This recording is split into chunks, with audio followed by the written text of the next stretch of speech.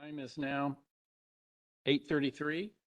Would like to call the September 19th, 2025 meeting of the Energy Facility Siting Council to order. Ms. Secretary, could you please call the roll? Kent Howe, Here. Cindy Condon, Here. Marcy Grail, Ann Byer, Here. Richard Devlin, Katie Imes. Here. Okay, Mr. Chair, you have a quorum. Thanks, Ms. Secretary. Are there any agenda modifications? Mr. Chair, no modifications at this time. Okay. Well, I have the following announcements for council members and anyone addressing the council. Please remember to state your name clearly and please do not use the speakerphone feature as it will create feedback. Please mute your phones, and if you are joining us by phone and receive a call, please hang up from this call and dial back in after finishing your other call. For those signed onto the webinar, please do not broadcast your webcam. For agenda item E, public comment period, there are 3 ways to let us know you are interested in providing comments to the council. For those in person, please fill out a registration card and submit to Nancy Hatch. For those using the WebEx, you'll need to use the raise your hand feature. And for those on the phone only, you'll need to press *3, which will alert us that you want to speak. We'll go over these options again during that agenda item. If you want to receive future email notifications of council meetings, project milestones, or rulemakings through our Collect Dimensions program, you can do so by clicking on the link in the agenda or on the council webpage. Look for the green box on the right-hand side of the page that says sign up for email updates. You're also welcome to access the online project mapping tool and any documents by visiting our website. Please note that the audio and video of this meeting is being recorded and may be posted to the council's website following the meeting. Energy Facility Council meetings shall be conducted in a respectful and courteous manner where everyone is allowed to state their positions at the appropriate times, consistent with council rules and procedures. Willful accusatory, offensive, insulting, threatening, insolent, or slanderous comments which disrupt the council meeting are not acceptable. Pursuant to Oregon Administrative Rule 345-011-0080, any person who engages in unacceptable conduct which disrupts the meeting may be expelled. Okay, so we're ready to go to the consent calendar. This is an action item and an information item. So first of all, we'll do approval of the July 18th, 2025 minutes. Do we have a motion? Okay, thanks. Councilor Devlin, do we have a second? Vice Chair Condon. Thank you. I second that motion. Okay, we've got a motion and a second. Ms. Secretary, could you please call the roll? Ann Byer, Yes. Kent Howe, Yes. Richard Devlin, Katie Imes, Yes. Cindy Condon. Yes. Motion carries, Mr. Chair. Thank you. So now we're ready for the secretary report. And turn it over to you, Ms. Esterson. Thank you very much. Okay, first we have some council member updates. The Senate Rules Committee meets on Monday, September 29th to evaluate governor appointments to boards and commissions. This will include 2 council positions. The first is the reappointment of Councilmember Byer for a second term, which would extend from November 19th, 2025 through June 30th of 2029. So thank you so much, Councilmember Byer, for your willingness to serve a second term. We're thrilled. And the second position is Patricia Perry, who has been appointed to replace Perry Choctoot. For background, Ms. Perry is the planning director for the Confederated Tribes of the Umatilla Indian Reservation. She previously worked for Umatilla County and the Federal Emergency Management Agency National Flood Insurance Program. Her term will start on October 1st and would extend through June 30, 2029, same term as Councilmember Byer. We also have some exciting siting staff updates. As you know, we have been trying to expand our compliance program through staffing. and as well as fill a position from a recent staff departure. So we would have 3 full-time compliance officers if we're fully staffed, and we currently have 1. But we have successfully hired a new staff member. His name is Brett Farman. He has over 20 years of experience in environmental biology and natural resource management. He most recently served with the National Marine Fisheries Service as a fishery biologist. He was responsible for ensuring hatchery and fishery activities throughout the Upper Columbia and Snake River Basin were compliant with national regulations. We're pretty excited. He also has worked or has prior work experience with Oregon Department of Fish and Wildlife, and he starts on Monday, September 29th. We're extremely excited. And we are in the middle of the recruitment process for the second compliant officer position. Interviews are on Monday. So that process could go quite quick. This other one has gone quite quick. We hope to give you an update on that second position at our October meeting. And we have a few project updates since the last time we met. The first one is for the Sunset Solar Project. This is an approved, not yet constructed 103 megawatt solar facility in Wasco County. So for background on this project, on April 24th, we received a preliminary amendment request from the certificate holder, which is a subsidiary of Avangrid Power LLC. And this amendment request was for a deadline extension, an extension of their construction commencement and completion deadline by 3 years. The certificate holder requested that this amendment be reviewed under the Type B review process, which, just for reference, again, kind of omits the public hearing and has shorter timeframes. We determined that the Type B review process was justified for this amendment, and that was announced at the issuance of the draft proposed order, which occurred on September 9th.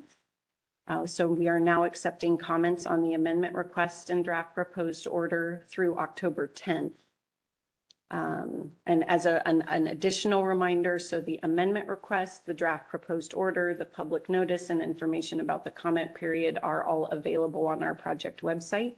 So those documents can be downloaded. All comments received will be, if they're not submitted through our online comment portal, they will be loaded to the comment portal by our lead, which is Kate Sloan, so that council or members of the public can track the type of comments that are coming in through our webpage.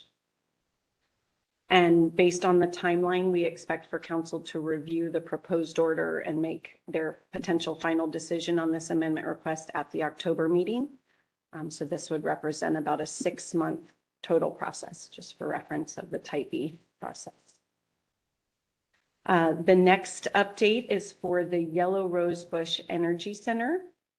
So this is an application for site certificate, which will soon be coming up for review of council. The application is for an 800 megawatt solar facility to be located on up to 12.6 square miles in Wasco County near the city of Maupin. The facility name is Yellow Rosebush Energy Center, and it's proposed by Savion LLC. In terms of where we're at in the process, the application has been deemed complete. Once an application is deemed complete, we have the option to do a public informational meeting. So we are going to do that. That will be on next Thursday, September 25th at the Maupin Civic Center. It will be our traditional style, so WebEx and in person. Okay.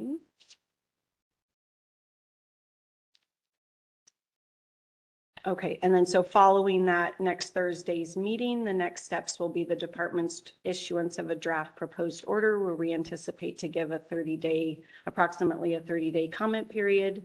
The hearing is forecasted to occur on October 23rd at the council meeting in Maupin. And then the process will continue after that. I wanted to highlight that the leads for this project are Kate Sloan and Kellen Tardyweather. They have worked as a team and done a fantastic job to process this application and get it where it's at today. So many thanks to them. And just please let me know if you have any questions as I roll right through these. We have some compliance updates for you. Thank you, Nancy. Yes, please go ahead. Counselor Condon. Just a Oh, quick, thank you, Chair Howell. A quick question regarding, I haven't seen all the notices with respect to Sunset, but, is there a reason given for the, amendment to, defer construction start date? I would have to double check exactly what they said, but yes, they did give reasons. I'm fairly certain it's time to secure a power purchase agreement. The transmission line they would use is already constructed and in place, so it's not a BPA-Q issue. Okay.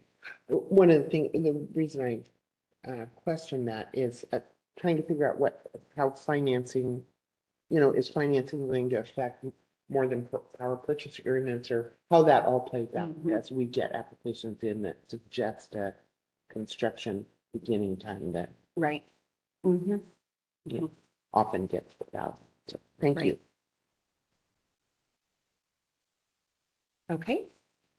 So as you know, your rules require that we give you an update anytime there's a reportable incident, including issues of noncompliance. There's kind of two different buckets, reportable incidents and reportable incidents that are compliance issues.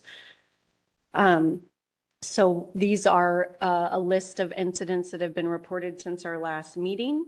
The first set is for PGE's Bigelow Canyon Wind Farm. In August, they reported that they found a blade stud on the ground and a hub hatch. These are turbine parts that were found by technicians. These issues are still open and under department review. We're trying to evaluate if their response and corrective action plan is adequate. The next incident reported this month was for Patchwaywit Field Solar, which is also referred to as the Montag Solar Project. This is an Avangrid project. They reported a vegetation fire that was most likely due to one of their connector issues. One of their connectors, sorry. And then another fire was reported for Daybreak Solar Project. This is a project in Wasco County. Burned about 20 acres.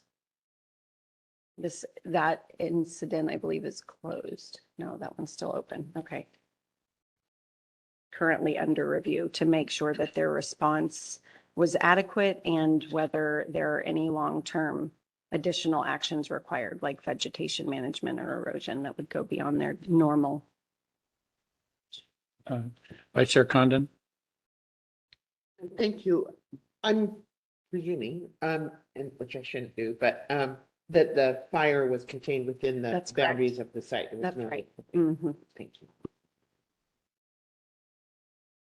Okay, and the next incident is for the Oregon Trail Solar Project. Oregon Trail Solar, right now, what they're doing is building a 20 megawatt battery storage within a 6-acre footprint. And within the first few days of construction, they had an inadvertent discovery, so they had to report that.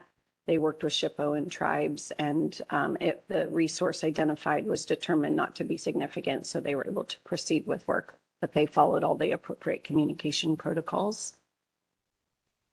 And then lastly, Boardman to Hemingway transmission line, which hopefully you know has commenced construction in the last month. They had a few minor issues. One was an inadvertent discharge to an intermittent stream. That was reported to DEQ. The stream did not have water in it at the time, but if there had been water, it would have been a bigger deal. They did modify their erosion sediment control plan to include additional BMPs to protect for that location. And they also had a cultural resource buffer encroachment where one of their construction vehicles broke through a fence line that was protecting the buffer of a cultural resource. And that issue has been resolved. Counselor Byer. Thank you.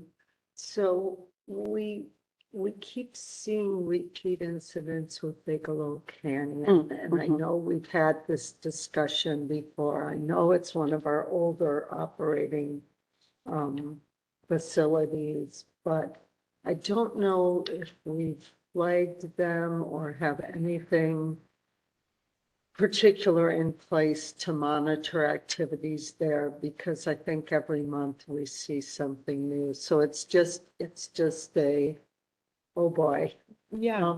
The other thing, I know we've seen a couple of times where developers, subcontractors have just not followed all the conditions. And I think we had the water issue in Morrow County and now this, and there are accidents and then there are places where it looks like the subcontractors perhaps aren't trained as well Mhm. on their responsibilities. Mhm. And again, it's just one of those cautionary notes and not sure what we can do about it. At least they're reporting those incidents, but it is a concern Mhm. and certainly one that the public will be looking at. Right. Um, Yeah.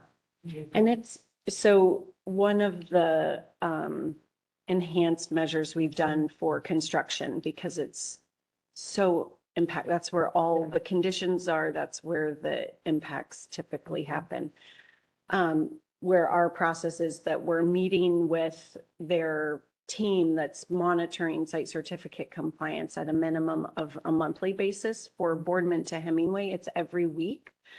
And our hope is that we're talking through, applicable conditions and issues and trying to make sure that if they're having a contractor issue, that we're hearing that and seeing that and are able to put pressure and bring it to council. I was interested to learn at a recent Boardman to Hemingway call that they had a contractor who kept putting dirt outside of their limits of disturbance. And it was just putting dirt sort of outside of the line, and they fired him because it happened like more than one time. So I was happy to hear that because we actually don't hear very frequently that they're removed for bad behavior. But thank you. Secretary Esterson, I have a quick question on the Boardman to Hemingway construction that started. Is it in several places along the 300-mile stretch? Is it at one end working its way? Do you have a general kind of Right now, it's Healing. Malheur Baker. Malheur, Baker counties? Mhm. Okay, Mhm. Yeah. yeah. And working its way north. Yeah. And I think we've told you, but Wally Adams is the project manager on our behalf for monitoring. And so there's obligatory requirements to come forward to council and provide updates as construction moves along. And that's a minimum of every 6 months from the start. And we can do it more frequently if you want to get a better picture, but he knows more details than I do at this point. Yeah. Mhm. That's all I was interested in. Just Yeah. kind of where are they at? Are they at both ends working Right, yeah, towards each no. other? Or Right now, just two counties that Yeah. are next to each other, but as I understand it, Umatilla is soon. Thank you. Yeah, and Bigelow is considered one of our top priority projects. And so we meet with them monthly. We're tracking all their incidents. They have multiple corrective actions in play where they're looking at equipment repair, capital improvement projects. And it's an ongoing tracking to try to figure out. And PGE does a good job of trying to tell us what they're doing to address the issue whilst the issue keeps happening. We're trying to correlate, well, are the issues happening on turbines that haven't yet been part of the corrective action plan? Or are you fixing them and they're still falling apart? Yeah. Yeah, we're trying. It'll be helpful to have our full compliant team back Yeah. on track. Another quick question on Bigelow. It's one of the older ones. Is it Mhm. 20 years old? Is it 15? Is it 25? Do you have any idea, kind of ballpark? You don't, I'm not holding you to this. Yeah, I mean, I could find it in probably 30 seconds if you want to bear with me. Or maybe we'll continue because Patrick has an update and then I'll let you know. Yeah, But okay. I think it's at least, well, I don't want to say because we'll verify in just a second. Okay, any other? They've been in operation? Okay. So 15. And Bigelow was constructed in phases, but first phase operational 2010. Okay. Thank you. Um, Oh, okay. Counselor Hines. So Thank you. 15 years. Yeah. Has Bigelow gone through a repower in the No. 15 years? No. Have they talked in your talks, have they talked about doing that in the future? Yeah. I'm going to ask BB to come up here because she's been supporting with Bigelow and knows a lot about their capital improvement project. Good morning, Council. For the record, BB Bartley. To answer that question a little more directly, they have talked about going into a potential repower after the initial full life cycle. What their plan is right now with this, they're calling it the Capital Improvements Project, is to address, basically what we're seeing is they've been on ground for a long time. The initial wind turbines that they put into place were kind of earlier on in the life cycle of wind turbine creation. And so they are older models than what we're seeing be put into place today. And because of that, some of the original turbines were not necessarily up to what we would consider today's standard to be at. And so we're seeing a lot of like, we're up here almost every month now, I think, with they had something fall out. It's usually the most typical incident we're seeing. And so their current plan is to address those components to try and keep the facility, push the facility to its full life cycle of these turbines, and then go into a repower in about 10 years. Right now, where they're at is they have a prototype being created of a specific component. If that prototype testing is successful, they'll move into replacing that component and then the other other components related to that for each turbine over the course of the next 2 to 3 years, I believe it is. But I would need to double check on that timeline to confirm. I don't have my notes. Vice Chair Condon. Yeah, thank you. And just to follow up, just the discussion is happening. So, given what we've seen and their plan to hopefully get the full life out of the turbines, do they have a enhanced inspection program for some of what we've seen? They with layers do. and- They have like a monthly inspection that they do of each turbine, and that they're kind of documenting that for every month and then addressing the high priority ones. And then part of that is that we're also sitting in on monthly meetings with them to get those updates and understand kind of the real on the ground, what's happening. When something goes wrong, I think they tend to address those turbines a little bit more immediately and consider those are high priority ones. But they are inspecting and trying to address issues as they're finding them. Thank you. Counselor Devlin. Chairman, it's okay if I back up for a second. Mhm. Yeah. Madam Secretary, I just want a clarification But on, get on the mic there. oh. Swallow the mic. Madam Secretary, I just had a question about the October meeting. Oh, Is this the normal, the first portion of the meeting be the first day and we'll have a hearing? Mhm. And then the next day we'll go through whatever items we have? exactly. Do we have any idea how heavy the agenda will be for the second day? Okay, Yeah, so Nancy's indicating we might be done by 1. We're still fleshing out the agenda at this time, but other than the hearing on Thursday, I don't think we have any major decisions. thank you, thank you. We'll have the sunset proposed order. But that's an hour. Thank you. Okay. Thank you, BB. I really appreciate your help. So just to run through future meetings before I hand it over to Counselor Rowe. So the next council meeting, as we've mentioned, will be October 23rd and 24th in Maupin. Okay, and so, right, so we're going to have the public hearing on the draft proposed order for Yellow Rosebush Energy Center on Thursday. And we'll be providing more details about that meeting as soon as possible. Okay, and finally, we wanted to give you or circle back on a discussion that we had at a prior meeting for House Bill 3681. As a reminder, Ms. Gilbert submitted a letter to the department related in part to concerns regarding impacts of House Bill 3681 and the changes related to PUC's Certificate of Public Convenience and Necessity. This letter was provided to council on June 23rd, and Council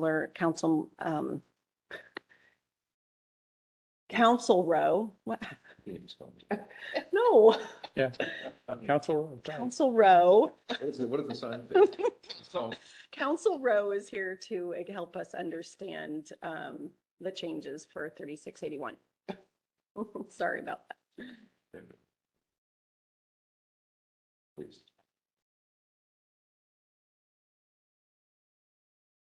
Okay, so I just have a few slides. First, we'll talk about how condemnation works in general, and then I'll talk about the changes made in HB 3681. Condemnation actions are filed in court. Want to make sure you understand that. There are two main criteria when someone wants to condemn land. And this applies broadly, any condemnation, not just condemnation for energy facilities or for a transmission line. Two main criteria when someone is seeking to condemn land, they have to demonstrate, in this instance, I'm talking specifically about transmission lines, they would have to demonstrate that the line or facility is of public use and necessary for public convenience. And the second main factor is the court will need to determine what is just compensation for the land to be condemned. The power of eminent domain arises from both the Fifth Amendment of the U.S. Constitution as well as Oregon's Constitution. So typically that first criteria, demonstrate the line is a public use necessary for public convenience, that has been done through Public Utilities Commission's issuance of what's called a Certificate of Public Convenience and Necessity. In statute, Oregon statute, this is a direct quote, says if a transmission line will require condemnation of land, they have to petition PUC for a certificate of public convenience and necessity. As at 758.15, this is just sub one. 758.15 lays out a process for petitioning PUC for a certificate of public convenience and necessity. This provision has not been changed in HB 3681. It still remains. Still says if you want to condemn land for a transmission line, you have to petition PUC for a CPCN, Certificate of Public Convenience and Necessity. Next slide, please, Nancy. Well, actually, I have one of those. People will tend to do a petition for the other land for facilities that aren't necessarily zoning project. No, And yes. this clients, as we recall, for high voltage transmission, so that your jurisdiction has to be more than 10 miles long, certain size, and 30 power poles. But certainly possibly, we wouldn't be aware of that with transmission line, that don't meet that threshold. So he wants to.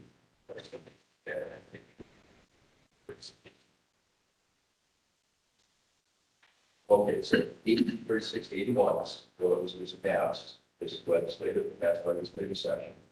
Section 4 made some changes to subsection 2, 758.15, again, 758.15. It's the statute that addresses the process of the petition to seek a certificate. So what the changes that made here, I think the best way of looking at it is, there's a lot of words on that screen, but they streamline. The words that are in the counts, what have been deleted, removed from this statute, and the words old, are the new language. Essentially, what this language does, narrows the criteria that the Public Utility Commission will consider when reviewing a petition or certificate of consent. Going forward, the language in bold will assess whether the proposed line between the increased transmission capacity can rely on. Whereas previously, they looked at additional language agency accounts. The new language really makes it pretty comparable to your system of life. If you call the presentation I made, I think it might be.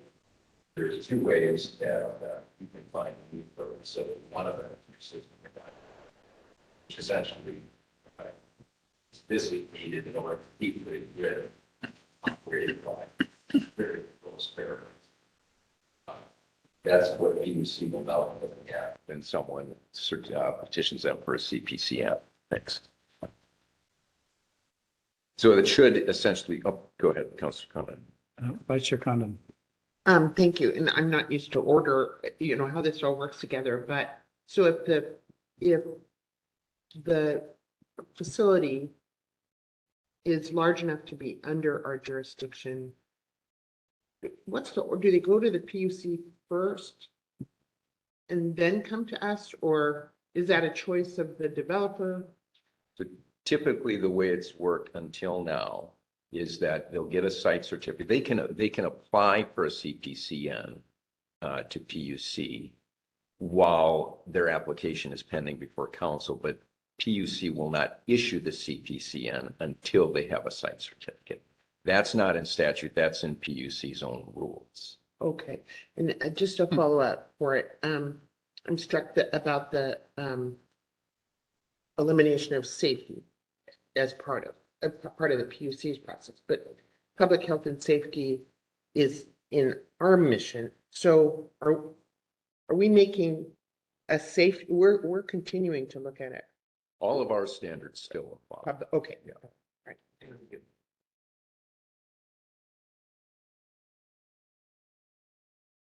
Okay, we can go to the next slide, Nancy. HB 3681 also made a revision to one of FSEC statutes. Okay, and this is the statute that Ms. Gilbert pointed out in her comments back in June. So it supplements ORS 469401. Okay, that's a statute that addresses many matters pertaining to council's issuance of a site certificate. It added a provision that says in any proceeding for condemnation of land, a certified copy of a site certificate shall be conclusive evidence that the high voltage line for which the land is required is a public use and necessary for public convenience. So now a developer of a transmission line can take, assuming that you have found a need for the facility and issued a site certificate, they can go into court and they can say that first criteria is met because we have the site certificate. They will still need to file in court, there's a statute that lays out all the requirements, but there's the two basic ones, as I described earlier, demonstrate it's a public use, and then they'll have to address what is just compensation. So what I want to make sure you understand is your issuance of a site certificate for a transmission line doesn't mean they can automatically now go condemn land. They will still need to file an action in circuit court. They'll have to present the site certificate, and then they'll also have to demonstrate what is done. They'll probably have, evidentiary hearing over what is just compensation, and then the judge will just decide that. That's the big message. Vice Chair Condon. Thank you. This is a follow-up, I guess, I think, to my previous question, because this gets to the heart of the matter. It's so, because it can be, our site certificate can be used as evidence, the public use is necessary. but it also is evidence of safety, that we have the job of understanding the safety requirements of it and writing conditions and inconsistent with our standards, right? So there is someone looking at the safety of such facility. As part of this proceeding, safety isn't a criteria, but as you just mentioned, as part of, they won't get the site certificate unless it satisfies council's standards. Yes, and that's what I'm trying to get to, is the public hopefully is assured that somebody's looking at the safety before it happens. Okay, thank you. Counselor Imes? In this example that you've given us today, Patrick, it specifies the transmission line, but so is that the case? Like, is this just for transmission? No other site certificates? Correct. Okay. Yeah, this just applies in the context of high voltage overhead transmission line projects. Okay, thank you.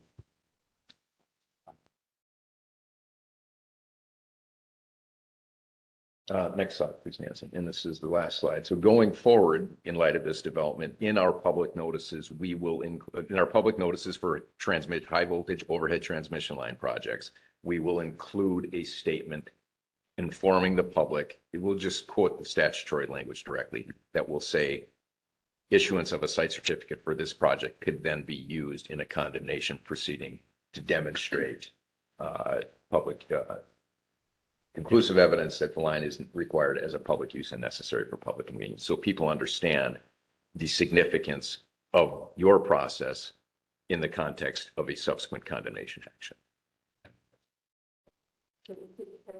Counselor Byer? So in this case, the statute applies directly. We don't need to do anything to our administrative rules. Is that correct? Correct. Yeah, Okay. it didn't direct you to do anything with. Okay, so we just need to make sure we include this language in any decision related to this type of transmission facility. This is my recommendation that you do it. The legislature did not require you Yeah. to include this in your notices. But I think it's a good idea. So just so we remember that in our collective brain. Thank you. Yeah, and we're already working on the templates. And I've started to put that in the template. Thank you. Any other questions? Counselor Imes? Does it take effect January 1. of this year or Coming 26? year, yeah. Yeah, okay, thank you.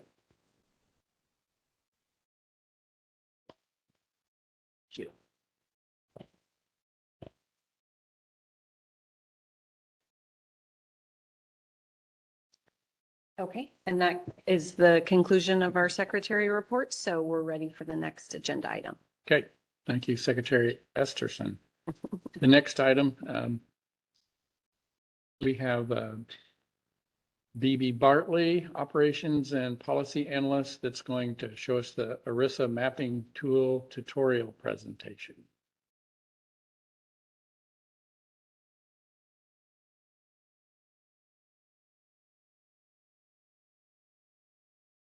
Good morning, Council. B.B. Bartley for the record.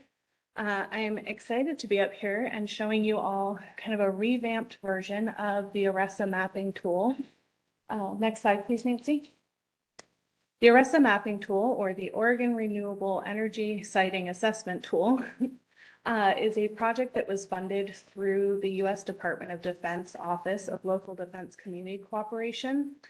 It was a grant awarded to the Oregon Department of Energy, and we worked with the Department of Land Conservation and Development and Oregon State's University for Natural Resources, who hosts the tool at this point, to create what we're about to see. This project started, I want to say about 6 years ago now, and was completed a couple years ago and has now recently been updated for better usability and kind of to meet modern day usability standards, so to speak. Also, Esri has updated its tools, so the platform was able to update further. This map was originally kind of created as a way to help. The initial project was to help the Oregonians understand the military support in the state. And then it expanded from there to be able to give a host of baseline data to create a kind of transparent, consistent collection of trusted, accurate information without recommendations. So this map we're about to see is really just a giant data way to look at a lot of different types of data that affect state resources. Next slide, please, Nancy. When I open the tool, you'll see that there's kind of 3 different main aspects of this tool. You can explore data, which is really great for the public, for kind of those of us, you know, the council members, those of us using it day to day, just to understand what sort of resources exist within Oregon, and explore all these different types of layers, which we'll see.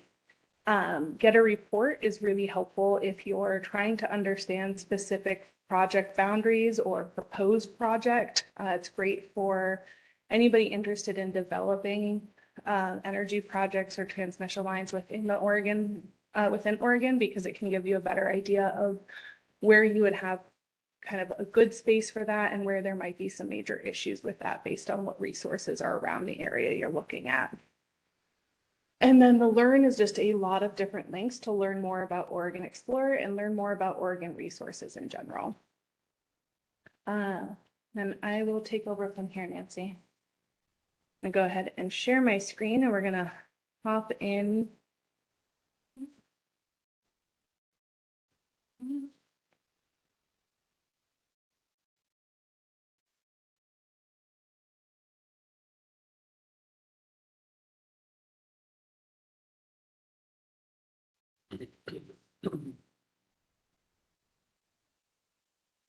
All righty.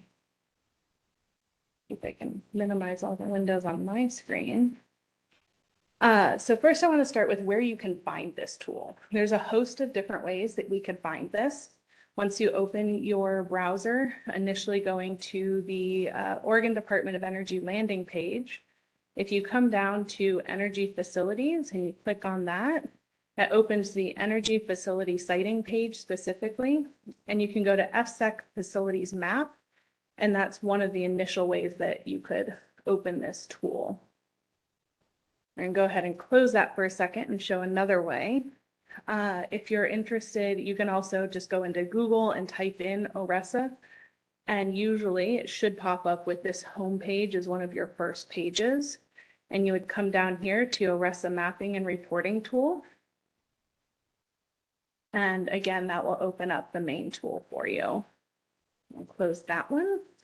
If you're interested in a very specific project, if you follow the link from the Oregon State site all the way to siting and facilities under siting under FSEC, you could come in and open any of these facilities and they'll have a link to a project specific page, or you could click over here and it will open up the main tool that is kind of the home page for the landing page for the tool. If you come in over here and you go to online map, this is in under every project page on the FSEC facilities under FSEC page. And that will open a map that's more specific to that, kind of highlighting that specific site and the boundaries of that site. I will note this tool has a lot of data behind it, so it does take a few minutes to load sometimes. The better your internet connection is, the little bit faster it is, but it is a little bit slow, so don't keep hitting refresh. It will just take a while.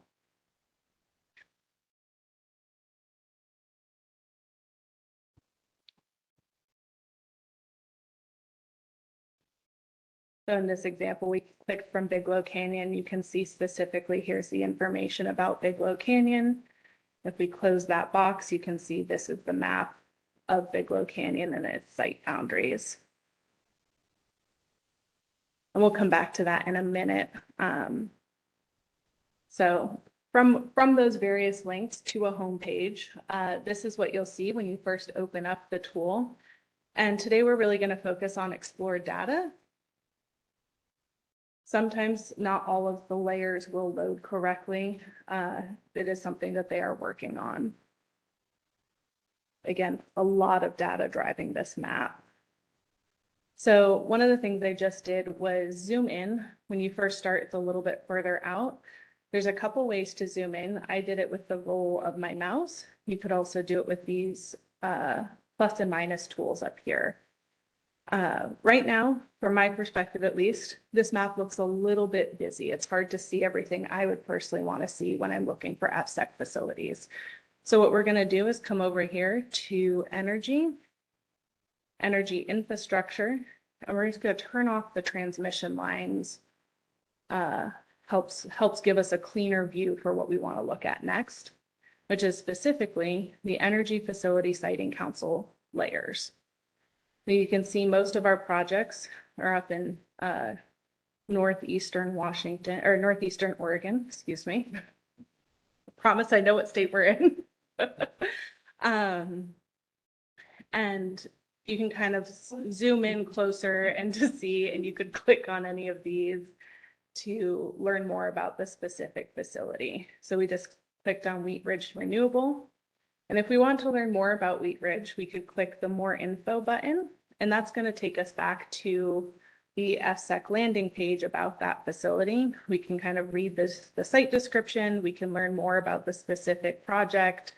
There are different exhibits and site certificate requirements and when they receive their site certificate, or if it's still pending, or if it's an application phase.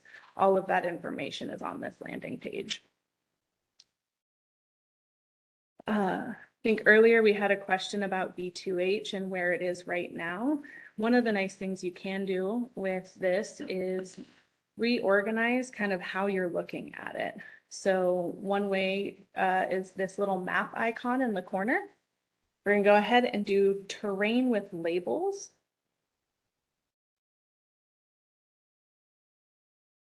And then we're going to come down over to our drop down menu over here. We're going to close energy just so it's a little easier to find everything, and go to administrative boundaries and planning.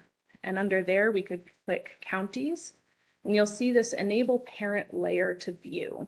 Anytime you try to open a sub layer, so to speak, you have to make sure the original parent layer, in this case, administrative boundaries and planning, is clicked in order to see the sub layers come up. So now we have counties clicked. This line through here is the B2H line. And if we zoom back in a little bit, we can see this is Baker County and Malheur County. And I believe where they're constructing is along this area.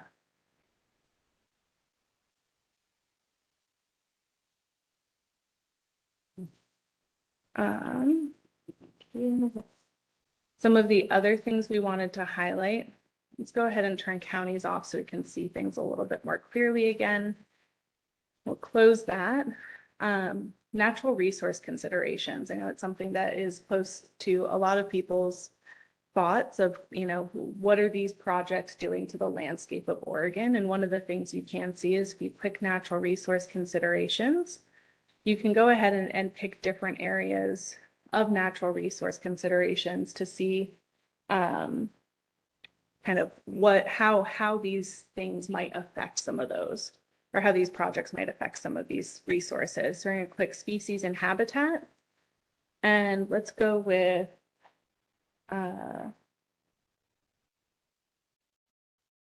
one that I know of, bighorn sheep. So you can see on the map, all the areas highlighted are known areas of bighorn sheep, and how close they are to some of these facilities. So that's something that is taken into consideration when these projects are going into place.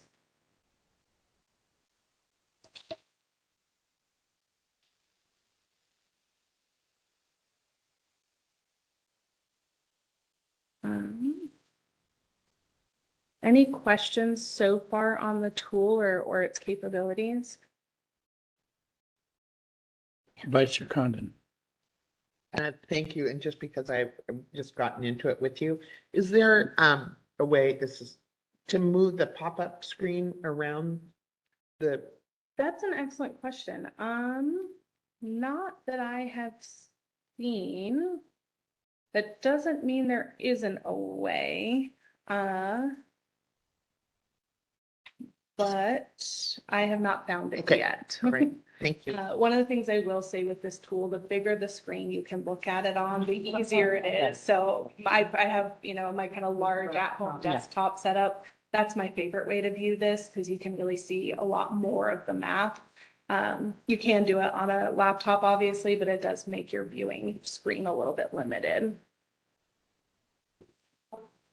Counselor Ine. So I clicked on species, under species and habitat, sage grouse habitat, Mm-hmm. and I'm kind of in our major area here in northeastern Oregon. How do I see it though? I don't see those habitat areas when I click on it. Let's see. So I zoomed out a little.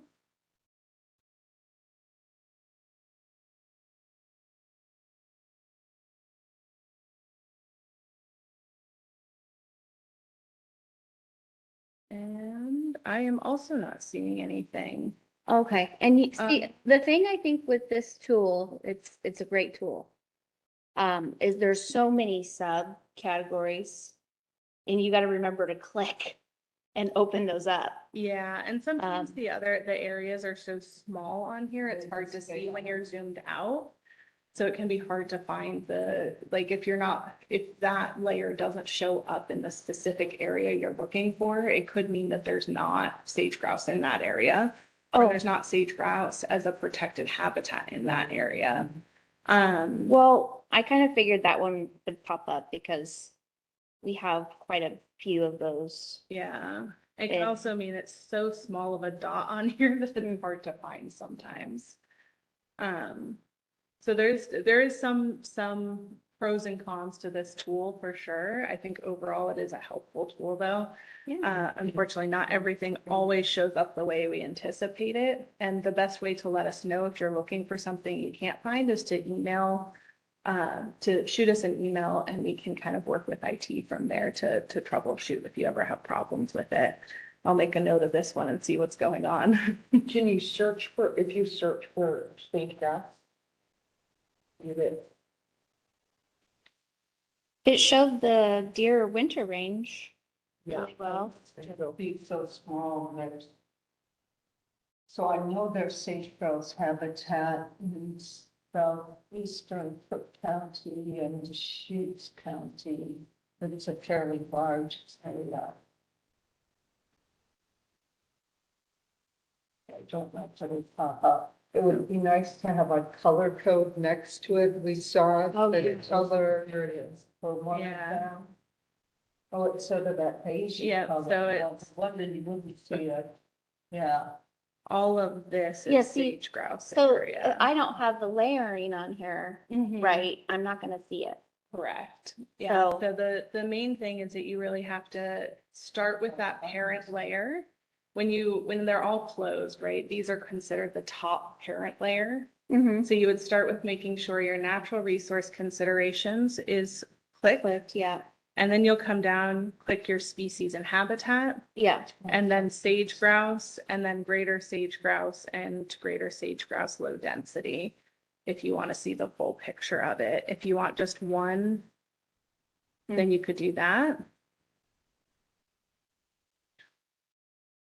That kind of gives you a good example of, My background is incompatible with what you're doing. I mean, I think it's good to do it live like this Yeah. because when people really go on to use it, you know.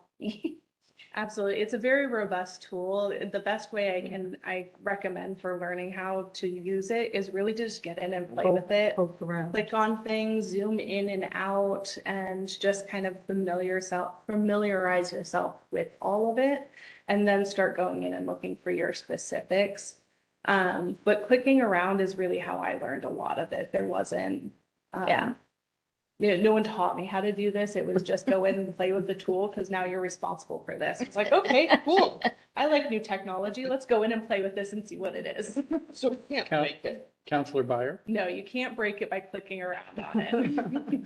That's when the internet first came up, I knew I was going to break things, but just a couple suggestions for the developer.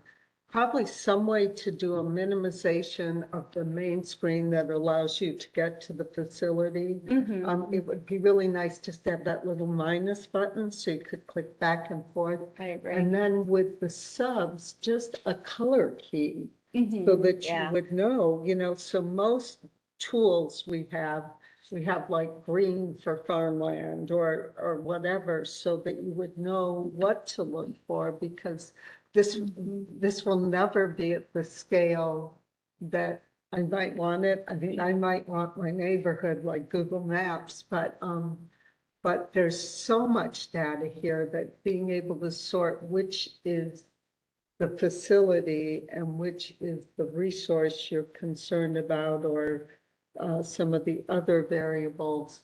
I Yeah. think it would be good just to have a little colored box or something, which might be really Help you troublesome. identify it. Yeah, so you know what you're looking for, because I had no idea that we were looking for beige patched up for sage-grouse. That's a lot of words. Thank you. Absolutely. Thank you for that recommendation, Counselor Byer. I will definitely take that to the development team for the next round. At least we asked. Counselor Devlin?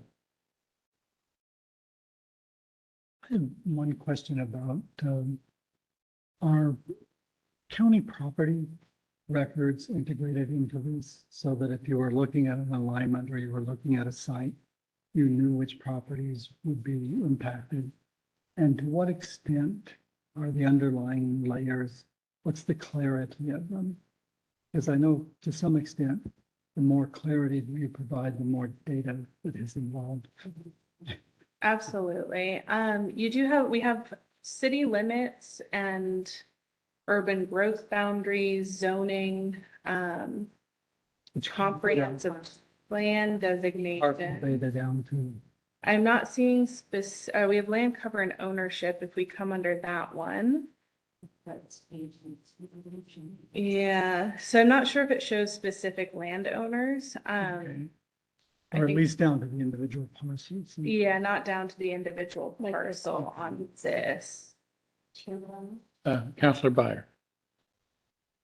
When I worked for Cook County, it was at the beginning of this project, and one of the discussions was integrating the county assessor's data, which would get to that parcel-specific level. And at that point, some of the Oregon counties hadn't digitized those records. 6 years later, it's probably available, but it may just be too much for the system.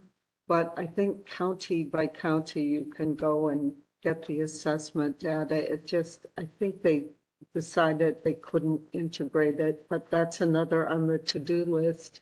Is the state of the art good enough now to incorporate that parcel data? I don't think it was an issue of public information because it's already in the public domain. So that wasn't the limit. I think it was just that some counties hadn't digitized. Counselor Devlin? I realize that. I mean, as way of background, when I was on the Metro Council in the late 1980s, we had the first fully operational GIS system, I think, in the state. And way ahead of actually the jurisdictions that were under Metro. But it took quite a bit of time. And I can imagine, given what resources different jurisdictions had, probably much of that work didn't occur till probably the last decade. So, I mean, it's understandable. An odd story is that after the 2000 census, and the Metro Council was charged with redistricting its own districts. We did it on our GIS system. In Salem, they were doing House and Senate districts on paper maps. that in some cases were very outdated. So, To answer your second question, the data for different layers, in the original tool being built, part of the concern and they ensured was built into the tool was the longevity and usefulness of that data. So the data on these, each data layer is updated on a regular concurrence based on the type of data it is. So not all data needs to be updated every single year, but the data that it's appropriate to update yearly or bi-yearly or every couple of years is getting updated through part of the contract with OSU. Vice Chair Condon? Thank you, not about the map specifically, but, or the tool specifically, but is there any data with respect to how many times the tool is accessed? That's an excellent question. I don't have access to that data, so I do not know, but it is probably something that I could ask our GIS expert Bailey Harris, who works with Odo, to find out for us. Yeah. Absolutely. Yeah, that would be great. All right, if there's no more questions at this stage, we're gonna move on to the last chunk of this presentation. One of the other pieces I want to highlight is this tools button up here. And under this tools, there's a handful of different things that you could do. Again, this piece does get a little bit easier if you have a larger screen to play with. You can also move this back and forth if you want to kind of hide some of this temporarily in order to see more of your map to use these tools. We're going to go ahead and look specifically at the draw layer and call attention to this measuring tool. So we're going to zoom in a little bit. And let's say we have an interest in understanding a project, or if there is a potential for a project, or how close a project is to the Devil's Canyon over here. We're going to click. Oh, do not do that. Sorry, my computer's trying to restart on me.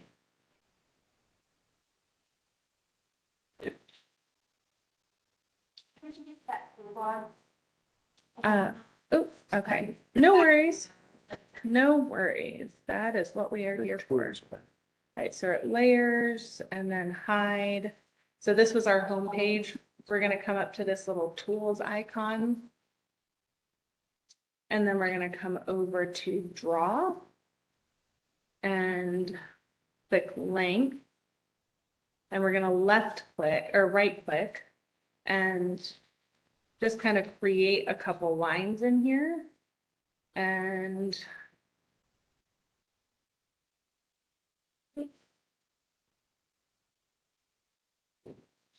then double click to be done.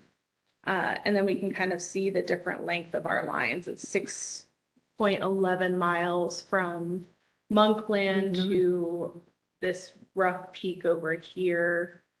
And, 6.7 miles. And our total length is kind of covering our other piece here. So we're going to zoom in a little more so they separate.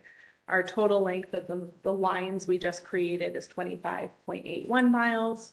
That's 8.10 miles from for this line here.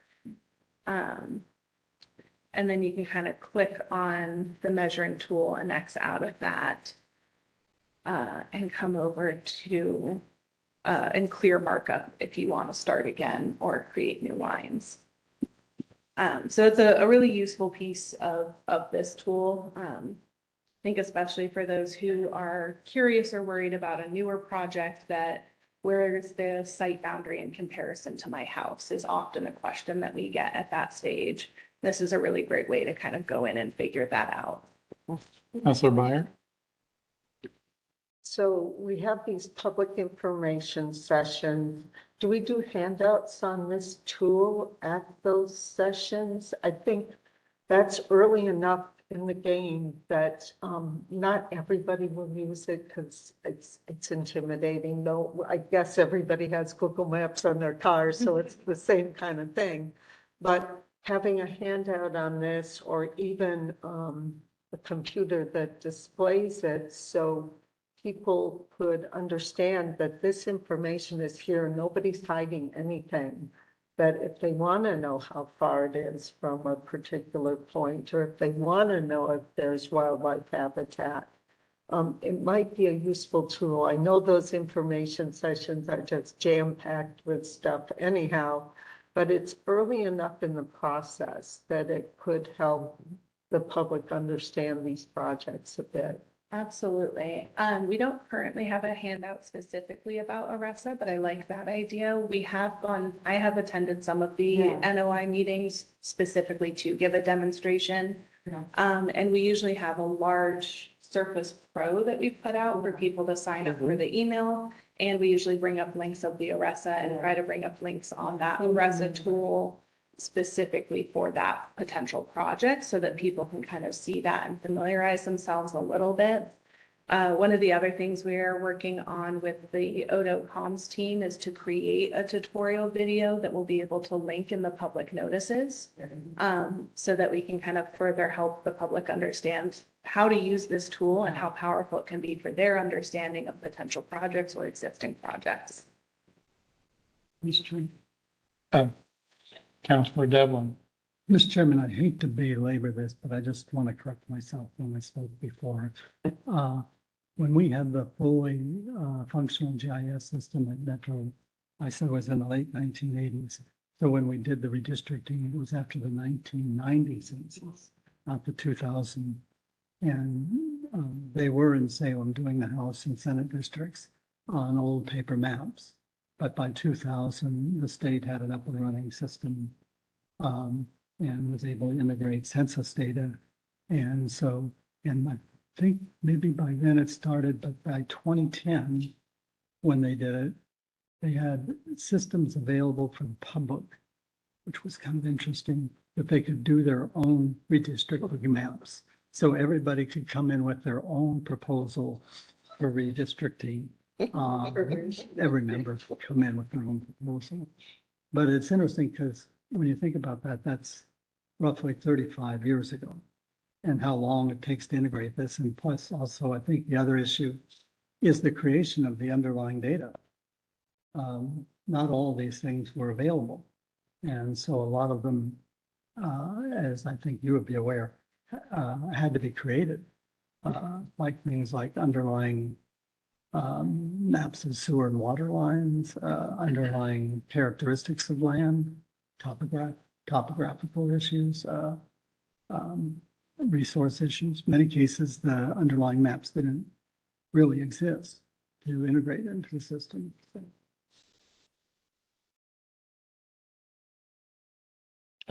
Secretary Esterson. Thank you, Chair Howe. I just had 30 seconds more to add to your comment. And so we've been on a template path over the last few years, but we've recently been reevaluating our templates for presentations, like the PowerPoint for all public meetings, where we're bringing in, making sure that each presentation has a couple of slides about ARESA as well as the comment portal. And then the slide deck as well as the WebEx are posted online for people that couldn't attend if they have time to go online and look at that material. And then another, just a tangential plug is that in the permitting process, we're starting to ask for GIS data for the maps that have been created from the surveys, and then asking the analysts take that data and take this data from ARESA and look at it all together and see if what they're saying and their words make sense. So we're really, this has been a launching pad for us to try to get to a place where we're looking at the data against multiple layers that are available. So it's helpful for us and the public. All right, a couple more things before we wrap up. I do want to, so you remember at the beginning, we had all these transmission lines, and personally, I find them a little bit hard to see. To clarify, these transmission lines are not FSEC jurisdictional lines. But another way to kind of handle when you want to be able to see them, but you maybe don't want them so prominently, is how I just got there was these three little dots right here is going to give you additional kind of data and ways to deal with the data. And so if you want to maybe see them, but not see them quite so fully, we can use this layer transparency slider and just make any of these specific layers a little bit lighter and easier, kind of hidden, but still there. And you can also kind of get information about that specific layer, and it will give you some of that. And then one of the other items is this data tab. So coming back over here to tools, under raw data is this other one. You can always add layers. So if you have a specific GIS layer that you want to intersperse on top, if you have other data that is maybe not already available in here that you want to see in comparison to other things here, you could come over here and add your own layers to kind of interact in that single session on top of these layers. And that's not something that would change the tool for anyone else. It would just be me at my computer adding these layers, doing my analysis with this tool, and then that would be that for that session. It wouldn't then affect how you would maybe see it or you would maybe see it. Vice Chair Condon. Thank you. So, as we were talking about it before with respect to the private property, so the county assessors that obviously have the GIS data, so that layer could be added.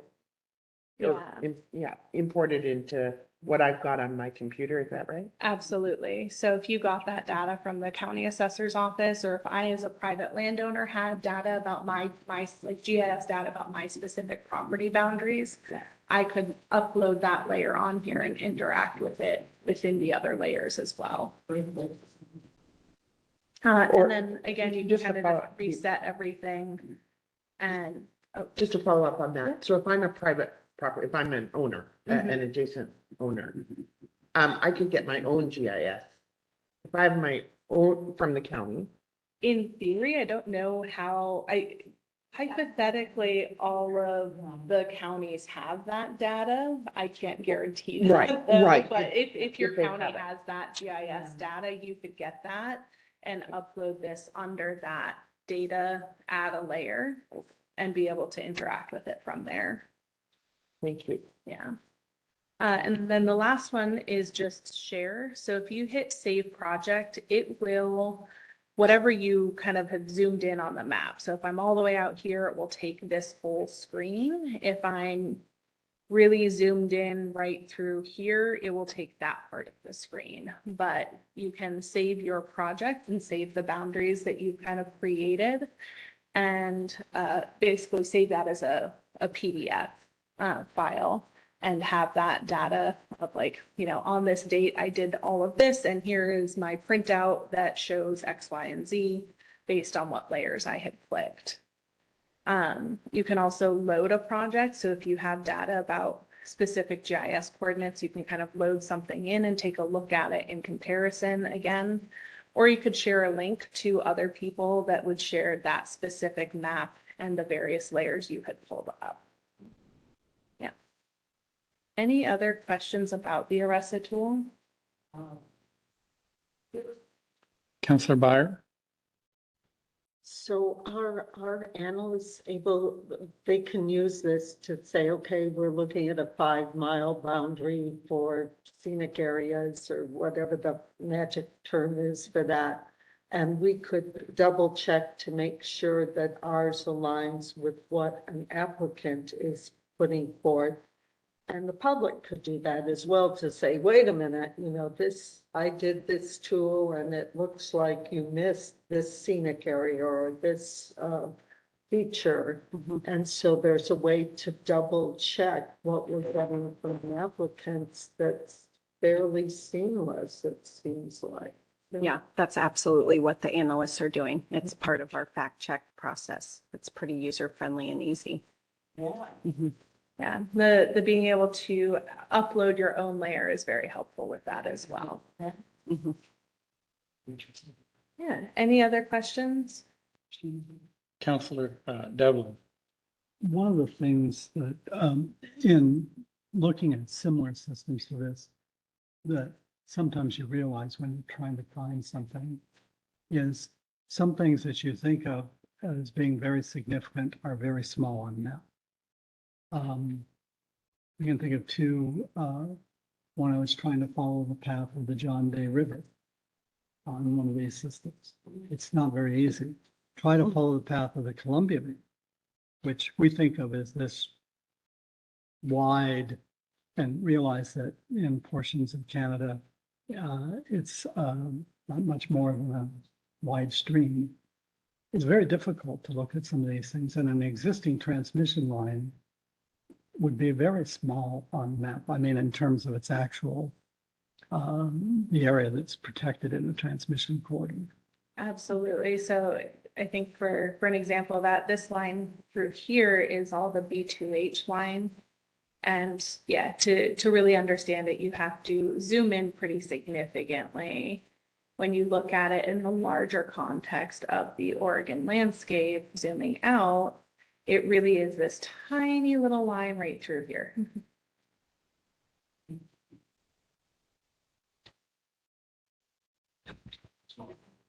Just one comment. Counselor Imes? And in some of our public comment, we've heard, that people have been a little frustrated with the Oregon Trail layer, which is there.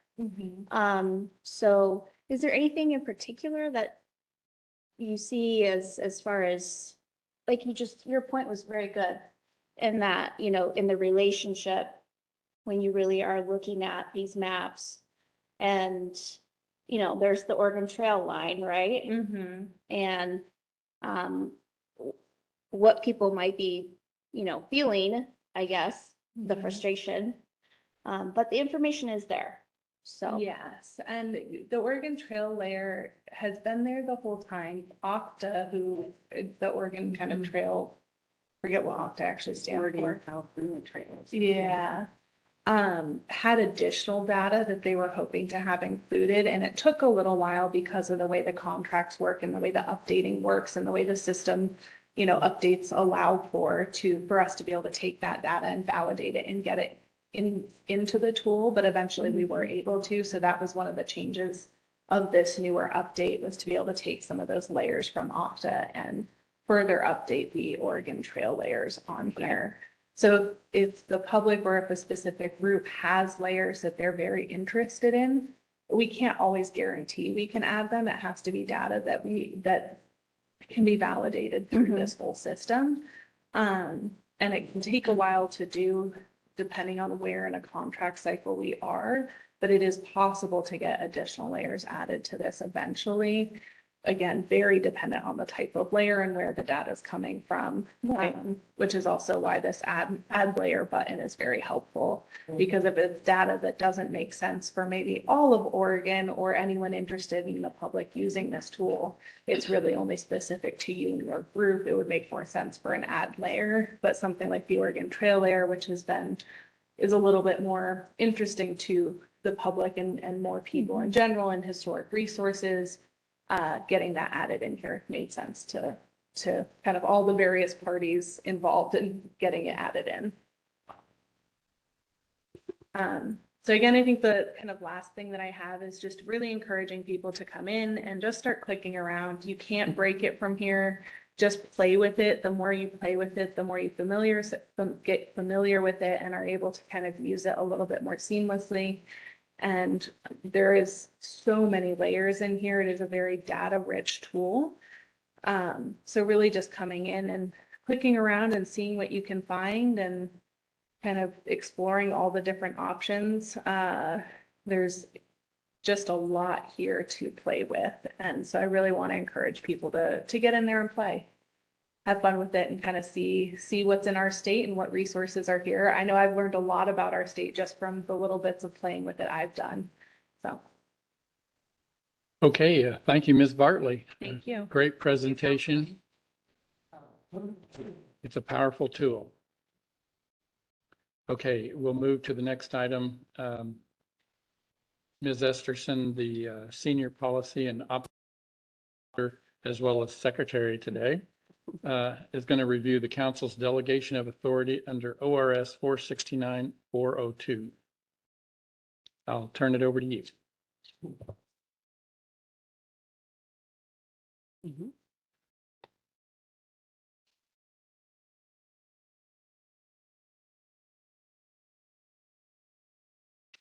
Okay. Good morning, Chair Howe, Vice Chair Condon, and members of the council. Our presentation today, like Chair Cal just said, is to discuss the purpose and intent of ORS 469402, which is your statute that authorizes council to delegate future review and approval of site certificate condition requirements to the department. Yes, thank you. So because future review and approval of information occurs after a site certificate is issued, I first wanted to address the baseline requirements of the application and amendment processes. So the council's application and amendment processes, first and foremost, are evidentiary. That means that evidence has to be provided on the record during council's review, both by the applicant or the certificate holder and the department, in order for the council to make its decision to either approve or deny an application for site certificate or amendment. And this is based on ORS 469503, which specifically requires that council's decision be based on a preponderance of evidence. Just want to remind you that a preponderance of evidence means that the information, so information like studies and methods used to identify and evaluate resources and impacts and mitigation, and then consultation with landowners and agencies, demonstrate that the applicant or the certificate holder is more likely than not to meet the requirements of a standard. So that's what happens during the permitting process. Next slide, please. So there are many, I'm sorry, you can go back to the prior slide first. There are many circumstances during the permitting process where information is unavailable at the time of council's review. And in those instances, council imposes site certificate conditions requiring that that information be provided, either prior to construction, during construction, or during operation. The council often includes in condition language a requirement that this information be reviewed and approved by the department, approved based on it being adequate. So to bridge the gap in an understanding of how can council make a decision based on a preponderance of evidence if there's additional evidence being submitted after the decision. And from my perspective, the bridge in that gap is the condition language itself. If the condition language is telling you exactly what information has to be provided and what the criteria is for review and approval, it's fairly ministerial at that point. You've kind of ironed out exactly what it's going to be. And that's the important part to think about as you delegate future review and approval. Next slide, please. So this is the language from statute 469402. This statute was adopted in 1995 and most recently amended in 1999.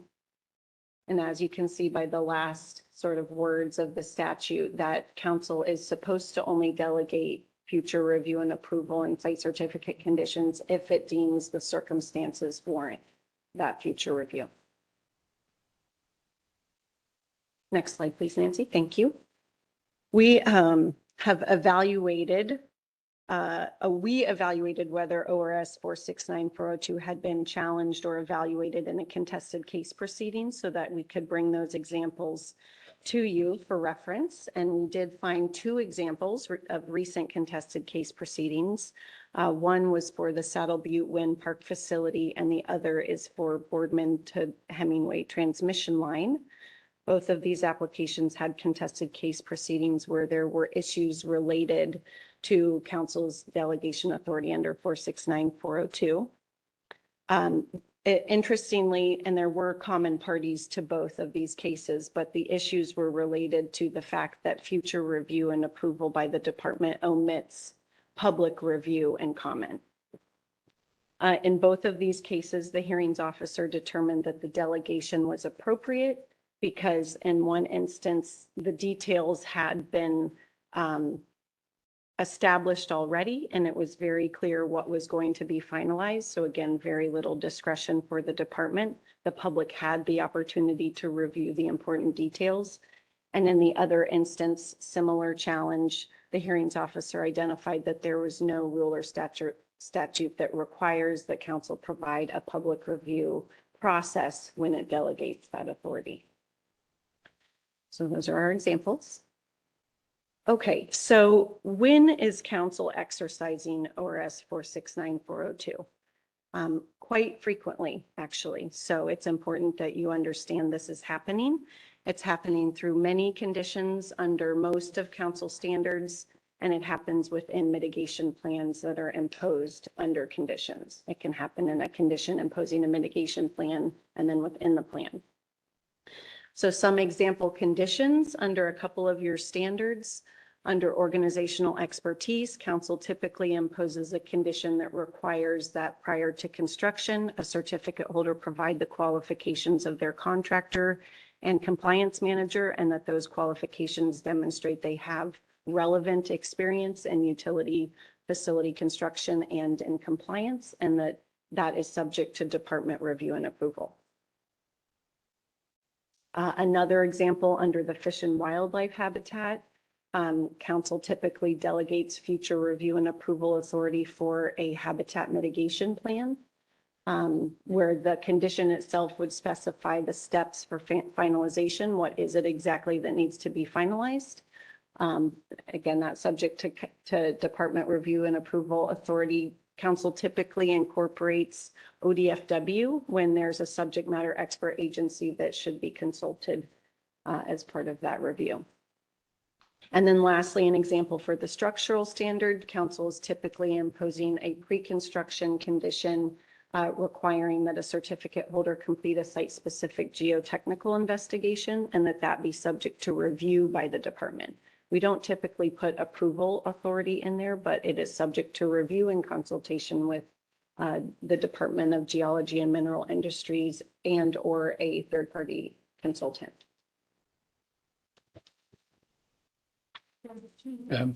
Counselor Byer. So the council delegates the authority to review, but you said not approve. So where does that leave us? And that would be specific to the geotechnical investigation. Most of the other times there's an approval in there. A geotech investigation, in our experience to date, with really working with Dogami, is that if it has been stamped by a certified engineer geologist, we don't need to be overly concerned, but there are specific things we're looking for in terms of the format of the report. And if the condition were to have specified any hazards that need to be evaluated, we would look for that. But we typically don't do an approval because then it can be a very lengthy review with our consultant if we're looking for approval. Thank you for the clarification. Okay,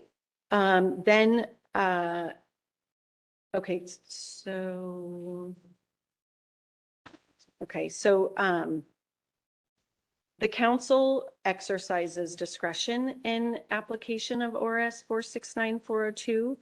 And so most of the time when we're talking about mitigation plans, the delegation of authority is an absolute, particularly with the amendment provision. So it's a little different when you delegate authority to approve a draft to final plan because the details are in the plan that you've seen. And we're just finalizing those details based on final impacts. But those mitigation plans also allow for future amendment, and those things are not known to us or certificate holder or the public. And so council typically puts in this delegation of authority, but with an additional obligation to bring it back to council for concurrence. And so what I hope that you're familiar with staff bringing mitigation plans, and you'll continue to see many of those as we increase our staffing where plans need to be adaptive based on site conditions, environmental conditions, and then just failed attempts at different types of mitigation that we have to modify those. But again, they wouldn't have been contemplated 10 years prior during the permitting process. So we bring those back for your review. This allows for transparency and for the council and the public to be able to track.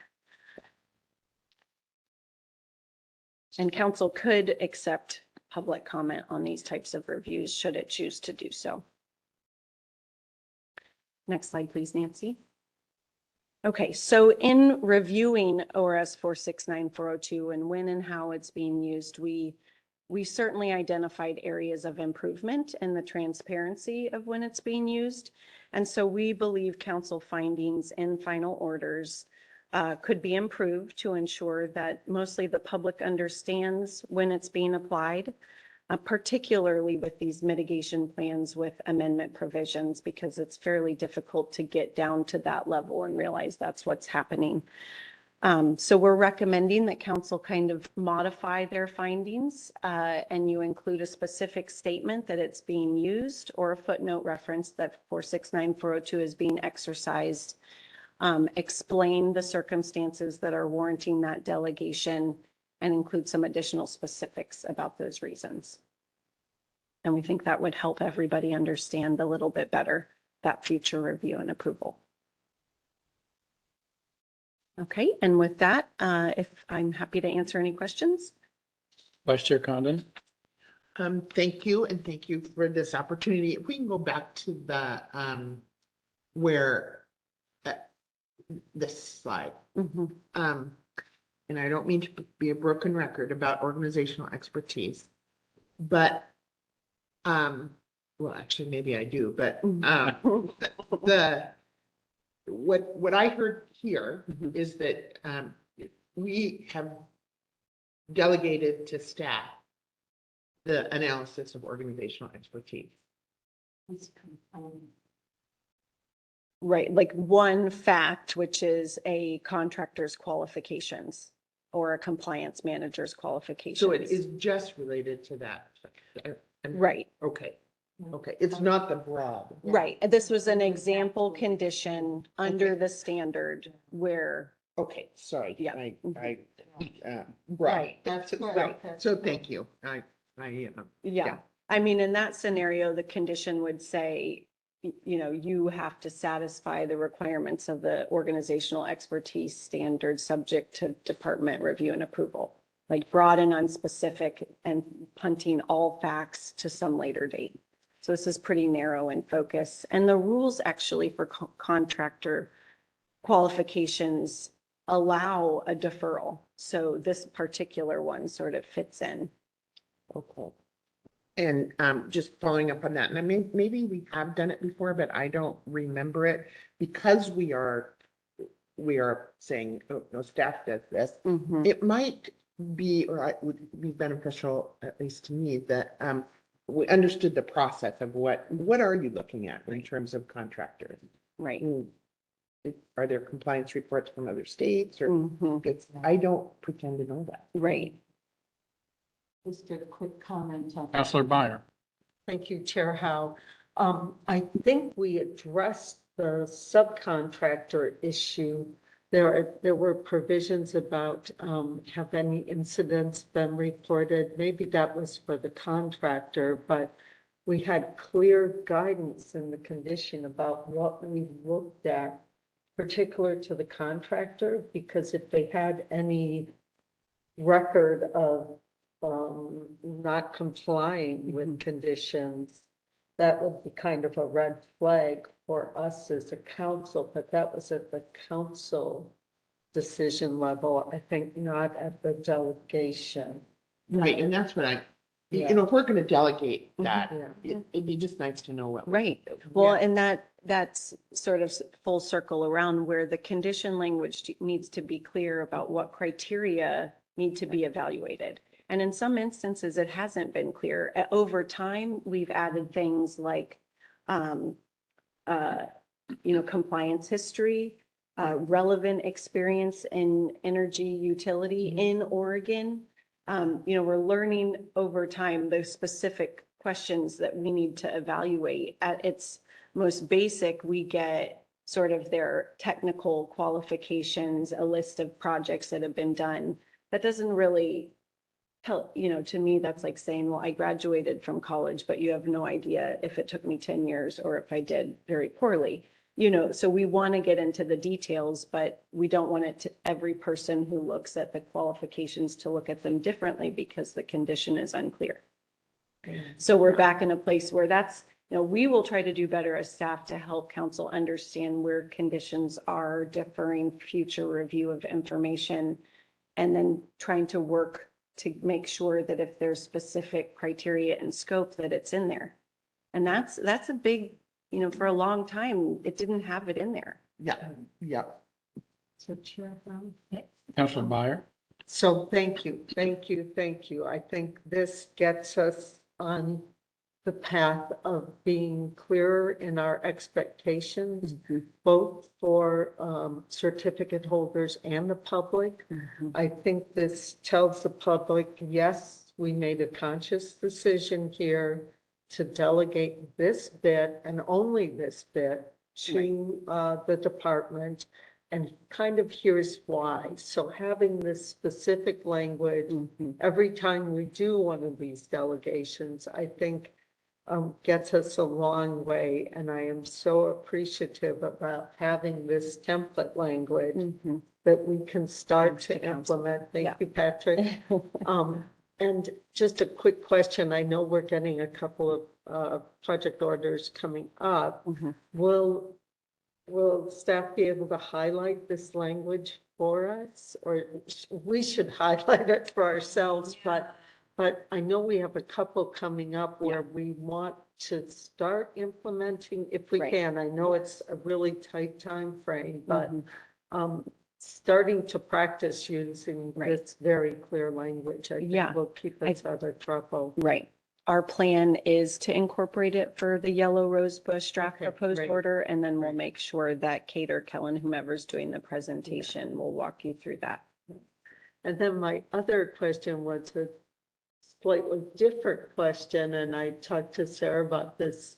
Are there cases where we should never, ever delegate? And help us understand that there are some things that really do need that public review. I think the example you gave with the mitigation plan where at an amendment stage where there's new things that we didn't ever ask for. Right. And that's a clear example of, it needs to come back, but that as we review the conditions under each of the standards, looking for things that, no, if anything changes here, we want it to come back to us. So Right.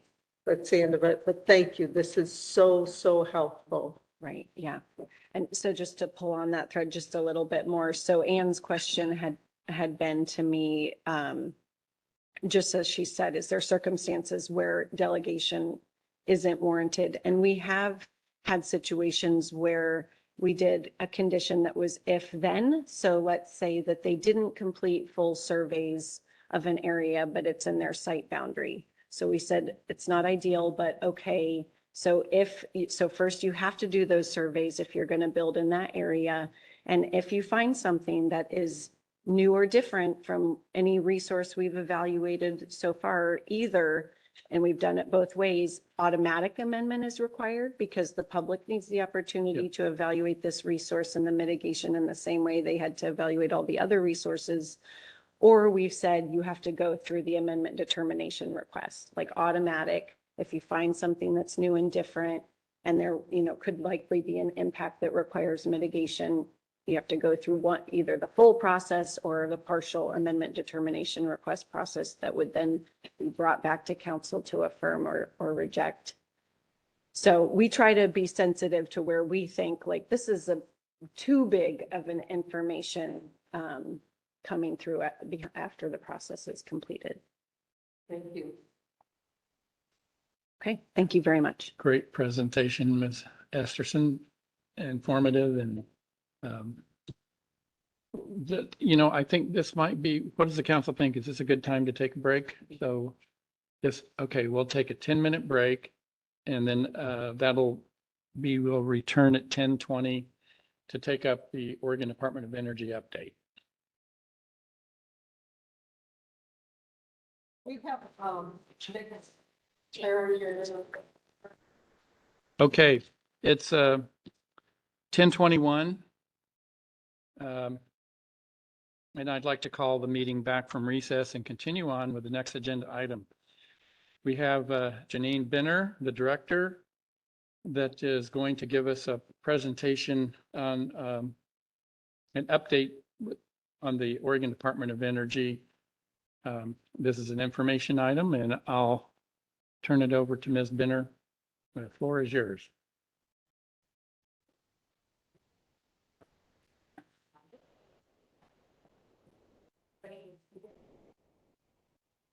Thank you, Nancy. It's really nice to be here. I really appreciate you all taking the opportunity to hear a little bit about the Oregon Department of Energy. You know a lot about us, but I appreciate the opportunity to give you an update on some major projects that we've been working on in the past few years. And then I added at the end of this presentation an extra slide on some things that are happening at the federal government and how that's affecting organizations. So let's see, next slide. So a quick reminder of who Odo is. You're very familiar with much of this mission, especially the part about responsibly balancing energy needs and impacts for current and future generations. I think that really speaks to the work that you all do and that our siting team does every day. And the big project that I'm going to talk about today is the energy strategy, which really embodies our work to advance solutions to shape an equitable clean energy transition. And then we do it through being a central repository of energy data, information, and analysis, and a venue for problem-solving Oregon's energy challenges. This mission and what we do is something that the agency drafted, revisited in 2020 as part of our strategic plan effort. That strategic plan lasted from 2020 to 2024, so we're now working on a new strategic plan. This is me making a plea to you all to review the strategic plan survey that I hope Todd sent out at least a couple times. This is an opportunity for you to help us shape our next strategic plan. Next slide, please. And I also hope it's familiar to you that this year is Odo and FSEC's 50th anniversary. You know, the agency and the council were created in 1975 during a time of transition and turmoil in the energy industry, not unlike what we're seeing today. So I'd encourage you, if you haven't yet, to take a look at that website. There's some what I think is very interesting information about Odo's history and things that have happened over the past 50 years. We're also creating a time capsule to bury somewhere in the office that future Odo staff can look at in 25 years. So if you have any ideas for things that should go in the time capsule, we'll probably put, I don't know, the Boardman to Hemingway order in there, depending on how big of a space we want. Yeah, maybe a USB. 25 years, is they going to have those anymore? Next slide, please. Okay, so just a high-level reminder of the Oregon Department of Energy with all of our program divisions and circles, and then the commissions and boards that we either support or work with closely in the gray boxes around the edge. So I'll just go around real quick. I know you're familiar with the siting division. The Nuclear Safety and Energy Security Division, that's actually a new name, used to be Nuclear Safety and Emergency Preparedness. That division represents Oregon's interest in the cleanup of the Hanford Nuclear Reservation in Washington. It leads emergency preparedness for fuels and nuclear power, and then implements state rules and regulations regarding disposal of radioactive waste. The Energy Development Services is a division that's grown in recent years, and it administers our grant and rebate programs to help lower the cost of the clean energy transition for homeowners and businesses and communities. The Central Services Division includes business support functions like finance and operations, IT, human resources, helps us all do the work that we're doing. And then the Planning and Innovation Division is actually where I want to focus today, because that's the section that's the division that's leading our work on the energy strategy. Next slide, please. All right, so at its core, P&I provides information, analysis, and technical assistance to support energy efficiency, renewable energy, sustainable transportation, and greenhouse gas reductions. This is a division that I started with when I came to the Oregon Department of Energy 8.5 years ago. And in 2023, the legislature bolstered 2 areas of work for the division. The Energy Codes and Standards section is implementing a new statewide building performance standard. And our climate team which provides policy expertise and administrative support to the Oregon Climate Action Commission, has a new assignment dealing with natural and working lands that provide natural climate solutions. All right, next slide, please. So the energy strategy. This may be review for some of you. I think my colleagues Edith and Michael came in about a year ago. But this is a major project involving much of the agency, including some of the siting staff, but mostly being done by P&I. So we were directed in House Bill 3630 in 2023 to develop a strategy. And this was the legislature acting on a recommendation that the department had given in our 2022 biennial energy report. And you can see our remit here. We're developing a strategy that identifies optimized pathways to achieving our state's energy policy objectives, which include clean, reliable, and affordable energy. So over the past decades, Oregon policymakers have enacted laws and programs and regulations to support a shift to cleaner, more sustainable sources of energy. Together, all of these policies aim to transform the system. Yet with all these different policies affecting different sectors and sometimes really focusing on specific technologies, Oregon didn't have a vision for how it all fits together. And we need those pieces to fit together in a way that ensures our energy remains affordable and reliable. There's an energy transition happening. We don't want it to just happen to us. We want to try to shape it in a way that works for Oregon. And that's really at the heart of what the energy strategy is about. And we'll be submitting the final energy strategy to the legislature November 1st of this year, which I think is tomorrow. Yes. Next slide, please. So just a little bit about the process, which you probably heard about last year, but a lot has happened since then. So kicked off in the fall of 2023, and this is a snapshot of the pieces of the energy strategy and how they all fit together. So on the left, under inputs, you'll see that there were technical analyses that we conducted with our consultants. Some of this was complex modeling that analyzed different scenarios for how the state could meet those objectives by 2050. And the model used a two-step process. It developed a bottom-up demand model to establish a baseline and then added future energy demand in Oregon's economy from now until 2050. And then the model went out and determined the energy supply needed to meet that demand reliably and at least cost. The modeling looked at least cost pathways from an economy-wide perspective, but it didn't specifically look at how these pathways would affect employment sectors, businesses, or households, how those would be individually affected. So we did some complementary analyses to look specifically and fill some of those gaps. So for example, the household energy wallet analysis looked specifically at how changes in energy consumption and supply might affect individual household budgets. All of those went into, were inputs. And there's been some confusion and some conflation, I think, that the model is the energy strategy. So I just want to clarify that the model is really important to informing the energy strategy, providing information on trade-offs about different energy choices. But the work was informed by many other things, including the entities that you see under expertise. In the middle there, the draft policy recommendation for public comment that was released by the department in August, and the public can submit comments on it until September 22nd. And then on the right, you can see the three elements that the final report will entail.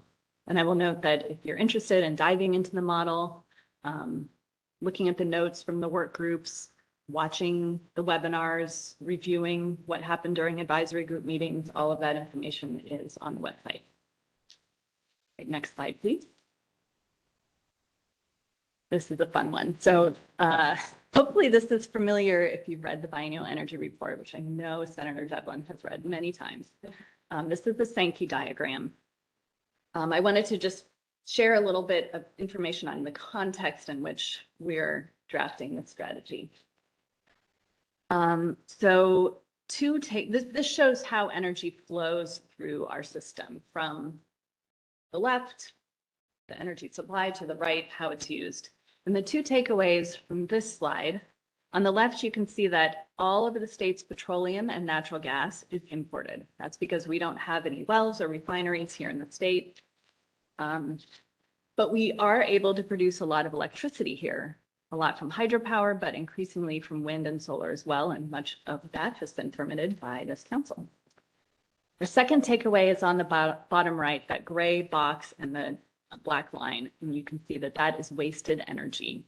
Energy is wasted at many points in the system, from inefficient energy conversion by gas vehicles to generation losses in power plants to leaving the lights on in your house. Don't ask me any questions about this slide, please. But we do on the website have a little video that explains how to read it. Okay, next slide, please. Vice Chair Condon? Oh, dear. Thank you. Only because you asked for a question. No. So I am curious, with respect to the waste, is it truly wasted? Or can it not be exported? Is it the structure of the system or constraints to the system that it just goes to waste? Vice Chair Condon, it's a good question and one that we have delved into in the biennial energy report. So I will send you the little section that actually says wasted energy and what that means, because a power plant is able to, like a solar facility, as you all know, is able to take energy from the sun and convert that into energy, doesn't get all of the energy from the sun. So that's counted in. Right. So when we first put this out here, it's like, wow, that's really, but it's a very broad definition of waste that I can send you an article that explains. Thank you. Yes, but I look at that bar as an opportunity, and we'll be coming back to that with the energy strategy, energy efficiency being the first pathway. Mr. Chairman, Councilor Devlin? it's Ms. Bennett. One of the largest portion, I mean, you touched upon it, of waste would be the inefficiency of many uses. It's not that certain things are being, how would I say? No one's spreading gasoline on the ground. It's just the methods by which you're using it are relatively inefficient, many of them.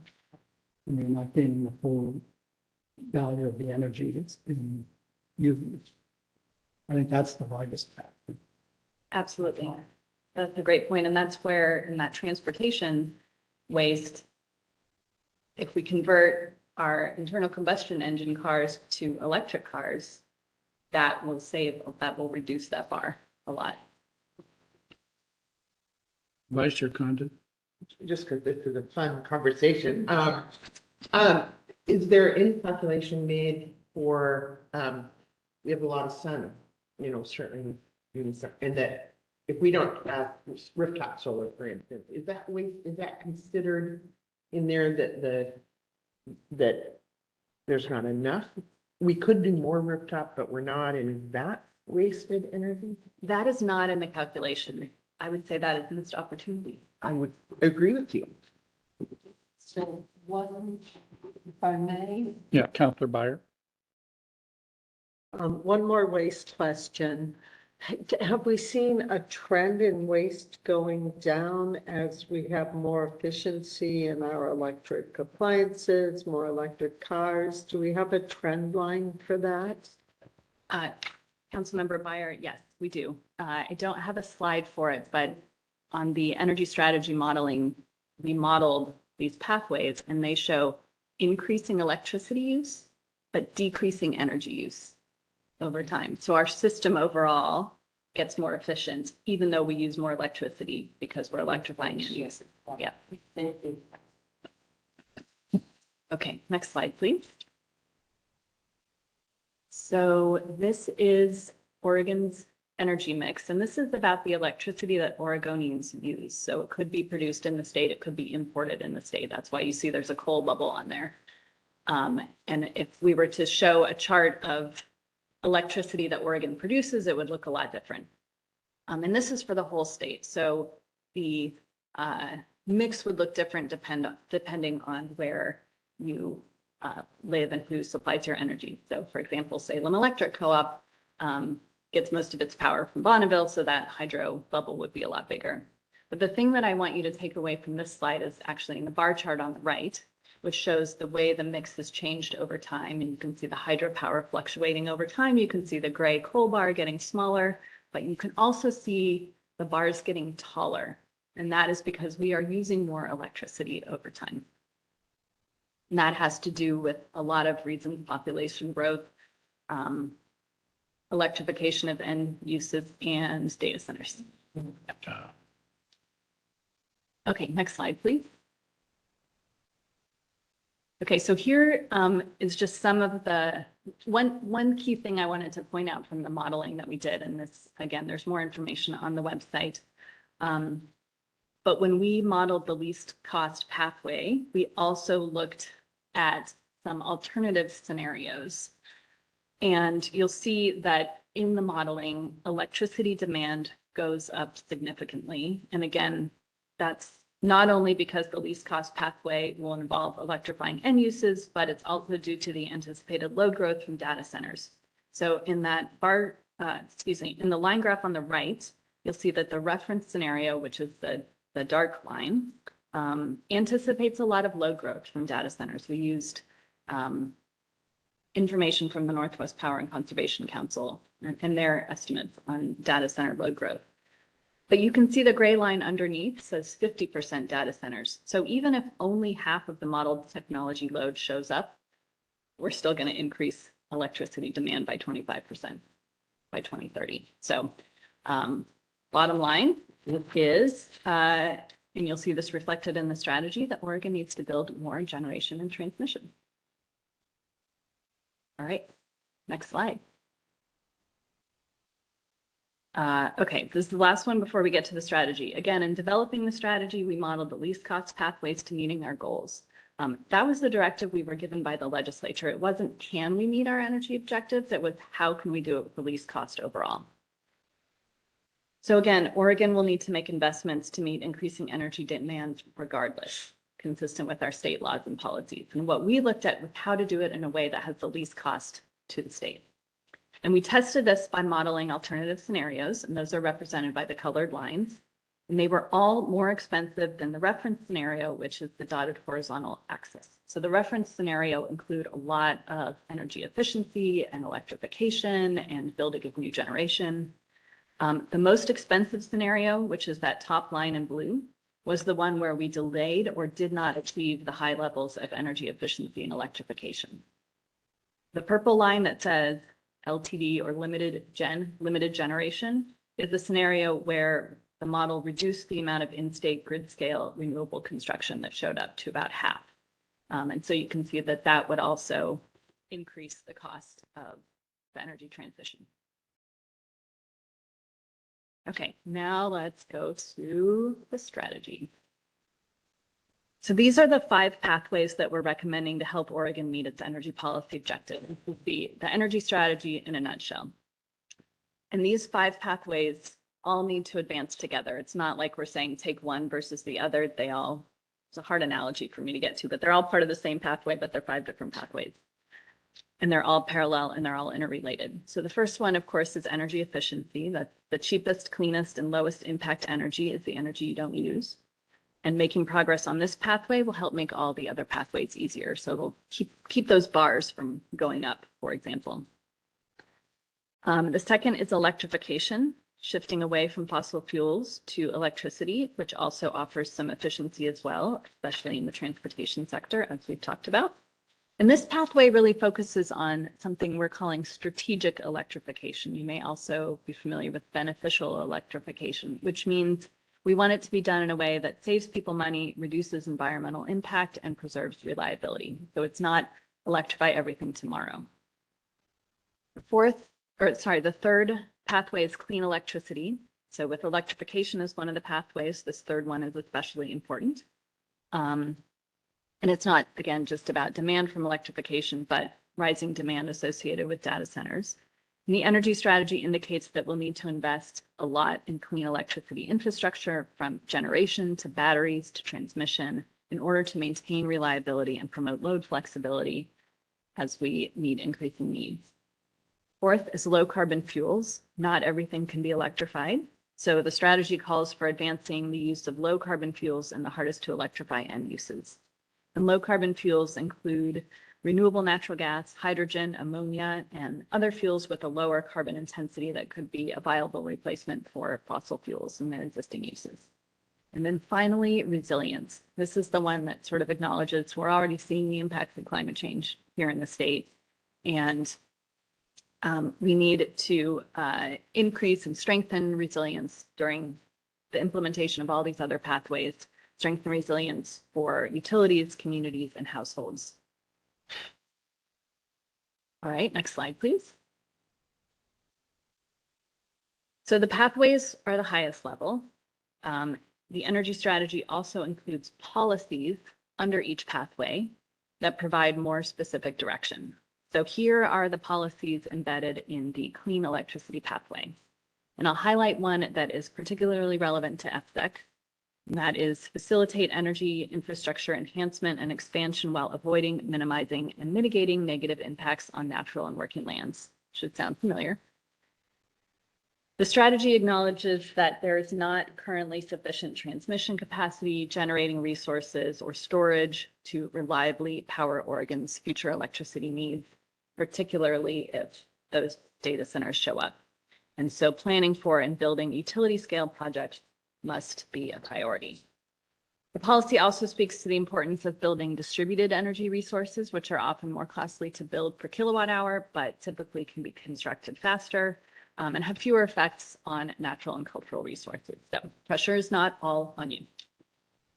And then I know the council works a lot with tribes, so I'll note that third policy about consulting and engaging with tribes on energy development. And there's actually a whole section of the energy strategy that I won't have time to get into today that talks about engagement with tribes. Next slide, please. So then in addition to the pathways, the policies, the energy strategy includes near-term legislative and policy recommendations that focus on the next 4 years that address barriers and needs while delivering progress on the pathways and policies. And there are 42 recommendations that we put forward in the draft. I don't know if all of those will remain in the final, but it's a lot. We're giving the legislature and the governor a lot of options to choose from. And so here are just some of the key policy action recommendations that I thought might be of interest to FSEC. The middle one deals with barriers preventing construction and interconnection of permitted projects. So I'm often finding myself, especially recently, in a position to remind people that yes, our siting process in Oregon is complex and thorough, and it takes a while, but it's not what's preventing projects from being built. Todd has told me many times there are about 3 gigawatts of solar facilities and over 2 gigawatts of battery storage projects that have site certificates and have yet to begin construction. So this study will help us get to the bottom of why that is. Next slide, please. Okay, so as I mentioned, we're accepting public comments until Monday. Feel free to visit the website. If you have nothing better to do this weekend, we would love to hear what you think. And then my last slide. So energy strategy has been a real key focus for the Oregon Department of Energy over the past 6 months. We have also been closely following what's happening at the federal level and how it impacts Oregon and particularly the Oregon Department of Energy. So I'll just briefly cover these bullets. The first one here is budget cuts. Agencies that we've partnered with on various projects, from grants to technical assistance, have seen their budgets significantly reduced in the president's budget, and Congress still has yet to act on some of these, but it's clear that programs dealing with renewable energy, energy efficiency, sustainable transportation, and climate change are being reduced. So this is going to have a long-term impact on the research and development and innovation, and then will also directly affect entities who have relied on this funding. For example, there are programs at USDOE that directly support state energy offices, and these budgets are being cut. You've probably heard about the federal staffing situation with many positions being cut and other staff being offered and accepting buyout options. This means there are fewer people left to administer key programs. The agencies have lost a lot of institutional knowledge, and this makes it harder in many ways, including to get things approved, like work plans associated with grants. I've also heard from people involved in various energy projects that staffing shortages have held up the review of those projects. Funding rescissions are related to budget cuts, but this is where the federal government rescinds funding decisions that it's already made. So for example, under the Infrastructure Investment and Jobs Act and Inflation Reduction Act, Odo was very fortunate to be awarded around $280 million in federal funding. And this funding has helped us lower the cost of the clean energy transition for Oregonians by supporting families in purchasing clean energy technologies like heat pumps and solar panels, supporting communities in installing EV chargers and microgrids, and through programs to make homes and businesses more resilient. Most of this fund, well, I think all of that 280, or most of it has been obligated. So that means Odo has signed a performance agreement with our federal partner or contract. And this funding, again, has enabled us to engage with communities, and Oregonians are counting on that money. Most of the rescissions so far in the energy space have focused on unobligated funding, so where we don't yet have that contract or the performance agreement with the federal government. So maybe in a situation where an award announcement has been made, but we haven't actually had our work plan approved or signed. So we had assumed that all of the obligated funds were safe, which turns out was not a safe assumption. We learned in August that the administration terminated Odo's $86 million Solar for All grant. So we had started spending the money already. We had subcontracted to partners in Oregon to help develop the programs we were planning on launching this winter.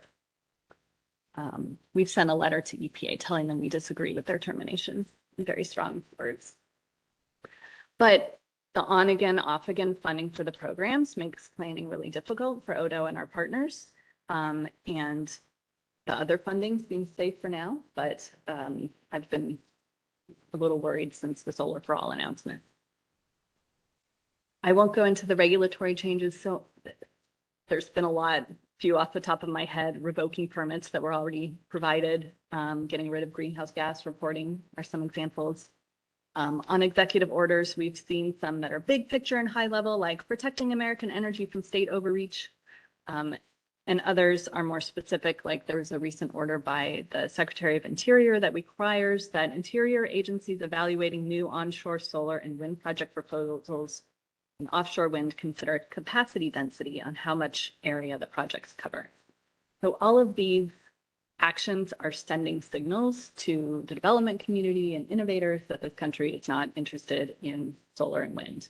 And that, combined with the other actions, really create uncertainty. And we're already hearing about the impacts to the renewables industry. And then finally, the clean energy tax credit phase out. So you all remember the budget reconciliation bill. Some people call it the One Big Beautiful Bill Act. I do not.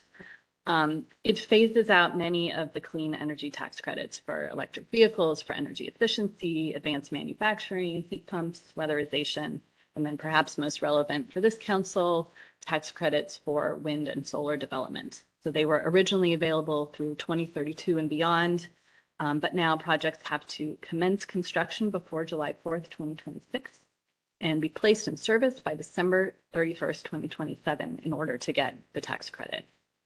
And the revised credits also have some new complicating criteria on them, including something called the foreign entity of concern, which prevents any project from accessing credits unless their supply chains can be shown to not be connected with certain countries such as China. So any project that begins construction after December 31st of this year is subject to these new requirements. So this has created a lot of urgency for developers who have projects in the works, and has led to a lot of questions to our office, clarifying our process about how, and really asking questions about how the FSEC process can go faster.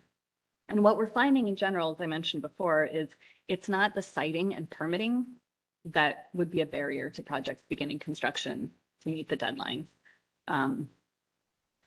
We have all these projects that have site certificates and could theoretically begin construction any day. In Oregon, the challenges appear to be more associated with transmission availability, interconnection queues, and power purchase agreements. And that's something, again, that we're hoping to figure out with that energy strategy recommendation. So luckily, there are a lot of other things pushing the clean energy economy forward: the market, corporate policies, technology advancements, states. So while, these are some really concerning actions in terms of clean energy deployment, and probably will slow us down, I don't think that they can stop it. And as we've talked about, Odo and FSEC have a role to play in helping to facilitate clean energy infrastructure enhancement and expansion. And I wanted to let you know that Governor Kotek is deeply concerned by the pending expiration of the tax credits for renewable energy. She's been hearing a lot from wind and solar developers who are really feeling that pressure to meet accelerated timelines so that their projects can take advantage of the tax credits and lower their costs. And I've spoken with the governor's office, and they wanted to pass along that the governor is urging siting and permitting authorities to prioritize working with those projects that might be able to meet the deadline, and to the extent possible, accelerate their processes to help projects meet those deadlines. And she's also asked that we be in touch with developers who have projects in the pipeline that might meet the deadlines to make sure that they understand the process and the schedule. And I really think this is an opportunity for our siting team to be a resource to clarify so that projects can move forward as quickly as possible. And that's my last slide. I'm happy to answer any questions.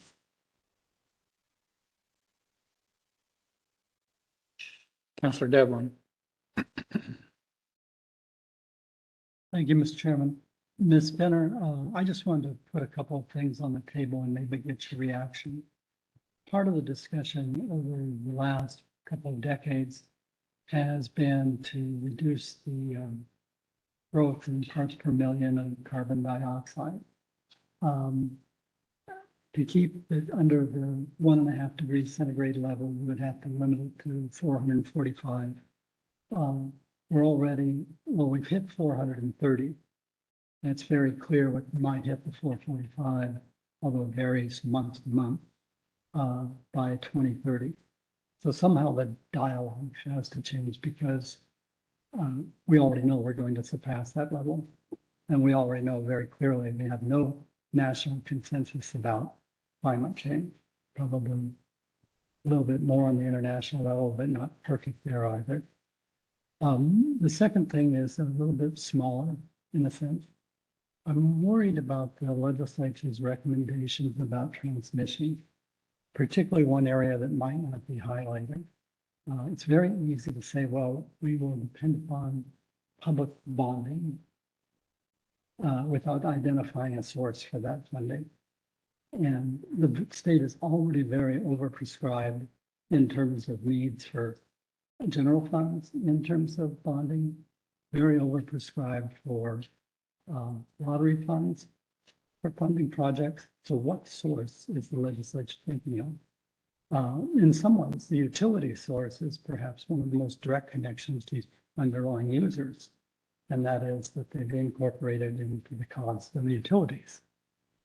Everybody would like somebody else to pay for something, but I don't think the state has sufficient general fund resources or lottery fund resources to fund projects like this unless they want to drop other areas that they're currently funding.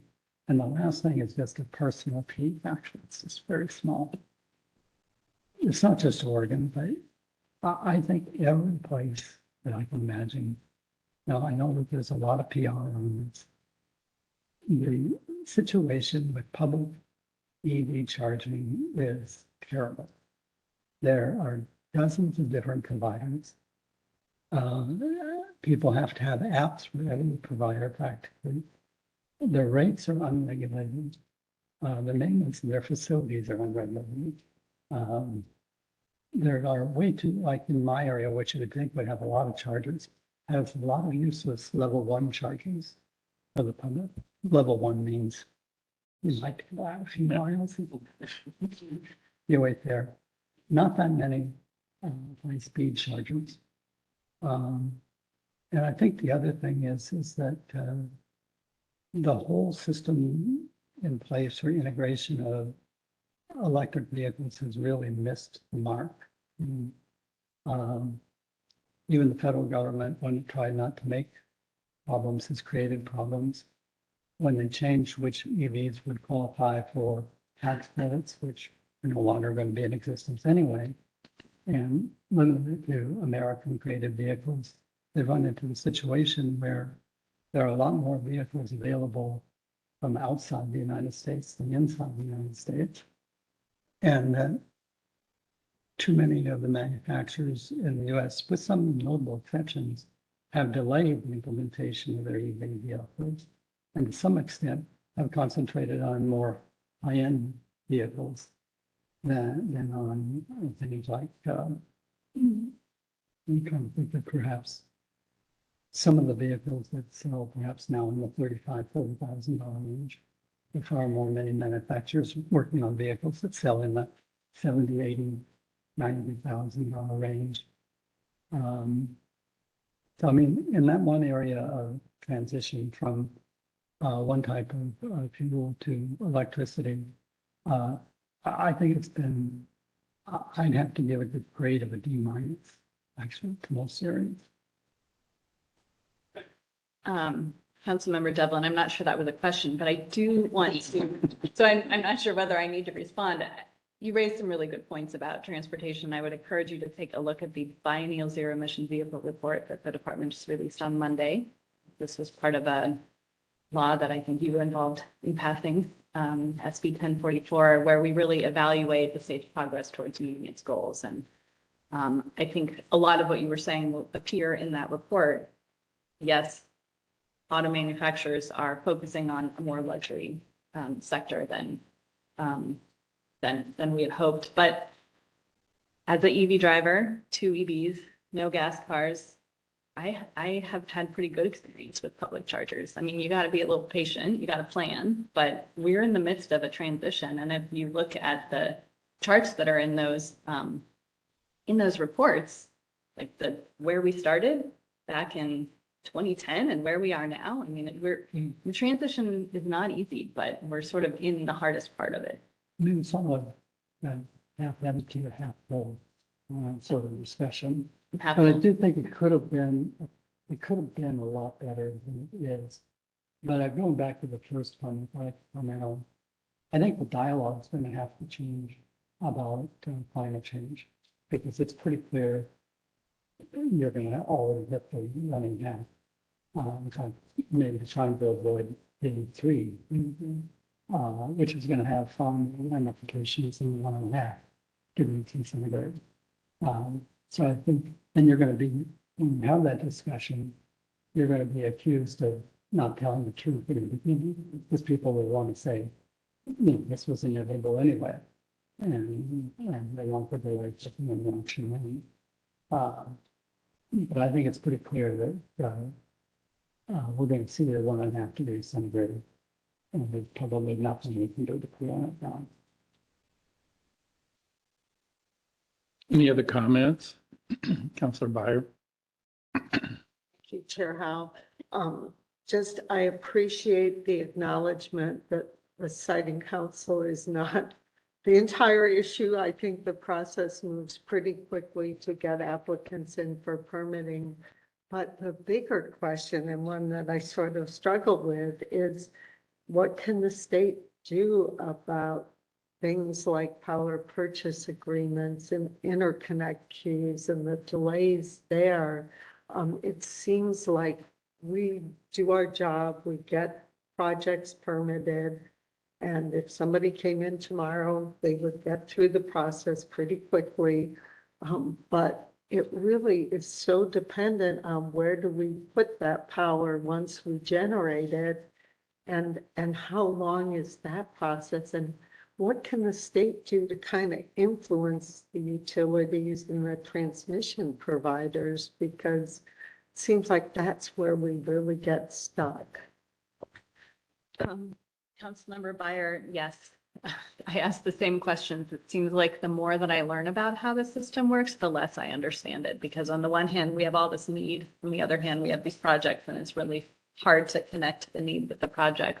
And I would say those are the exact questions that we're hoping to ask and answer with the energy strategy in terms of what can be done. But I think in the short term, something that I've tried to do, and I know Todd has too, is help people understand where the actual issue is, because for so long they've been focusing on, well, how can we squeeze so much out of the siting process? And to be able to say, well, we'll continue looking to make that as efficient as possible while maintaining transparency and public engagement, but really you need to focus on where the issue actually is. So I think if I were to be optimistic, people are starting to realize that, and they're starting to shine the spotlight on the actual issue rather than the siting process. Vice Chair Condon. Thank you, and thank you for being here today. And this is kind of a fun discussion because it's a little bit broader than just us, but just focusing on what we do and a part we play. So we've got a process where we issue a site certificate that to often multinational companies that have projects around the world. And when we issue a site certificate, it's essentially good for, and I mean, you're going to have 2 amendments. So there's 10 years of uncertainty in my mind, because they're weighing our project that now has maybe there aren't federal incentives or state incentives. And so they go elsewhere. And so we're left with having approved X number of sites for a site certificate that nobody else is going to apply for a site certificate because one's already been issued to the territory. And to me, that impacts the state of Oregon and our ability to develop the energy needed. I mean, words of wisdom there. I would, not necessarily words of wisdom, but I would say 2 things. One is if the market is there, someone else could purchase that site certificate, right? So. Got a willing seller. Right. And second, the clean energy tax credits phasing out is, bad news for development. But the good news is that wind and solar are still the least cost resource, and they will continue to be the least cost resource. So it'll take a while, but I think the market will eventually figure it out. It will mean these projects are more expensive, and that's going to come through to rates. But I think, hopefully within 10 years, either the tax credits will come back on or the market will have figured it out. Can I ask another question? Having nothing really to do with what we do other than consumption end of it. One of the things that is frustrating to me as a citizen, not necessarily a council member, is not much talk about conservation. Certainly talk about energy efficiency, but not what we can do with respect to conservation. And I don't know the specifics, but we're one of the few countries that have dryers, have clothes dryers as opposed to using clotheslines. Kind of a small example. But where's the public hearing that? It's not from utilities necessarily, other than if they get funding for their own incentives, if they get incentives from someone else, that's from a higher entity. So where's that message coming from? Certainly, it's coming from Odo as much as anyone is listening. And where would we hear it? I mean, you would hear it in our publications, on our website, in our webinars. I mean, it's one of the reasons why we stuck energy efficiency as the first pathway, right? This is what we need to do first. And I hear you on the energy efficiency versus conservation, and that's something that we've talked about. We have a subsection of the Planning and Innovation Division is called Energy Efficiency and Conservation. So those are the folks who run the programs to help schools be more efficient, for example, and help reduce energy use at large industrial facilities. But I don't know that you're right. It's like energy efficiency is spoken of much more than conservation. Conservation is, people don't want to go back to Jimmy Carter telling them to put on a sweater because that's a sacrifice on their part. And so whereas we can help people understand conservation doesn't have to be a sacrifice. It doesn't have to mean you're foregoing some comfort. When given Councillor Devlin's, comment about the 1.5 degrees, now looking at 3.5 degrees. I think people can look back on Carter and do look back on Carter's administration and say, if only we had donned our gray sweaters. It's kind of a nit for me, I guess. And I also have an electric car that I've had much better luck with, I think. But when we bought it, somebody once said, well, an EV uses about as much energy as a dryer as we're using in our dryers. So I bought a clothesline to mitigate the energy usage.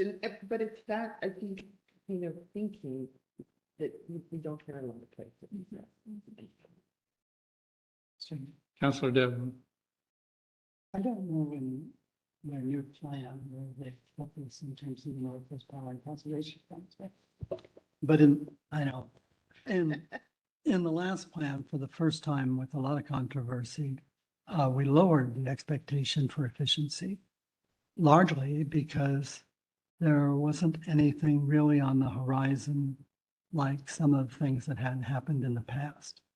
For instance, when we went to far more efficient lighting, it was a huge savings. And before that, it was televisions that no longer used as much power, water heaters, and the innovations. I don't still know if there's anything coming up that's going to be that significant. There's a lot of things that you perhaps can get more people to utilize, but nothing that is that significant.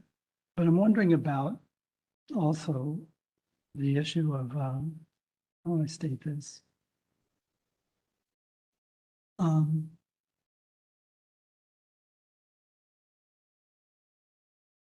Well, I better back up because there has been this discussion about conservation versus efficiency.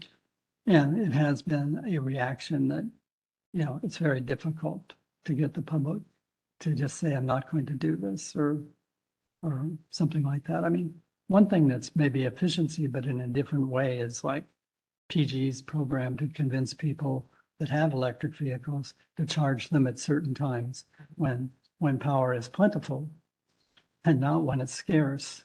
There are some things in that area, but I'm just wondering where you find this more efficiency. The last thing that's going to state is, I think one of the biggest issues in terms of getting the investments that are necessary for, particularly in the area of transmission, is to get some ability to get people to be willing to share risks. Because now people want to not share the risk in some cases because they think that they can always go on the open market. And the biggest thing is just to keep their rates low. And why would I commit to taking power from this facility when I think I might be possible on the open market to meet my needs? I don't really know how much my needs will be. I think to some degree, the system in California, there with the ISO, shares risks, which I think is very beneficial if you can get people to share them. But that's a very difficult sell to some parties. Without that, I don't know how you do it because everybody wants someone else to pay for something and they don't want to take the risk themselves. To your first point about the low-hanging fruit on energy efficiency having been picked, I feel like we hear that a lot, and then there's a breakthrough, I don't want to predict the future, but data centers, they're a huge source of energy demand. I think they could be a huge source of energy efficiency. Do we have to see the load going up like this? Right now, everyone's just like, let's permit them as fast as possible, and we need to win the AI race. But there's a lot of research being done into finding efficiencies and conservation for data centers. A lot of that's happening at the national labs. Unfortunately, some of the budget cuts might affect that and slow the pace. And the cuts will hurt, but I think there's opportunity. There will always be further. I mean, you saw that waste bar right there. And yeah, some of it's stuff that we aren't going to be able to deal with it, but some of it is. And then I would also say Power Council's in the process, the Northwest Power and Conservation Council's in the process of developing their next plan. Now that we have an energy strategy, or soon when it's finalized, we'll have an energy strategy for the state saying how important energy efficiency is to meeting our goals and maintaining affordability and reliability. And so we can go, that allows the Oregon Department of Energy to weigh in with the Power Council and say, hey, before we could say, well, energy efficiency is really important, but now we have a lot of modeling and an energy strategy to back us up. So hopefully we can help bolster the energy efficiency goal in the next plan.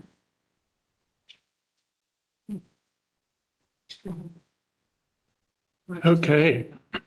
This is a great discussion. Thank you for your presentation, Ms. Benner. It was very informative and concerning too, with where we are with the federal stuff. So thanks again. Thank you. Thank you. So we'll move to public comment. This time is reserved for the public to address the council regarding any item within council jurisdiction that's not otherwise closed for comment. Do we have anything closed for comment right now? I don't think so. So we've set the amount of time for individual commenters at 7 minutes. So Nancy, we need to see how many comment cards. If we have anybody here that wants to talk, as well as anyone on the phone or webinar that wants to provide comments. No. I just repeat myself. I hate to continue repeating myself. Thanks for the opportunity. Okay. No. I'm repeating myself a lot. All right, so we do not have anyone in the room wanting to make a comment. So at this time, we'll open it up to webinar participants and phone participants. So you'll see on the screen your instructions on how to raise your hand. At the webinar, you're at the bottom of the main window is a set of icons. Just click on the participant. And at the bottom of that window is a hand icon. Just click on that and that will raise your hand if you wanted to make a comment. You would click it again to lower your hand when you're finished commenting. If you're on the phone, you're going to press *3 on your telephone keypad. And when you're finished commenting, press *3 again to lower your hand. So there are no hands raised at this time.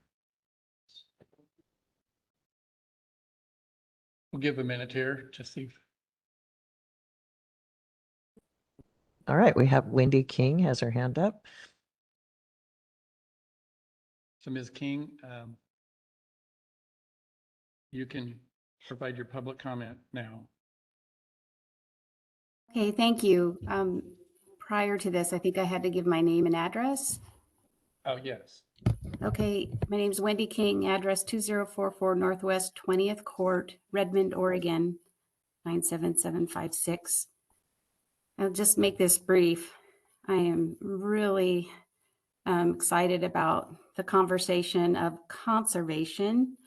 As you all know, our family farm is being impacted by the siting of B2H and the risks involved with that to our dryland crop system. So I also wanted to make a mention, I was very concerned about the last meeting where there was an approval for a change to the wildfire prevention and suppression plan.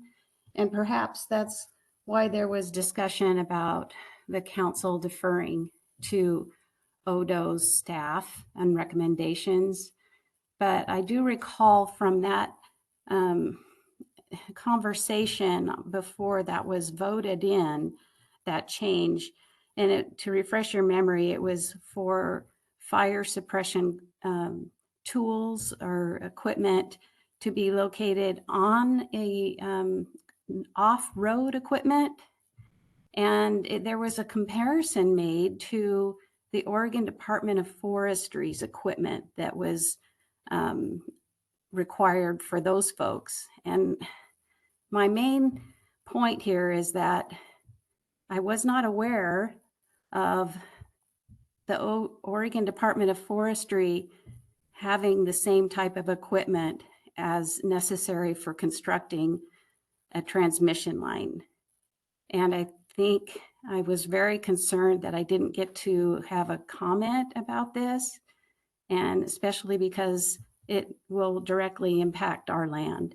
So, and I think we should be more stringent about fire protection than removing some things that could contribute to a catastrophic fire. And I hope I made that clear, and I appreciate you giving me the time to make this comment. Thank you, Ms. King. Any questions? Yes, Vice Chair Condon.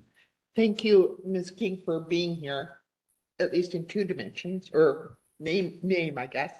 Can you remind us, when you say you will be directly impacted by the change,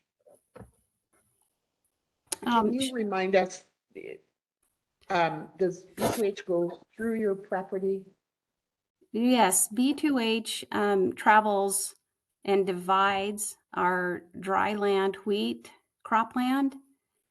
And it's also located amongst many new energy facilities that are actually generating electricity, either by solar or wind means. So the traditional siting tries to avoid going directly through croplands. We also have the inability to irrigate that land. So as far as a fire occurring, it's dry land wheat. And so either in stubble, because we do no-till operations, the stubble is pretty high, or even when the wheat is mature. So we don't know the schedule, the construction schedule, and it's very concerning to us to have some of these pieces, big pieces of equipment, not carry the fire suppression supplies that the original mitigation plan required. Thank you. Can I follow up on that? As a council member, we know little about the property owner's relationship with the developer. And so is there no capacity on your part, not capacity, but avenue for you to require directly mitigation for that while on your property? Different equipment is required. I mean, I'm not sure if that kind of is directly opposing what we've approved, but I don't know the relationship between the landowner and the developer. Does that make sense? If that question is to me, Yes, to you. our prior connections with or conversations with them has generally been met with no consideration for our concerns. Thank you. Thank you, Ms. King, for your comment. Any other people wishing to comment either from the phone or the webinar? There are no hands raised at this time. Give them another minute or so.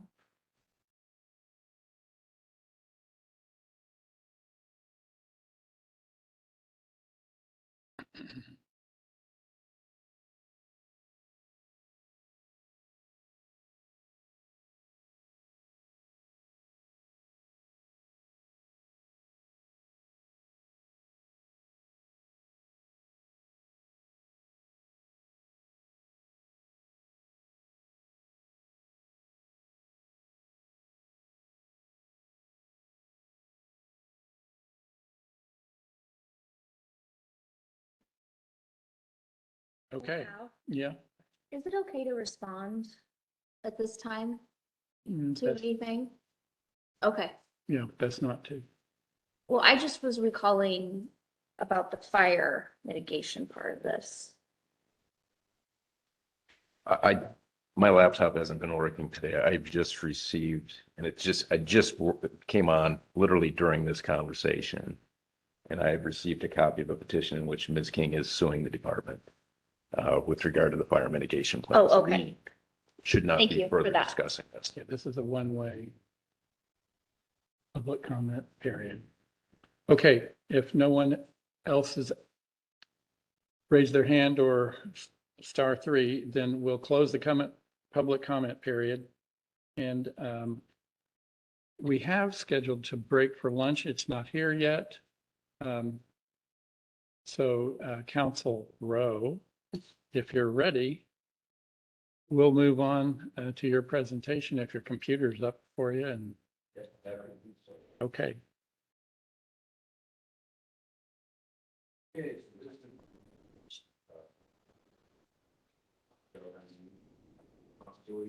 Council members and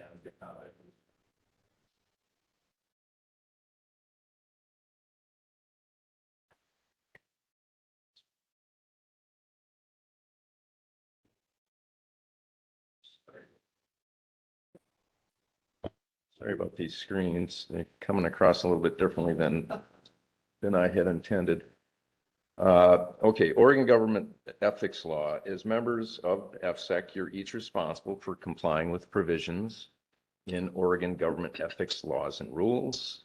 As I mentioned, I'm just going to provide an overview of topics that are noted on this screen, but a reminder that, as I believe you already know, your go-to source for information and advice on your responsibilities under Oregon ethics law is not the Department of Justice, rather it is the Oregon Government Ethics Commission. Next slide, please, Nancy. Oregon Government Ethics Commission administers and enforces Oregon's government ethics laws and rules. And again, questions about your obligations under those laws and rules should be directed to the Government Ethics Commission. They provide different levels of advice. I don't know if any of you have ever contacted them, but the first level is just an informal staff advice. For example, in person, by telephone, email. The next step is known as a staff advisory opinion, and the most formal is receiving an advisory opinion from the commission as a whole.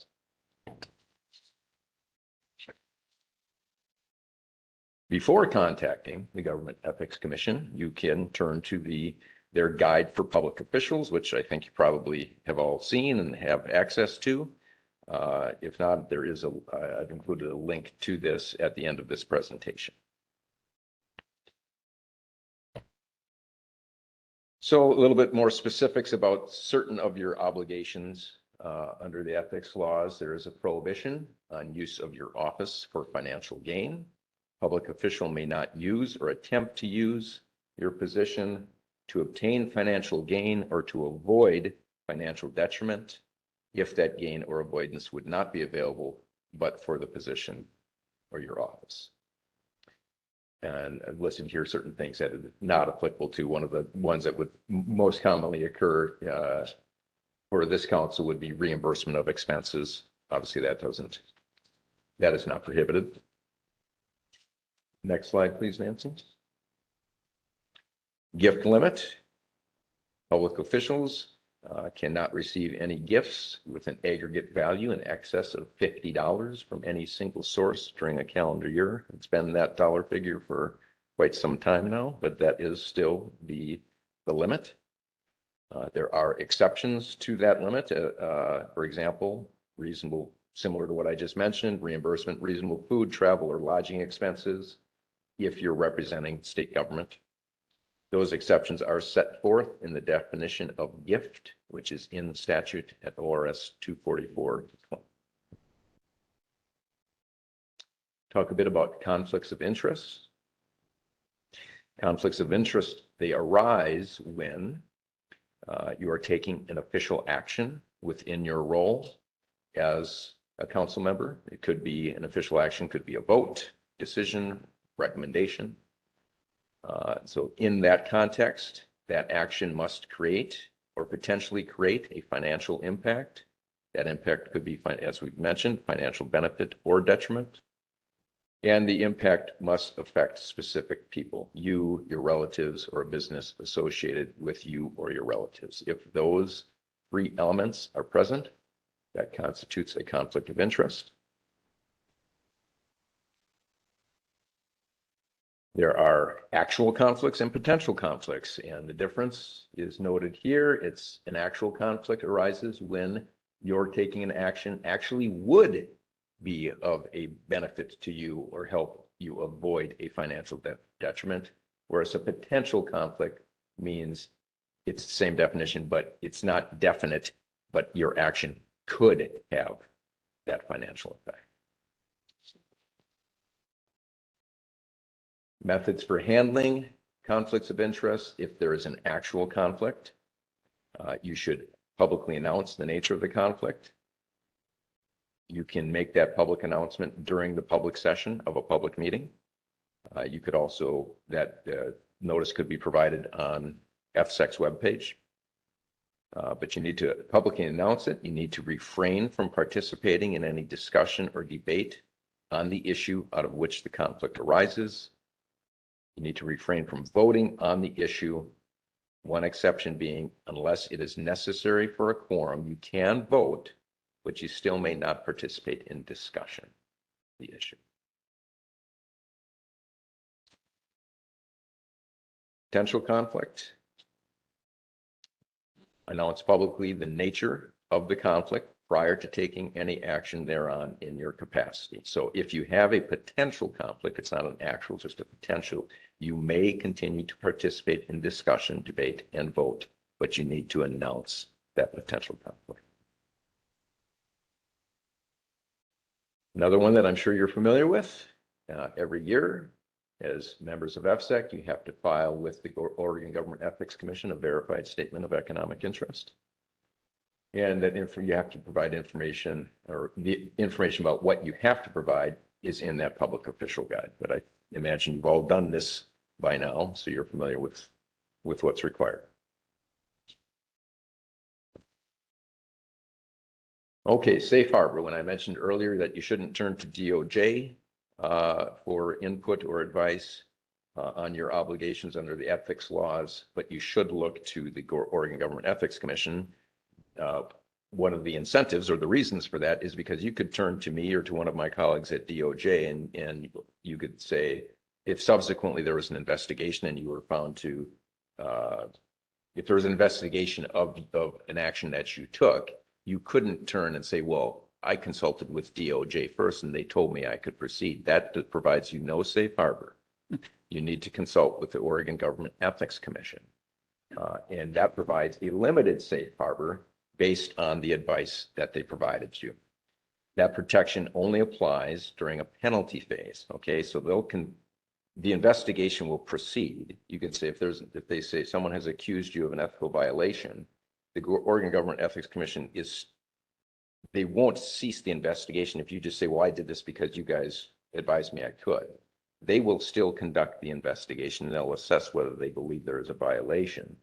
But if you had relied on input from the Government Ethics Commission, there is limited safe harbor. So if there was reliance on staff advice or a staff advisory opinion, the commission may consider that during the penalty phase. If the reliance was on the most formal level of advice that I mentioned, a commission advisory opinion, the commission may not impose a penalty. Again, all this information is in that guide for public officials. Counselor, This includes the Supreme Court as a higher, right? I'm sorry? The Supreme Court, as far as like citing, and conditions and things like this, if there was ever any ethical things surrounding a decision. All public officials are subject to the ethics obligations. Correct, but you were saying that there's these levels on whether or not the commission would penalize, correct? So if there's already been, like for instance, the Supreme Court has ruled on decisions, that would be an automatic. There wouldn't be any question on that? Or maybe I'm. I guess I'm not mixing quite something understanding the fact set. Are you asking if the Supreme Court has affirmed an FSEC decision? If Mhm. that, well, what the Supreme Court reviews whether it could potentially review whether a site certificate was properly issued. Right. That's separate This from an is a ethical separate issue investigation. from- This would be a potential investigation of your actions. So say, for example, we don't think. Not based council- on a decision then that we're making as a council. Well, it could be. Someone might say, we don't think Councilmember Imes should have participated in that decision. So she committed an ethical obligation because she didn't disclose her conflict, right? Mhm. That's separate from a Supreme Court decision affirming whether or not a site certificate should have been issued. Okay. Thank you for the clarification. Sure. Okay, next we'll talk briefly about bias. The range of conflicts covered by state ethics law does not include matters of personal bias. Okay, so back in 2007, the Oregon legislature did consider whether to require public officials to disclose personal biases, just as you do personal financial interests. And the legislation that was being considered at that point in time would have prohibited officials from taking action that may be significantly influenced by a personal bias. Okay, this was possible legislation to say, I have a bias against renewable energy, right? And so you would have had to disclose that, and the legislation would have prohibited you, would have treated it as a conflict of interest, just as it does treat financial conflicts of interest. That legislation was not passed. I understand that while there is general agreement that personal bias shouldn't color your judgment, significant concerns were raised about being able to draft meaningful and enforceable standards. That doesn't mean that you can make decisions even though you're biased, right? Due process dictates that decision makers be impartial. You should always consider whether your impartiality is affected by a possible personal bias, and council members should avoid contacts that appear to compromise your impartiality. Vice Chair Condon. Thank you, and Council Rowe. I think this is really clear, but if you made a comment, or if I made a comment in 2019 that, I hate renewable energy, I don't disclose the bias. It is up to me to, participate, whatever. But it's somebody that heard the 2019 that can make that complaint and say, Councilor Condon had a bias, and it was made clear in 2019. Somebody else can use whatever has been said other than in a council meeting or whatever as proof of bias or. I think they're suggestion. free to make a complaint, and then it could be subject to investigation by the Oregon Government Ethics Commission. Thank you.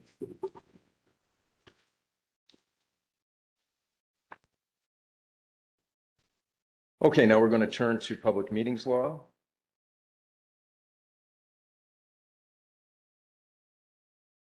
Enforcement of public meetings law. Any person affected by a decision of a governing body, of a public body, so you are the governing body with regard to citing in Oregon.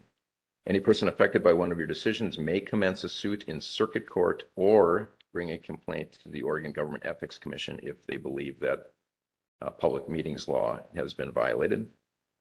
The Government Ethics Commission, as noted here, provides training on public meetings law. They interpret and apply the law.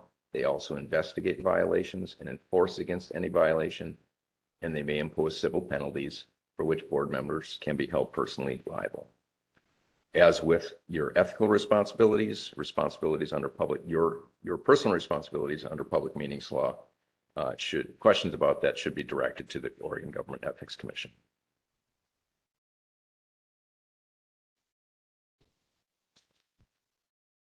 The policy behind Oregon Public Meetings Law is one of transparency. Oregon's form of government requires an informed public aware of the deliberations and decisions of governing bodies and the information upon which such decisions are made. It's the intent that the decision of governing bodies be arrived at openly. What are the basic requirements? All meetings of a governing body, of a public body, all your meetings shall be open to the public and all persons shall be permitted to attend. You note that I have that asterisk. There is an exception to that for executive sessions, which since 2018, at least since when I came to DOJ, we have not had an executive session. We try to avoid them because they are held separate from the public. But that is the one instance in which you could have a meeting where the public is not permitted to attend. And there has to be certain, you can only have executive sessions under certain circumstances. For example, if I were to be providing you advice about pending litigation, that would be then attorney-client privileged. And we would have that in an executive session.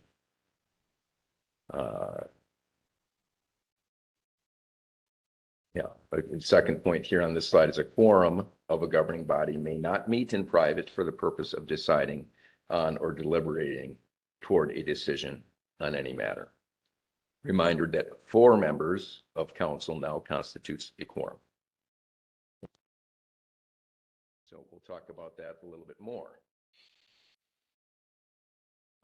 Unintentional meetings, right? So beware, you've gotten this advice from me before. Beware group emails, serial communications, including through intermediaries that reach a quorum would constitute a meeting. So what does that mean? It means if Councilmember Condon says, hey, and emails Councilmember Byer and says, what do you think about this decision that we have coming up?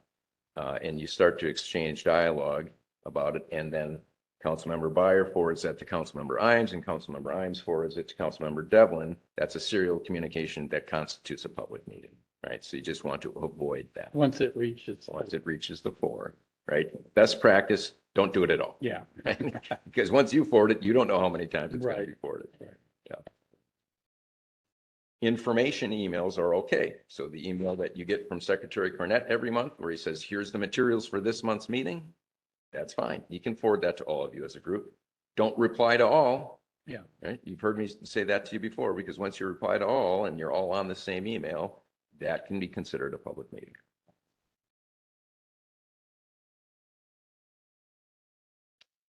Meetings that are not subject to public meetings law. A purely social gathering is not a meeting. Okay, so when you're having breakfast, when we're on the road and you're having breakfast in the morning at the hotel, that's fine. You can sit down and enjoy and chat with each other. Don't talk about council business, right? If there is a quorum present, you can't talk about council business because that would be considered a public meeting. On-site inspections, which we have done, not frequently, but we have done in the past. On-site inspections are expressly carved out from the definition of public meetings. Doesn't mean that you can talk about council business, right? Or any deliberate toward any decision while you're at that. You're just there to do the inspection. FSEC, this really hasn't come up, but there is a carve out in statute specifically for FSEC review of security programs regarding nuclear power plants. That those meetings are not subject to public meetings laws. I think it was just the last meeting where we had a presentation on that, but it was very high level and it was in a public meeting.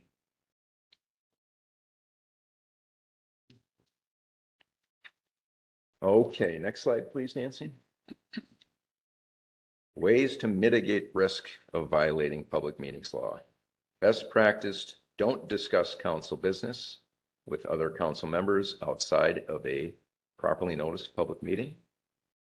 You can speak with Odo staff, the council secretary, or with me. We're not a member of the council, so we don't constitute a quorum. And you need to speak with us, obviously, to just fulfill your responsibilities as council members. I'm not concerned about any of the following, but I'll still share with this advice with you. Don't do any of the following. Don't post your position or thoughts about council members on social media or websites. Don't share your position or thoughts about any council matter with others, and especially not with council members outside a meeting, as I've mentioned a couple of times now. Don't poll other members on how they plan to vote on a council member, on a council matter. Next slide. Executive sessions, as I mentioned earlier, part or all of a public meeting in which members confer, close to the public. Asterisk there is the press or news media is permitted to attend an executive session unless they or their employer is a party to the litigation being discussed in the session. Media cannot record the session. They can't disclose information addressed or report on it except to state the general purpose. Reasons to hold, as I mentioned earlier, to consult with counsel regarding current or likely litigation. If you are considering information or records that are exempt from public inspection. The point I did not make earlier is you can't take final action or make a decision in an executive session.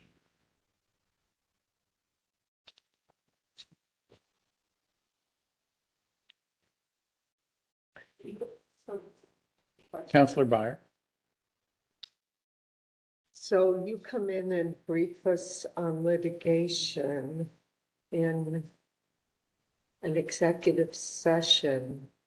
We have no ability to say, to make a decision saying, oh, we think moving ahead with that litigation is appropriate, or we think it's not appropriate. That's the only decision I can think of.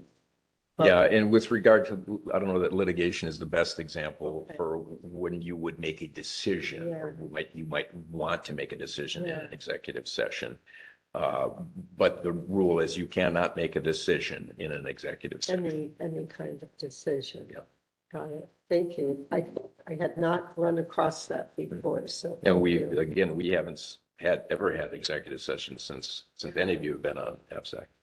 Mr. Chairman, Counselor Devlin, Mr. Rowe, in our particular. you might want to put the mic a little. Oh, yes. Yeah. Can you get a helmet? In our particular situation, in most cases, any litigation that the department might, the decision on how to proceed with the litigation would be made administratively, right? Yeah, it's made by DOJ. Yeah.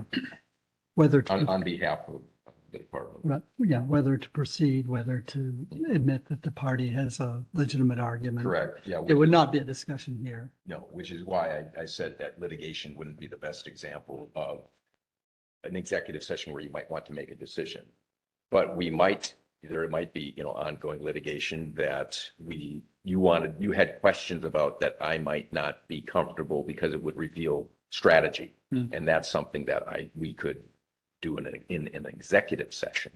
But yeah, you wouldn't be reaching decisions as far as what to do within the litigation.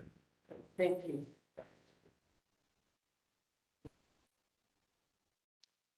Okay, procedures for public meetings.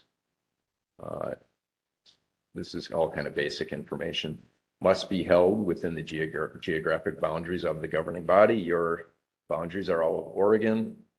You do know, of course, that DPO hearings, public hearings on draft proposed orders by statute must be held within the vicinity of the facility. DPO hearings, though, we have now kind of combined them with APSAC meetings. I think there was a time when the draft proposed order hearings were held completely separate from APSAC meetings, and it was just reported back to you what happened at them. But in recent years, we've combined them. But they could be held just completely separate without your attendance. But other than that, that's the only type of meeting that you attend that has a specific requirement as far as where it must be held. And again, it has to be held in the vicinity of the facility. And that's on original applications for site certificates. An important point to make is that under public meetings law, under the statutes, the public, it requires that the public be allowed to attend the meetings only. Oregon public meetings law does not require that the public be given an opportunity to make comments during a public meeting. That is arises in your own rules, right? So if you, I don't know of any examples, but there may well be agencies that have allowed for the public to attend, but don't accept public comments during their meetings. You do that by your own rule. But that's also why you have the discretion, for example, as Chair Howell announces during the meetings, to say you have 7 minutes to talk during this meeting or to make your comments, because that is even their ability to speak and to provide comments at a meeting is a result of your own rule.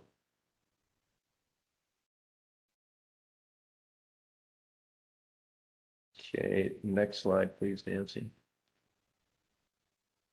Okay, yeah, here we go. Procedures. Okay, just as I just mentioned, the chair can impose reasonable restrictions on order, length, and scope of public comments. And the chair may expel anyone who engages in conduct that disrupts the meeting. It's the announcement that Chair Howell makes at the beginning of our meetings. Okay, now we're going to move into ex parte communications. A little bit of Latin. Can't hear a legal presentation without throwing some Latin in. This is just really odd font. I don't know why it doesn't look that way on mine either. I don't know why. It looks like a typewriter. Yeah. What is an ex parte communication? It is an oral or written communication to a decision maker not made in the presence of all parties to a hearing concerning a fact or issue in the proceeding. Why did I underline to a hearing? Because the requirements in the Oregon administrative rules apply. The requirements regarding ex parte communications apply in the context of a contested case hearing, right? The rules governing ex parte communications are part of the Office of Administrative Hearing Contested Case Rules, which FSEC has adopted. So they apply during contested case proceedings. As you know, when the department issues a proposed order on an application for a site certificate, that is when people can request a contested case. So I would treat, once the proposed order comes out, I would treat that as now, even though it's not really the opening of a contested case, I would treat that to be very safe, as that is when the prohibition against ex parte communications kicks in. So what does that mean? That means, we now have a proposed order on an application for a site certificate that's been issued. So if someone then comes to you and says, I don't think you guys should approve this, or provides whatever input they care to provide, I would treat that as an ex parte communication, right? It means you shouldn't be accepting input unless everyone, all the parties to the pending contested case are there, right? Because it's unfair. Yeah. You're the decision maker, right? You shouldn't allow yourself to be influenced. Imagine think of yourselves as a judge in this instance. And let's say you were a party to the lawsuit and you found out, or you saw the person that is suing you out on the street corner talking to the judge, right? That's essentially what it is akin to, right? So you have to think of yourselves in that manner. And I would suggest that you think of yourselves in that manner, and you cannot accept ex parte communications once that proposed order is issued, because it is at that point in time when people can start, they have a formal, at that point is, they have the ability to make their comments formally, and then the entire process plays out. Yeah, you want you want everybody that's making the decision to have the same basic level of information to make that decision. Precisely. Yeah. So prior to issuance of a proposed order, council may have discussions with people interested in a proposed facility or an amendment, but I would consider, I would make careful consideration whether you're having that discussion might compromise your impartiality or give rise to a perception of bias. Okay? If you think it would, best to politely point out that eventually you'll be making a decision on the project, And in fairness to all of the parties involved, you don't want to discuss that matter without all of the parties present.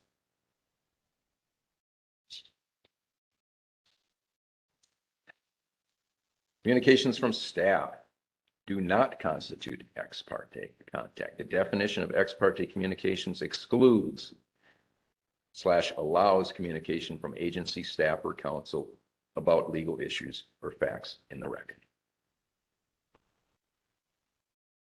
Okay, next slide, please. Examples of ex parte communications could be a telephone call, could be a comment made during lunch, before or after a council meeting, email or text, letter. If you receive an ex parte communication, give all parties notice of the substance of the communication, how it was presented, if it was oral, or provide a copy of the communication if written. Provide any party who did not present the ex parte communication an opportunity to rebut the substance of the communication. The agency would then include in the record of the contested case proceeding, because again, these are the rules applying in the contested case context. We would provide in the record what that communication was. If it was in writing, a statement of the substance of the communication, if it was oral. The agency's notice to the parties of the communication, and not on this slide, rebuttal evidence, if any, was provided.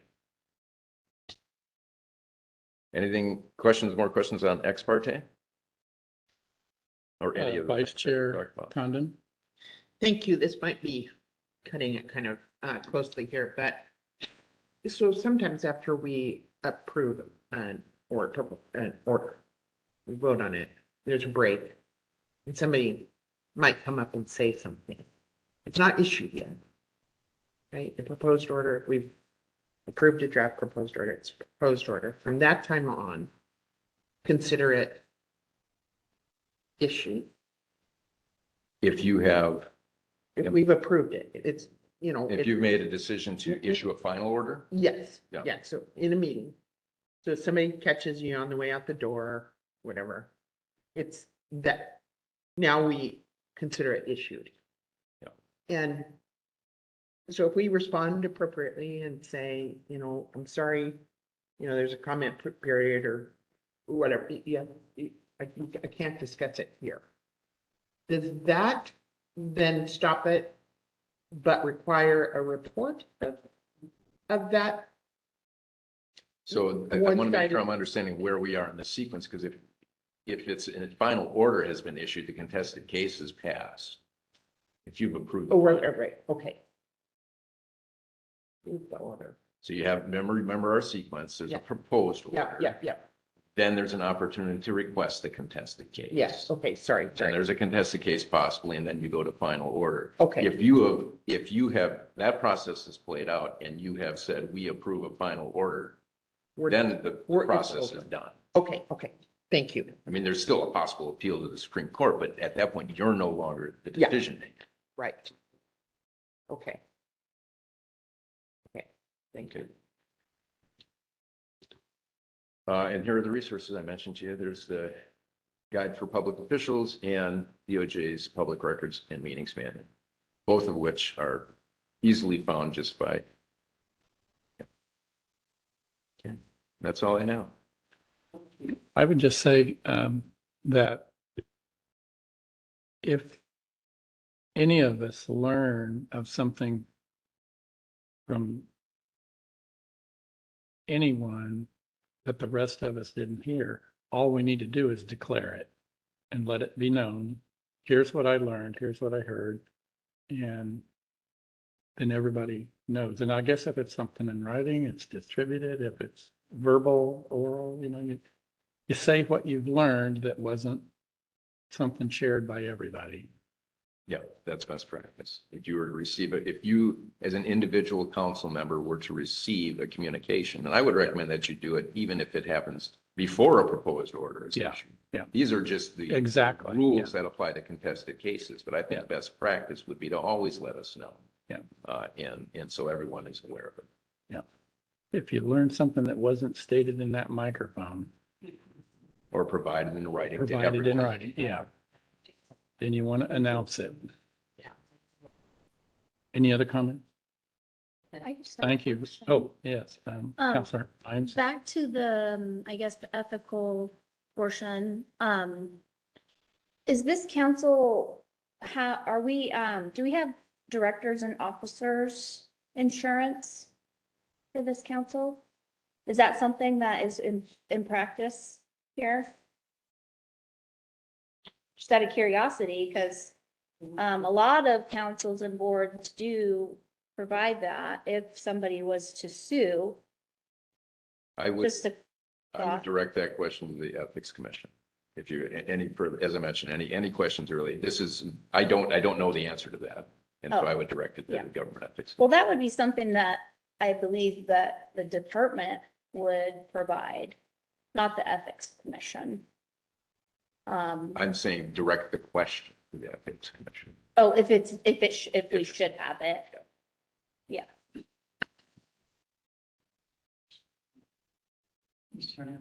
Counselor Devlin.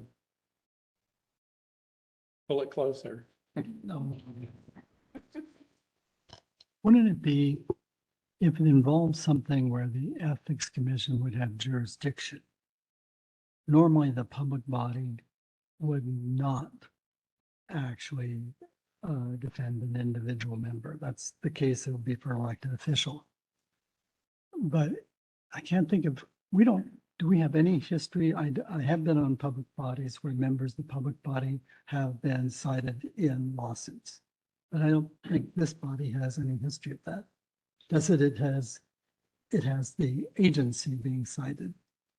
Since I've been involved, and I can speak to that, so since 2018, when there have been lawsuits, first I've never seen allegations of ethical violations by council members.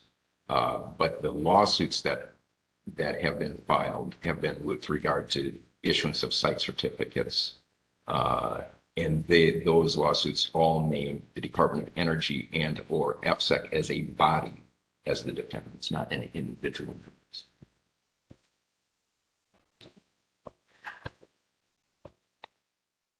Any other comment? Thank you very much, Council Rowe. Good presentation, good reminders. Lots of stuff there. Okay, we do have lunch back there, I guess, and it is noon, so maybe we take a 15-minute break to grab that and then come back at 12:15 and start on the next item, the modernization rulemaking notice of proposed rulemaking consideration. What a title. Okay, 12:15.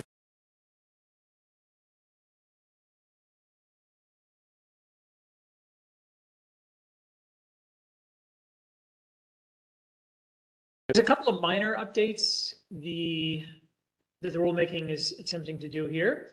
There are just numerous like tiny reference errors, correct and outlining errors that we've sort of noticed that tend to accumulate over the years, where you make changes in one place and then, you know, there's 22 different references to that place and you only catch 18 of them. And so we went through and tried to grab as many of those as we could. And that technically doesn't need to be a rulemaking. You can make those separately, but those are, we thought it would be nice to just bundle them all together here in one rulemaking so that to make sort of cleaner rulemaking record. We are correcting an inadvertent rule change from that was done as part of the phase 2, where the template had an outdated version of the rules. And when I copied the language into the Odo system, yeah, no one caught that until after the system went through. So, and then also just fixing some, rule references, updating some dates, to more recent dates where we're sort of applying other agency rules, and just deleting altogether some applicability provisions that were implemented that you often have to do when you implement rules to make it clear. This will come up in the next rulemaking that we're about to do for the amendment rulemaking. Who these new rules apply to for folks who are sort of in the middle of the process. Well, it's been 10 years in some cases for some of these, so those provisions don't make any sense anymore. So we just yoinked them out just to clean things up. Any questions about any of these minor updates? No? Okay, go ahead and go to the next slide.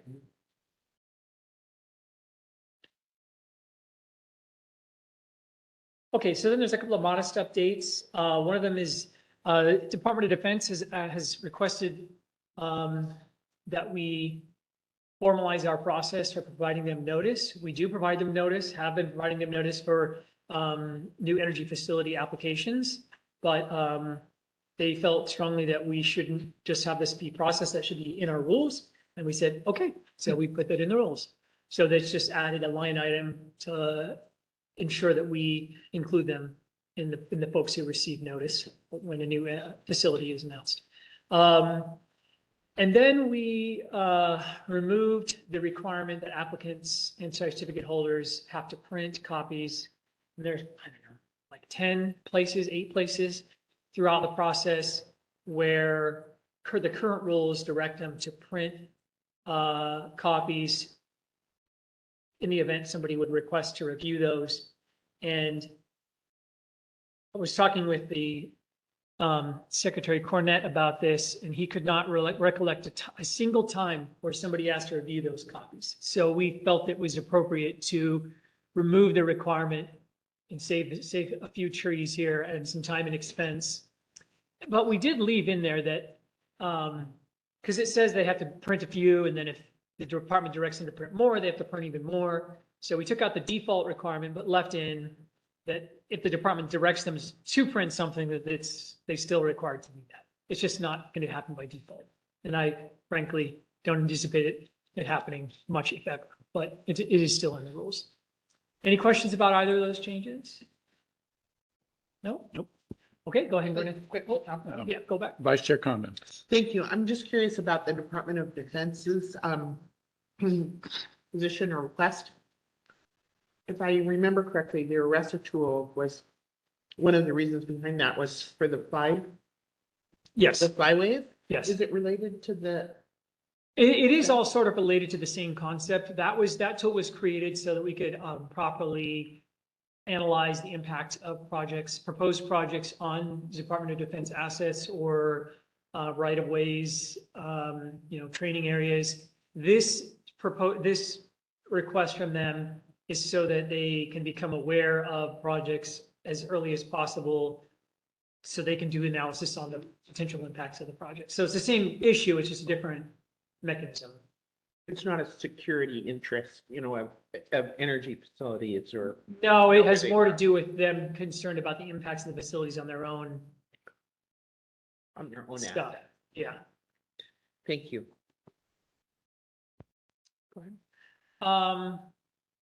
So these are the more significant updates. I would still consider these relatively minor, but as far as this rulemaking is concerned, these are the more significant ones. The first one there is a requirement that directs parties to submit any data used to produce maps or other geospatial data in an acceptable format as approved by the department. Most already are submitting data in the format that we prefer. Some do not. And there's nothing in the rules that prevents them from doing that.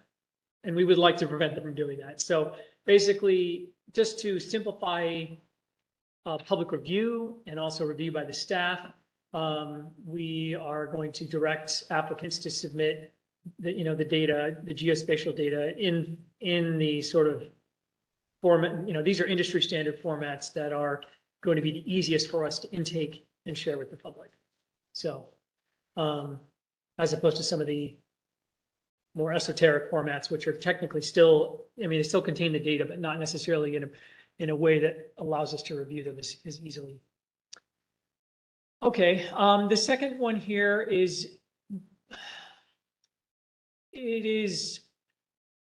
whether this is significant or not, I guess remains to be seen. And I would hope that anybody who's aware of this rulemaking, as I indicated in the staff report, who's concerned about the removal of the newspaper circulation requirements, lets us know that that's how they're getting a notice. We don't really know how people are getting the notice but the sense is that it's not occurring through the newspapers.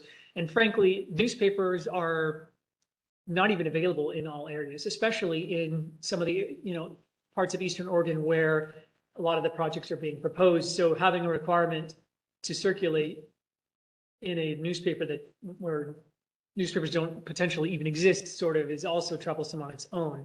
But, this is just a notice of proposed rulemaking. So we are, if folks reach out to us and say that, that this is valuable and that they, appreciate the newspaper notice, it is, a couple $1,000s and the time and energy it takes to put this in here. But if, that's how people get the notice, we would keep doing it. But anyway, so here we are again. We're just going to propose it and see what people have to say. Any questions? Vice Chair Condon? Yes. So thank you. So what's the alternative? I mean, is there notification in other ways required? Well, when the newspaper requirements were created, that was more of the primary notice vehicle. I would say more in 2025 versus when these rules were originally drafted. People are getting noticed through email and whatnot, which is what we do now. With the system, people have to sign up to receive notifications if they want.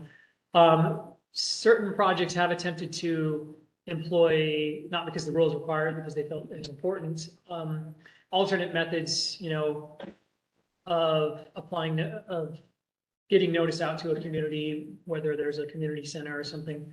I'm gonna turn this to Acting Council Secretary Esterson to see if she has any thoughts about this.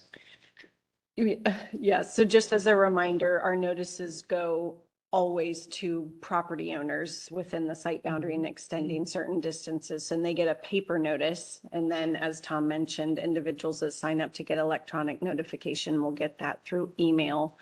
And then what we don't know is how many people are coming because they didn't otherwise receive one because they reviewed the newspaper notice. But as we've been talking about this rulemaking, we've been brainstorming on, connecting with our communications team and discussing social media, how, what platforms are we already using that we might be able to offer through this rulemaking or as a policy to say, well, if that goes away, this is what we would do to ensure that that communication transfer, there's no loss and maybe even an improvement. Yeah. So basically working with our comms team to see what avenues they already use or if they have ideas. Thank you. Yeah, part of that discussion was sort of, exploring as was just stated, the, different avenues, but, it's getting increasingly challenging to create a standardized process. I know like a lot of federal agencies, the Weather Service, were using Twitter as their sort of primary, outreach method for, alerting for weather's issues and other, things of concern. But then, Twitter became X and a lot of people left, and now there's sort of a lot of different services that are being used, and it's, those agencies are struggling to sort of identify, do we have to post, in all these different places, and, what should it look like? So we're definitely, concerned about getting notice out and going to continue to look at this, as, going forward. But Counselor Imes? Are we voting on this today? yes. Okay. On whether to move on. So yeah, to be clear, this is, Yeah. you're not voting on making these rules final. We're voting on letting the public comment on these rules. Yeah. So I would be filing a notice of. We don't need to provide our comments at this time. Well, if you have concerns about about the rules, you should provide your comments, because we want the public to comment on the rules that you're happy with.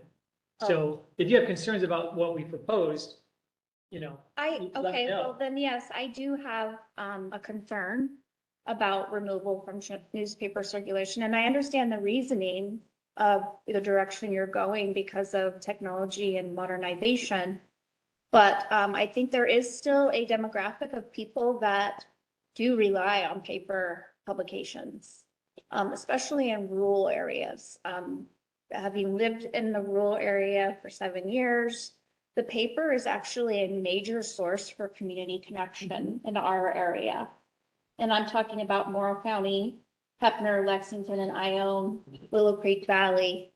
The paper is where everybody goes to. And yes, there are some forums online that people follow and whatnot, but an older generation is not there. There's no presence online. It's actually a real challenge in the area to get information if it's going to be digital. Putting up bulletins at the gas station or wherever the major activity centers is actually very useful too. So just because of my own personal experience and living in that community, I find this a little bit concerning. So I understand though, you know, the cost and the time and the resources, you know, it is expensive. So with the understanding that this is just for, you know, notice for public comment, Oh, so Are- this isn't for information? no, so I'm meeting? just, would you be comfortable with issuing the notice with the proposed removal of the newspaper circulation notice? Just to sort of gather input from the public to see if there's anybody who has any concerns, and we can revisit this issue when we next present these rules. I'm concerned that you might not get any response in relation to it. Because people, they don't even know about the rulemaking in a way. Well, sure, but I mean, if we don't get a response, that we can sort of evaluate at that time one way or the other, but to the extent we would get responses, we could use that information to sort of, you know, figure out where we want to go from there. Yes, Counselor Byer. So I will admit a personal bias on this. My parents owned a weekly newspaper when I was growing up and published it once a week, and I heard the presses run. So I see the value of newspapers and I want them desperately to survive. And I know that this is, the government notices are a source of revenue for them. And as Councillor Imes pointed out, in some communities, it is where we get our news. But I do support floating it out there, seeing if people respond. And then I know you do a staff report before we consider Yes. the rural language. So I would flag this item just as you have done in this staff report to say, you know, this is a big change, people. We really want your input on it because it is a big change and the world is changing. We're losing our local newspapers. This may be a moot point in 5 years, but for now it is a place people get information. Perhaps we ask them to offer other venues, just like you said, posting in the local mini mart or gas station. So this is one I struggle with. So just to get it out there, but I think we should get it out there and see what kind of comment we get. And I'm sorry, go ahead. No, I just wanted to offer that, I mean, it's from our perspective, I don't think it's really a function of the cost because it's a very minimal for the overall, but it was a question of the value given the cost. And it's a lot of times the people that show up to comment are landowners. And so we can't, but we don't gather the data. We don't ask people, how did you hear about this? Why are you here? It would be nice to know, but we're hoping the rulemaking would get some of that input. Vice Chair Condon. You know, part of what's behind my original question is what does newspaper mean anymore? Like, is it an electronic newspaper? And are people not getting the, you know, Ione Register anymore? Maybe newspaper, not that that would be Ione, Salem Statesman Journal, let's say, but they're going to the Salem Reporter. And so is there an analysis of where does the population get its news? But secondary to that is if we don't put out, if there's not notice put out that, hey, this project is happening and we're gonna have a notice of intent or, whatever the notice is. That it becomes those who are opposed and those who are against it, putting their viewpoints with no notices of, hey, we're gonna have a public meeting and we'll cover it all in an unbiased way. And so that's what I'm kind of worried we would lose in terms of notification in our job and in letting the public in on something that's going to may impact their daily life. Yeah, I mean, I personally am not, it's one of those things where we're just sort of, guesstimating in terms of based on what we're sort of seeing in terms of, newspaper reach and the rapid shutdown of newspapers, publications in the state of Oregon. It's just a question about whether it makes sense to do this now versus in 5 years or whatever. So yeah, the hope was that, we're not going to hide this. When I send the notice out, to seek public comment on this, I will make sure to, highlight this as its own, line item and say, hey, please comment on this if you have any thoughts or, so we can get some data one way or the other, from folks. But yeah, if there are people out there that are concerned about this and that want this to remain, we're not opposed to doing it. Councilor Devlin. I do think that I agree with Councilor Imes' comments. And I do think a lot of these newspapers fulfill a whole lot of other needs in rural communities. Many areas have many outlets for news. Many rural communities only have their local newspaper, if they're lucky enough to have still a local newspaper, or if they're lucky enough even to have a local radio station that will report on local news. I do know that, to be quite honest, if you would notify there is a statewide newspaper association, if you would notify them, I'm pretty sure you would get some comments, or if you would notify the community newspapers in those rural communities, because many of them exist literally on a shoestring. I mean, we're going to be open another year, or we may have to close. There have been newspapers that have been in existence in this state for over 100 years. And I'm just not talking about metropolitan newspapers that have closed in the last 5 years. And I just think that, if we're not getting objections from anyone for doing this, I don't think it hurts to still continue to do it. This is Kent, and I'd just say, as long as the newspaper business in the area is operating, then it's a requirement. But once that newspaper goes away, there's nobody that would be required to send that notice or to provide that notice. Now, we have a requirement that the applicant get the addresses of all the properties within, is it the site boundary?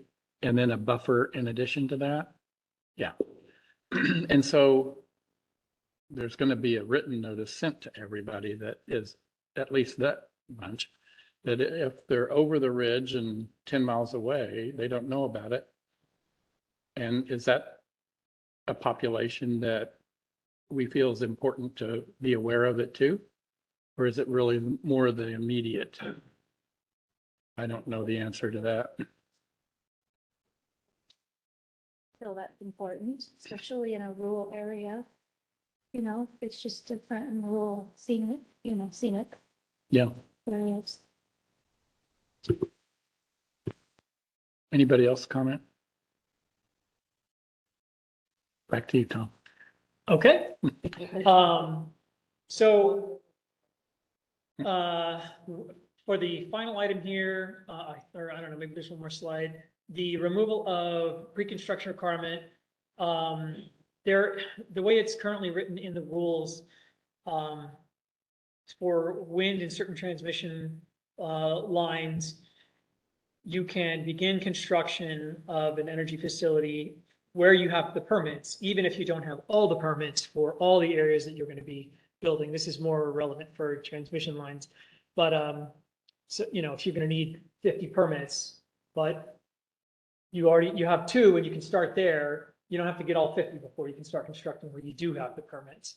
So there's the rule that says you can do that, but then essentially for solar, and all the other facilities that would potentially go up that are not those categories, you cannot do that.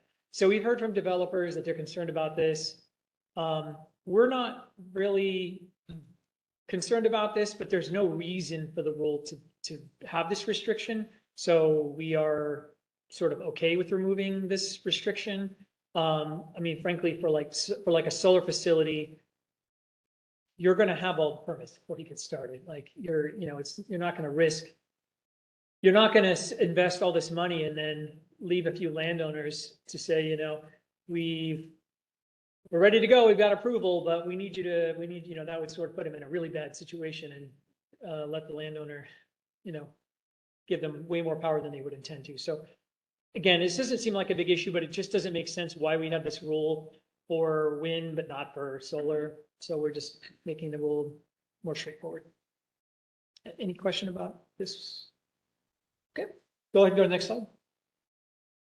Okay, so given the discussion that we had, I'm just going to throw it out real quick here, and then you can say whatever you want to. But my takeaway from your conversation was that we're going to, if you choose to do option 1, as presented, will be with the understanding that, A, I'm going to do my best to highlight to the public what we're considering, and B, we're going to re-examine this issue when we next meet to discuss these rules. So with the understanding that we may not go forward with this proposal.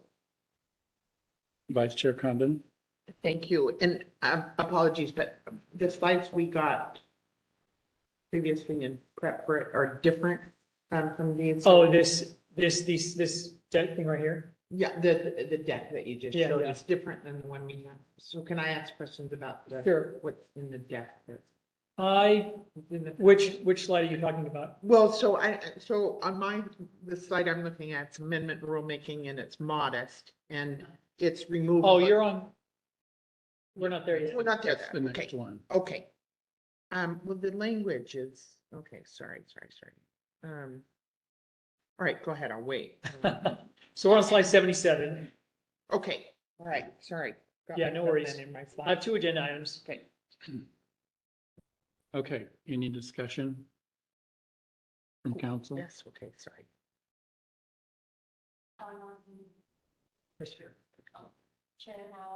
So with the conversation being had earlier, you know, I guess also council, I would like to propose that we accept it, but with changes. So how do you does it need to be super specific about the changes or? The more specific, the better.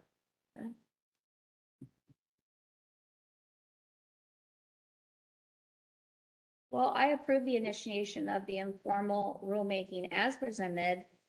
But in regards to, go back here. Bullet number 2 on slide 74, I would ask that this be removed. That's why I kind of was asking if I need, what specific language I need to provide mean- here. I think you mean the next slide. Slide 75. Oh, mine said 74. Oh, all So right, go- modernization rulemaking slide, Mm-hmm. bullet number 2, the removal of all newspaper circulation. Yeah, 76. Okay. Um, So, We updated the slideshow for Janine's presentation oh, okay. just this morning, so that's going to throw the numbering off. Okay. Yeah. So I would move forward with the process, but ask that this bullet point be removed. And that's a motion, right? Yes. So I'm sorry, if I could interject, we would like to clarify that the motion should refer to formal rulemaking. So if you wouldn't mind to restate your motion, just update it to the use of formal rulemaking versus informal. There was an Okay, error in our- I make a motion to approve the initiation of formal rulemaking as presented with the specific changes on slide deck, modernization rulemaking, bullet point number 2, asking for that to be removed. Under significant updates, yep. Could you Just read it, yeah. Read the bullet that you want removed? Sure. The removal of all newspaper circulation notification from the citing process. Okay, we've got a motion. And could I just, the way I'm understanding your motion, Counselor Rhymes, is you don't even want to propose removing newspaper circulation. Okay, because where we're at with this rulemaking is these are just going out for public comment, right? Yeah, I was hoping to get some public feedback on that. So if we remove this from what we proposed, we will receive no public feedback on this. And if that's your motion. Yeah, I mean, if you feel that strongly about I this. understand that that's. Nobody has to second it. Okay, from Counselor Devlin, we have a second, so we've got a motion and a second. Okay, Ann Byer? So we're voting or Yes. discussion? Oh. Is there any discussion? Counselor So Byer. just for the record, no matter my personal bias, I would like to have language in your proposed rulemaking that includes the consideration of removal of newspaper circulation, just as a way to find out if anybody but Ann cares about this, right? Because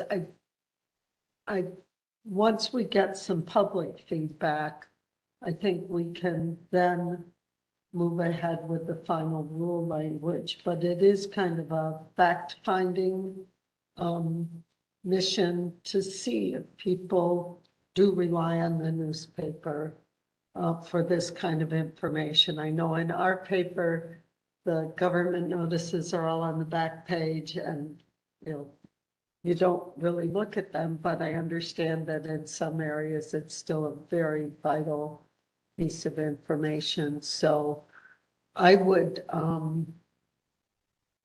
respectfully disagree with the motion, but to change how we present this is a consideration of removal of that requirement. And I do appreciate that you called this out as a significant update and not just cleaning up kind of thing. So that's me thinking out loud. Any other discussion? Vice Chair Condon? I'm just thinking about it further. I'm wondering if we can kind of change it and consideration of notifications, just of how notification is done. Not that we want to prohibit or take something away, but how to better notify and get feedback on that. It's when it's active, I guess. That it's not removal of notification, it's bettering it. It's making it more consistent with other means of notification. Counselor Devlin?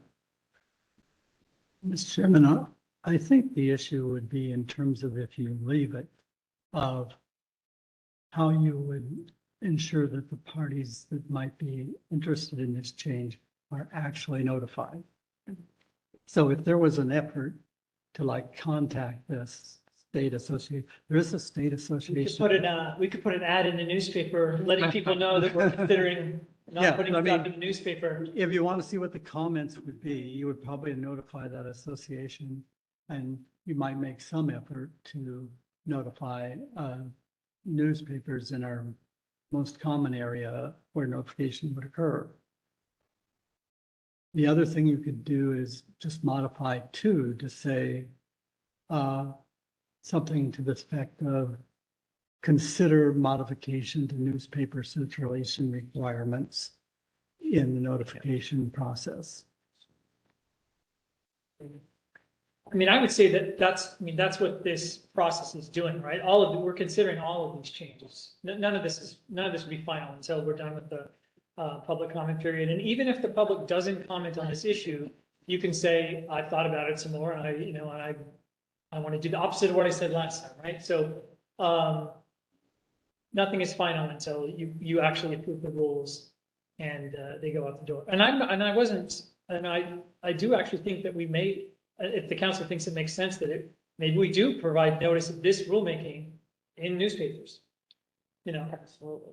So that to the extent we're curious if people are actually reading newspapers, using the newspapers to ask that question.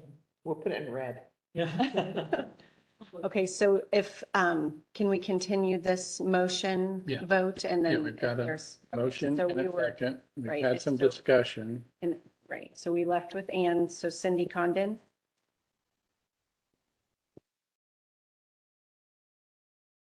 Um, hmm. Can I just make sure? we're on the Clarify. same Yeah, page? I think it's a good idea. Right now is to completely remove the proposal to remove newspaper notice, right? So if you were to vote yes now, that means the proposed rules would just drop that entirely and we would continue with newspaper notice. That's what a yes vote means. So there, right, focus, no on the motion as presented. Right.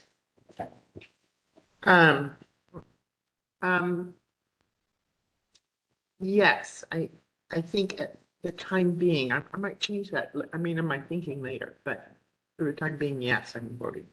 Okay, Richard Devlin? Yeah. And Ken Powell? No.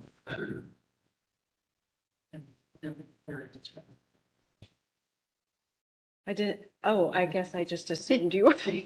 Sorry. Richard Devlin? And Katie Ives?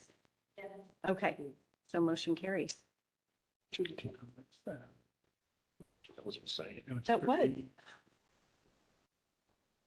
Yeah. Yeah.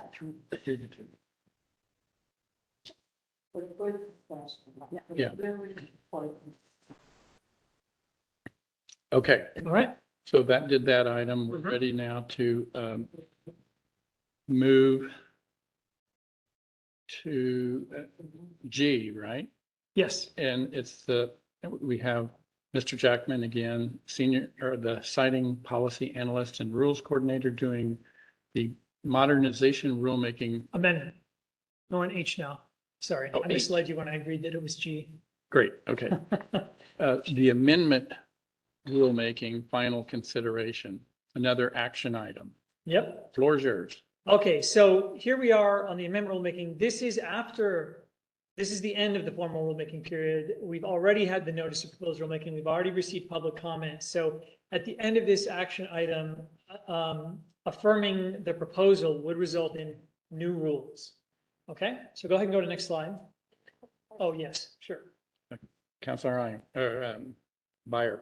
So I just have more questions this time than I have answers, but did you receive any other comments in addition to the comments that were forwarded to us?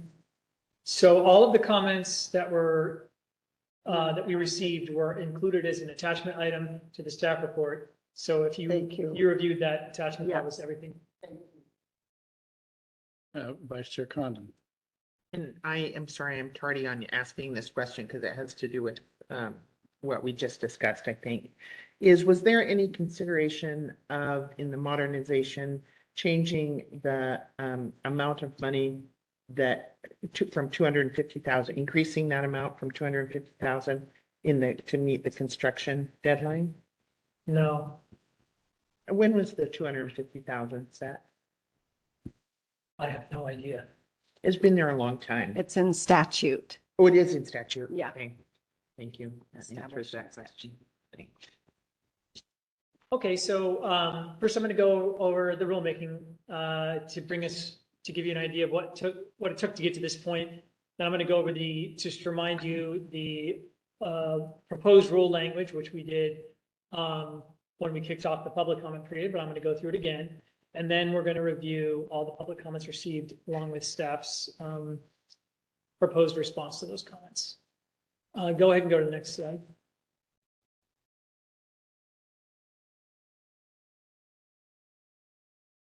Okay, yeah, so here we are, red box, we're at the very end of the process. So go ahead and go to the next slide.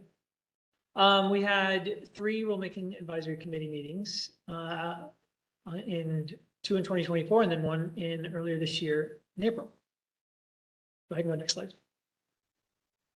So we had a pretty broad rulemaking advisory committee. As you can see, we had folks from, the utilities, energy advocacy, resource interests, members of the public, and also some government agency folks. Go ahead and go to the next slide. So the goals of this rulemaking were to improve the amendment process where we could if, by removing ambiguities or improving clarity, by making changes to the process based on lessons learned, specifically since the 2019 revisions, which is the last significant time these rules were updated. And then finally to update the rules to ensure compliance with any new statutes, one of which was just passed earlier this year, as well as any direction of the courts. Go ahead and go next slide. So once again, we have 3 sort of categories of rules changes that we proposed: minor, modest, and significant. So let's go through those now. On the minor, we have sort of a similar, we were doing this before, the modernization rulemaking. So there's the removal of printed copy requirements, specifically for the amendment rulemaking rules, Division 27. We just made various tweaks throughout to sort of improve readability without changing anything, intent-wise. Updated rule language to reflect some recent rulemakings. There's references to the council standards, but it didn't mention the wildfire one, which was added somewhat recently. And then sort of cleaning up the language to reflect other proposed changes, such as getting rid of type C, because it would, we're proposing that we get rid of type A and B, so it kind of didn't make sense to have a type C. So just trying to like unify and clean up the rules, and then also sort of remove the duplicative language where we found it. Any questions about this list? Go ahead and go to the next slide. So we have some more modest changes here. There's a new rule that requirements that would help the department track compliance with the council-approved final retirement plan. There's new direction that explains how certificate holder would release a portion of a site, sort of partial retirement, if you will, which was a request from the developers who wanted that process to be more clear, although it doesn't really happen much, but you can imagine a portion of, let's say, a wind facility, some turbines aren't working as well. You've decided you're too close to the end. You'd rather just retire those, that section. You don't want to close the whole facility down. So we sort of clarified that process in the proposed rules. Clarified how you would define the request for amendment analysis area, how that works, and then also added some requirements about how an applicant would refer to previously submitted evidence. They were just, and this was specifically allowed in the rules, saying, see what we submitted previously, but we found that to be confusing, and members of the public also weren't happy about that because they had to go back and track all that other stuff down. So the rules now specifically say you can obviously cite the record, but you have to include that in the materials that you submit, so that people don't have to do a hunt to figure out what it is we're relying on. Okay, go ahead and go. Or any questions about that? Sorry. No? Okay, I'll go ahead and go next slide. Continuing on with more of the modest changes, there's some rules providing the council some additional flexibility about the in-person hearing requirement. We have in our proposal to get rid of type A and type B, there will now always be a hearing, because one of the type B differences was that there was no public hearing. So we're saying we're going to propose just one type, but there will always be a hearing now. But given that some of the more modest minor amendments, which previously wouldn't have had a hearing at all, sort of allowing for the council to not necessarily require that to be on location if there is limited public interest or the amendment's extremely minor. But the default would still be on location for any amendments. There's a change to there's a bunch of changes to how the comment period is going to work, and we'll discuss those in the more significant section. But one of the more modest ones here is to, and this was sort of an issue that came up from folks and also council members, modifying the public comment period so that it doesn't end until at least a week after the public hearing on the amendment. So it could be, 2 months after the public hearing, but it can't be less than 7 days. Whereas previously the public comment period was ending with that last count, with the public hearing. So if something comes up at the public hearing, people want to submit a written comment about, they now have at least a week. So, and that also kind of makes it easier to schedule the hearing, because now you don't have to schedule it to be at the end of the public comment period. You can do it sooner if that makes sense, and then have the public comment period extend another month or whatever. So it does, I think, provide some additional flexibility as well. So there was a requirement for certificate holders to demonstrate a need for an extension request. We removed that and we received some comments on that, so I'll be discussing those later. But yeah, we'll get to that later in more detail. There is stuff about extension deadlines. That language is really no longer relevant. So we removed that because it related to those that don't exist. Okay, go ahead and go to the next slide. Oh, unless you had a question, sorry. Vice Chair Condon. Thank you. I just want to make sure I understood what you said. So removing the requirement for site certificate holders to demonstrate a need Yes, for extension request, considering removal, right? Yes. Removing it. And we're going to talk about that later. yes. Yes, we're going to talk about that later because one of the commenters did not like that we took this out. So I will discuss in more detail what we're proposing and why, along with their concerns. Thank you.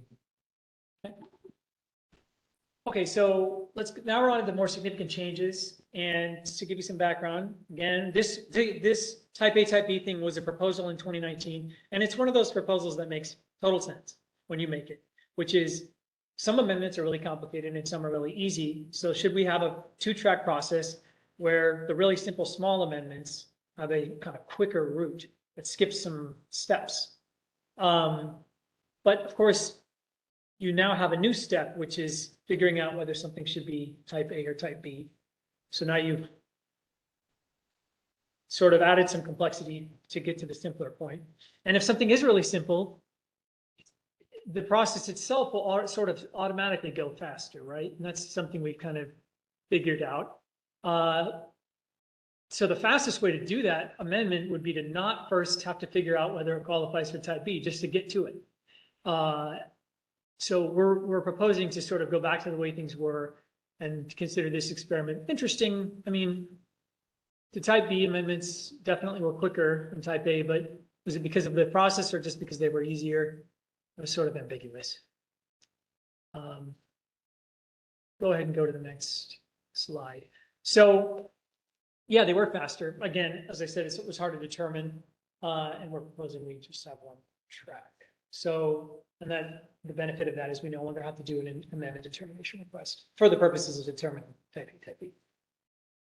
We still have to do that for determining if something requires an amendment at all, because not every change requires.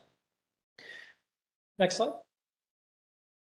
So this is the current process, and then go to the next slide.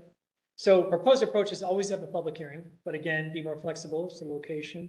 And then the other big significant difference is that type E had no contested case possibility, but we were proposing no contested case possibility for any amendment. And this was the thing we received the most comments on. So I will be getting into the weeds on this one when we discuss all the comments that we received. Go ahead and go to the next slide. So the question about the contested case, option. Can we do this? Nobody really argued that we couldn't do this. They just don't want us to. So we definitely, I mean, feel very strongly, go to the next slide. We do have the authority to do this. Go ahead and go next slide. So and just as a reminder, we're proposing this for amendments, right? So the original site certificate application is still required to have a contested case. It's not optional. It must occur. So, but that requirement does not exist for amendment in the statute. In fact, the statute specifically states the council has the authority to decide if any contested case should occur. Go ahead and go next slide. So then the real question is, should we do this? Go ahead and go to, yep. And we concluded yes. There's two main issues. So go ahead. The first one is that we're not having contested cases on amendments. They're just not taking place. So to the extent that the contested case has a function, that function is not occurring.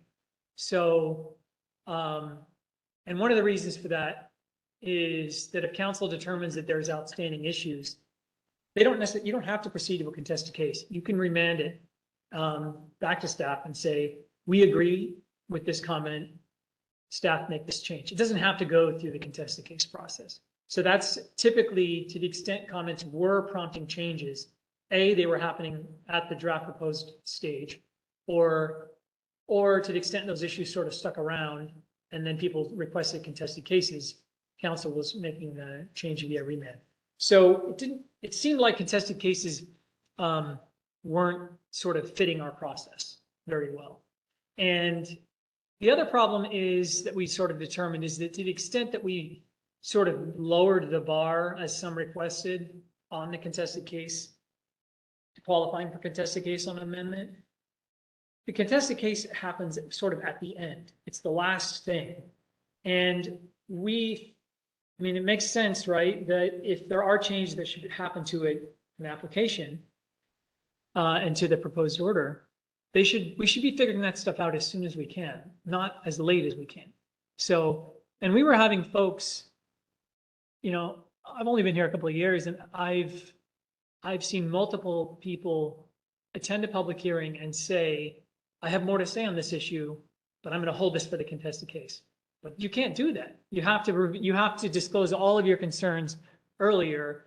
I think just the existence of the contested case possibility confused people as to when was the time to share your concerns about the project. And the time for that is during the public comment period. But despite, you know, our best efforts to sort of educate the public, this seemed like it was a continuous issue. So just a Yes, question, when would you like to discuss this particular issue? when we get to the public comment part, I'm just sort of taking Thank the you. sneak preview here because I know Okay. what's coming. That's why. Yes. Yeah. Yeah. It's teed up. Yes. Yeah. Thank you. So let's get there. Go ahead and go to the next slide. So let's look at what we're proposing. So what we're proposing is a new process, which with the idea that we do want public participation. And the question is, how can we improve the quality of and the usefulness or utility of that public participation? Right now we have a theoretical contested case that's not occurring. Could we have something that actually occurs? So that's number 2 here, would be ensure to the extent that the public has data or arguments or issues that we sort of run those to ground as soon as possible in the process rather than later. So that was where our goals in designing a new method. Go ahead. So what we're proposing here is public comment, mandatory response, which is not currently the case, an optional reply, which is not currently the case, which would allow the public to sort of respond to the response, and then an optional sort of final say by the developer, which is called the SIR reply, but is just the final word, which is given to the site certificate holder, and also the department if they choose to participate. This sort of process was already sort of occurring the department had to respond to all comments in, the, the final order, where we would discuss, here are all the comments we received and here's our thoughts and direction. But the public never had a chance to respond to that take by the department or by the certificate holder. The time would have been a contested case potentially, but again, that wasn't really taking place. So now we are formalizing an opportunity for them to say, you're mischaracterizing the issue, or which is a thing we hear a lot, or I didn't realize I needed to say A, B, or C. So now it's sort of, you will, if you're paying attention and you see that you have this opportunity, you will have the opportunity to say, to fix any misconceptions about your comment, or to, to the extent we're saying, you said there was a gray squirrel, in the area, but you didn't actually give us any data that we can use to evaluate that, provide us with that data so we can actually, compare that to what the certificate holder provided us. And they'll have a chance to, correct. So, yeah. And this is, again, something I've spoken about previously, but this sort of response replies to reply, this is how sort of the legal process works. So if you have issues, in a lawsuit and you file a motion, that's sort of like your public comment, then there's a response or replies to reply. So we did not invent this system here. We're just sort of copying a well-known, well-established, how do you resolve disputes type of process. Go ahead and go next. So public commenters will now learn immediately if there are any issues with their comments. They will be able to timely remedy them before staff issues a proposed order, or a draft of final order, I should say. And this will all take place prior to review of the council. So, yeah, go ahead. And then this is just sort of a picture of what the type A process currently looks like, with the red stuff being what would disappear on the type B, with the red stuff being what would disappear, and then what this final bar looks like. And it looks like we've shrunk the process, but the review of these comments is going to take some time. And so it's the process as we did our internal analysis, is that these two processes, the type A and the proposed process, will take almost exactly the same amount of time. It's just before we were spending time considering something that never happened. And now we're going to be taking time considering what people are actually saying. So, I mean, I'm very biased here, and I think that the proposed process has a lot more value than what we're currently doing. Any Vice questions Chair. about this slide here before we get into the public comment? Vice Chair Yes. Condon. I do think this makes the process easier to understand, not necessarily more limited. So I think getting the comments earlier and responding is great. But one of the things that I don't think I understand is how much the public engages or can engage with staff. If they have comments to make, I mean, I know the comments are here, or formally made here, but if somebody has a thought about it, can they pick up the phone and call staff and say, hey, I have a question about this and I have gray squirrel, whatever, and they get the response pretty early of, yeah, provide us comment with data. So they come, there's some advice beforehand. I just don't understand how the public can engage with staff.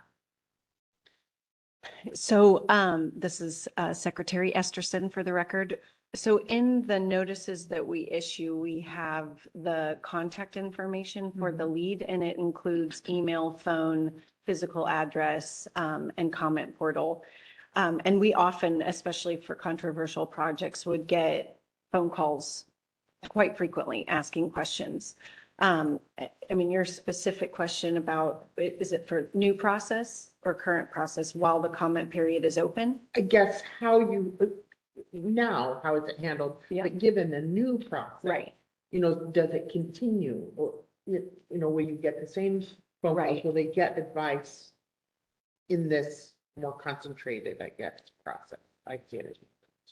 Yeah, I mean, okay, so correct me if I'm wrong, but if your question is about once the comment period has closed and we start this response, reply, sir, reply process, if they're confused by the fact that they're implicated in this additional thing, can they talk to us about what's Mhm. going on or what our comments even mean? Yeah. Yes, I'm concerned about that, but also in between, before the public, before they Yeah, send their comments, they absolutely. can all Yeah, I mean, that, right? yes, Yeah. Yeah. And so after that, yes. okay. I mean, do you have any concerns about how communication would happen once the comment period closes and it's the response, reply, sir, reply with those commenters between department and commenters or certificate holder and At that point in commenters? time, so now we want to make sure we're all on the same page as to where we are in the process. Okay, so under the proposed new process, Mhm. public comment period on, we're calling it a proposed order under this process, Okay. would close, okay? If you had made your comments with sufficient specificity, now you can participate in this additional process. Yeah, in this mandatory response. Yes, Yeah, right? yeah. So once you're in this process, I might be a little uncomfortable with someone directly contacting staff, right? If they were to do that, we would have to make that part of the record because it goes back to what I was talking about earlier. It's kind of like ex parte. Exactly. Staff isn't the decision maker, right? But if staff were to be contacted at that point in time, in fairness to all parties, we would need to disclose that so they would have the, if all the person contacting staff is they just don't understand something, they have a question, that's No fine, problem. right? I would still want to report it, let everyone know. But if they're actually trying to make argument or influence the process in some way, we would definitely have to disclose that and give all parties an opportunity to address it. But on the front end, if I could just, before the public comment period has ended, it's, and as Ms. Esterson said, my understanding, I mean, the public can contact Odo at any point in time and say, I don't understand how this works. Give me some input, give me some information, and that will remain the same.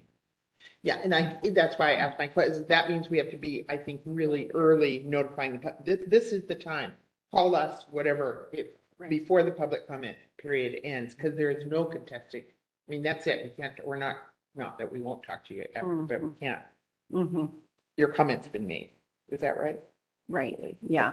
And so in the amendment process, current process and proposed new process, we have to issue a notice within 14 days of receipt. Where I believe unless it's changed, we're working on a template that explains the process. And of course, it still includes the contact information and talks about all the different resources individuals can utilize to better understand what this notification of the preliminary amendment means. And then the same information is provided again once the proposed order would be issued. Partly why I'm concerned about it is this is amendment, so people have been through the whole process Right. before, and this is changed. Yeah, So right. that's, okay, thank you. And to be clear, because I do think there could be confusion on this point, what we're proposing does not change really anything about public participation prior to the end of the public comment period. So learning about the projects, being able to reach out to staff and asking questions, getting the notice about the proposed order, being able to comment, how you comment, all the way at the hearing, all the way up till the last day of the public comment period would be exactly the same under what we're proposing versus the way things are now. The question is, when the public comment period ends, now what happens? That's where all the changes are. So now what happens is you sort of a black hole, and then you find out later on what staff did with your comment, and you're like, oh, no, that's not what I meant. And then you get an opportunity to request a contested case, and then that doesn't happen, and then it ends. Yeah. So it's just sort of like, well, if I'm participating in that process, I'm sort of confused and sad and maybe a little upset. You don't like how staff characterized your comment in the staff report, and then you get rejected from your contested case, and then now what? So this is, I feel like it's way more transparent and open. You comment, you hear back from us, you understand immediately why we didn't like your comment or felt like it was incomplete, and then you immediately get a chance to correct that. And then we take your comment and we run with it. And if you're unhappy, you know, the appeal path is very clear.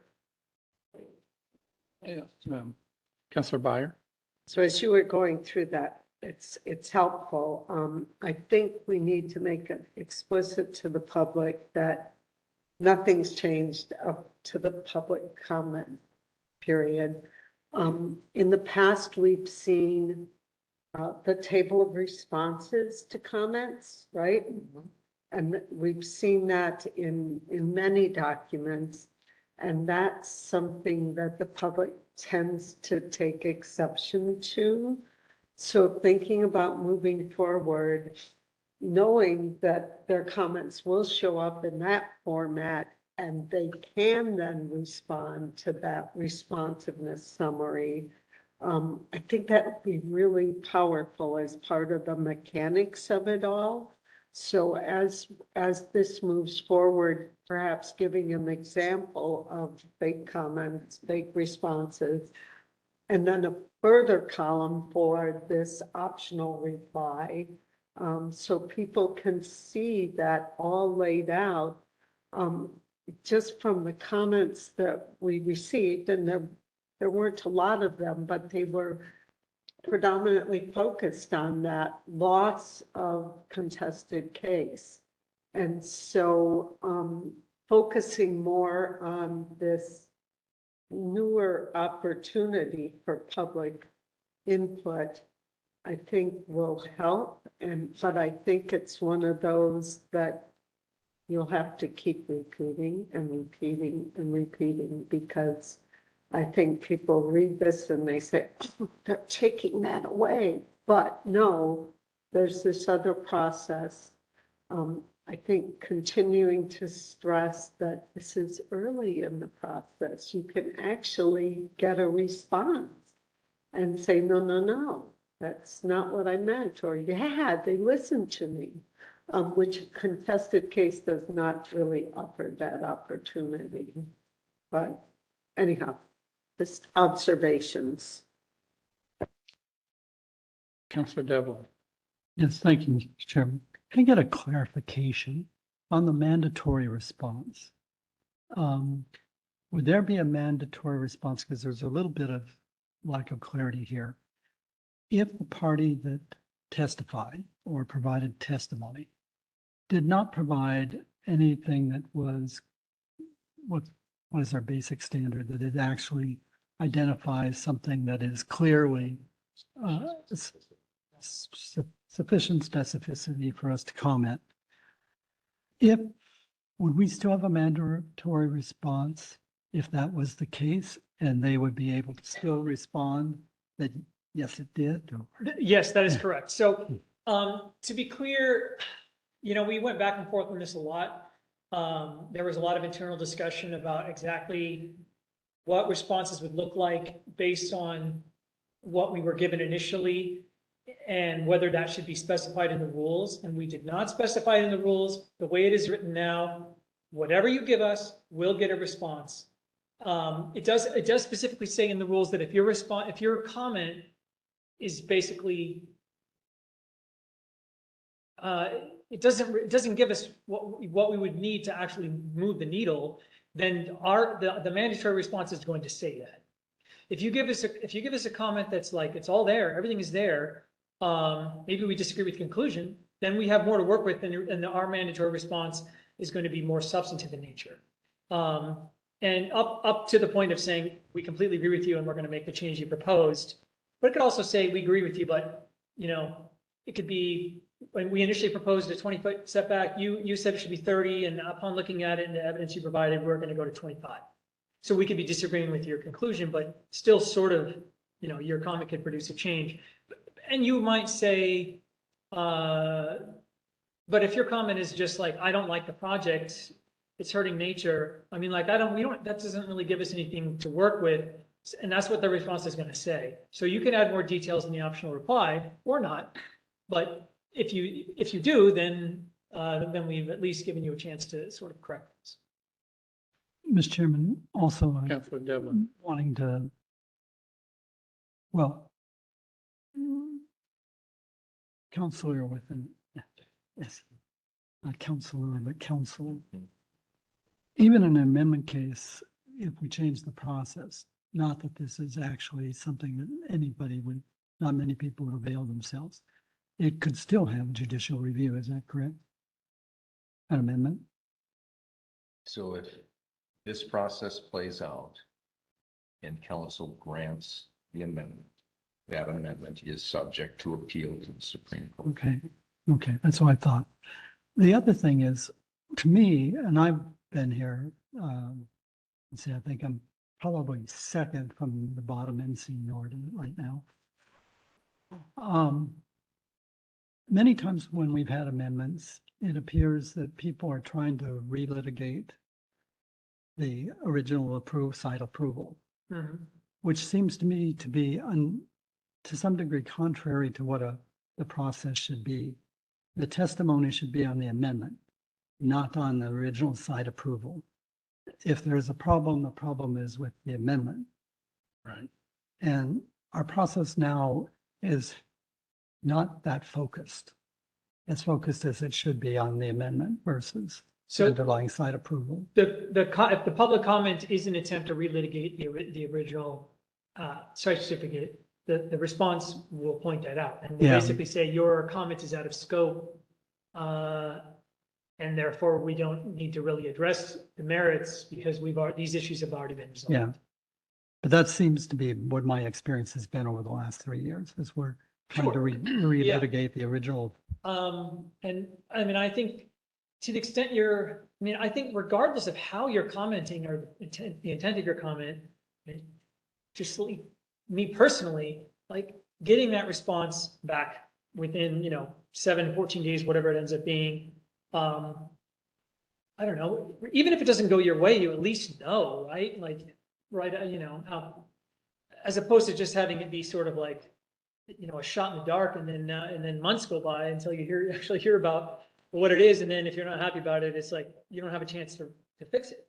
I would be super frustrated. So, I'm hoping that even if people are sort of maybe upset and they feel like things are being taken away from them, that when they see this process in action, that they will appreciate the robustness, I think, of what we're attempting to do. I mean, frankly, we're a little bit nervous about the robustness, because this is going to require, that red box there is going to be a lot of work to deal with. We're going to have to have quick turnaround. If we get 100 comments, we're going to have 100 responses. And if we have like a week or two, that's going to be all hands on deck. Whereas the current process, it could be 6 months while we, address all the concerns that people have. Tom, but as far as mandatory, it's only mandatory for the certificate holder, right? I mean, the department has. In the rules, discretion to yes. respond. Sure. I mean, in practice, it's almost certain that we will, but I just want to make sure you understand that the way the rules are written, it is mandatory for the certificate holder to respond, and the department will respond at its discretion. And the reason why we've set that up that way is because oftentimes in the past, we have found ourselves essentially having to carry the water for what, in my opinion, is something that the certificate holder really should. If someone is saying, certificate holder, you don't meet this standard, right? So we're going to defend the fact that we've recommended that they do meet the standard, and that's appropriate. I think it's also appropriate, which hasn't always happened, that the certificate holder should be weighing in and saying, we agree, and this is why we think we meet the standard. That hasn't always happened. And so it leaves us as a department in the position, it makes it seem to the public as if we are advocates for the project. We're not advocates for the project. We are addressing why we believe they have met the standard. So that's why it's important that we've added to this rule that it's mandatory for the certificate holder to do that, because they're the ones that are advocates for their project. We're just analyzing whether their project meets the standard. Yeah, it's good. I think making that point clear to the public is going to be very important. Because I think there is that perception issue with you. Not with someone that someone about. That's a very And that's what the graphic up there means, the certificate Yes. holder. Yeah. I just put it together. Nice. Yeah. Yeah, well, that was the only graphic I could find. But yes, That is the catch there.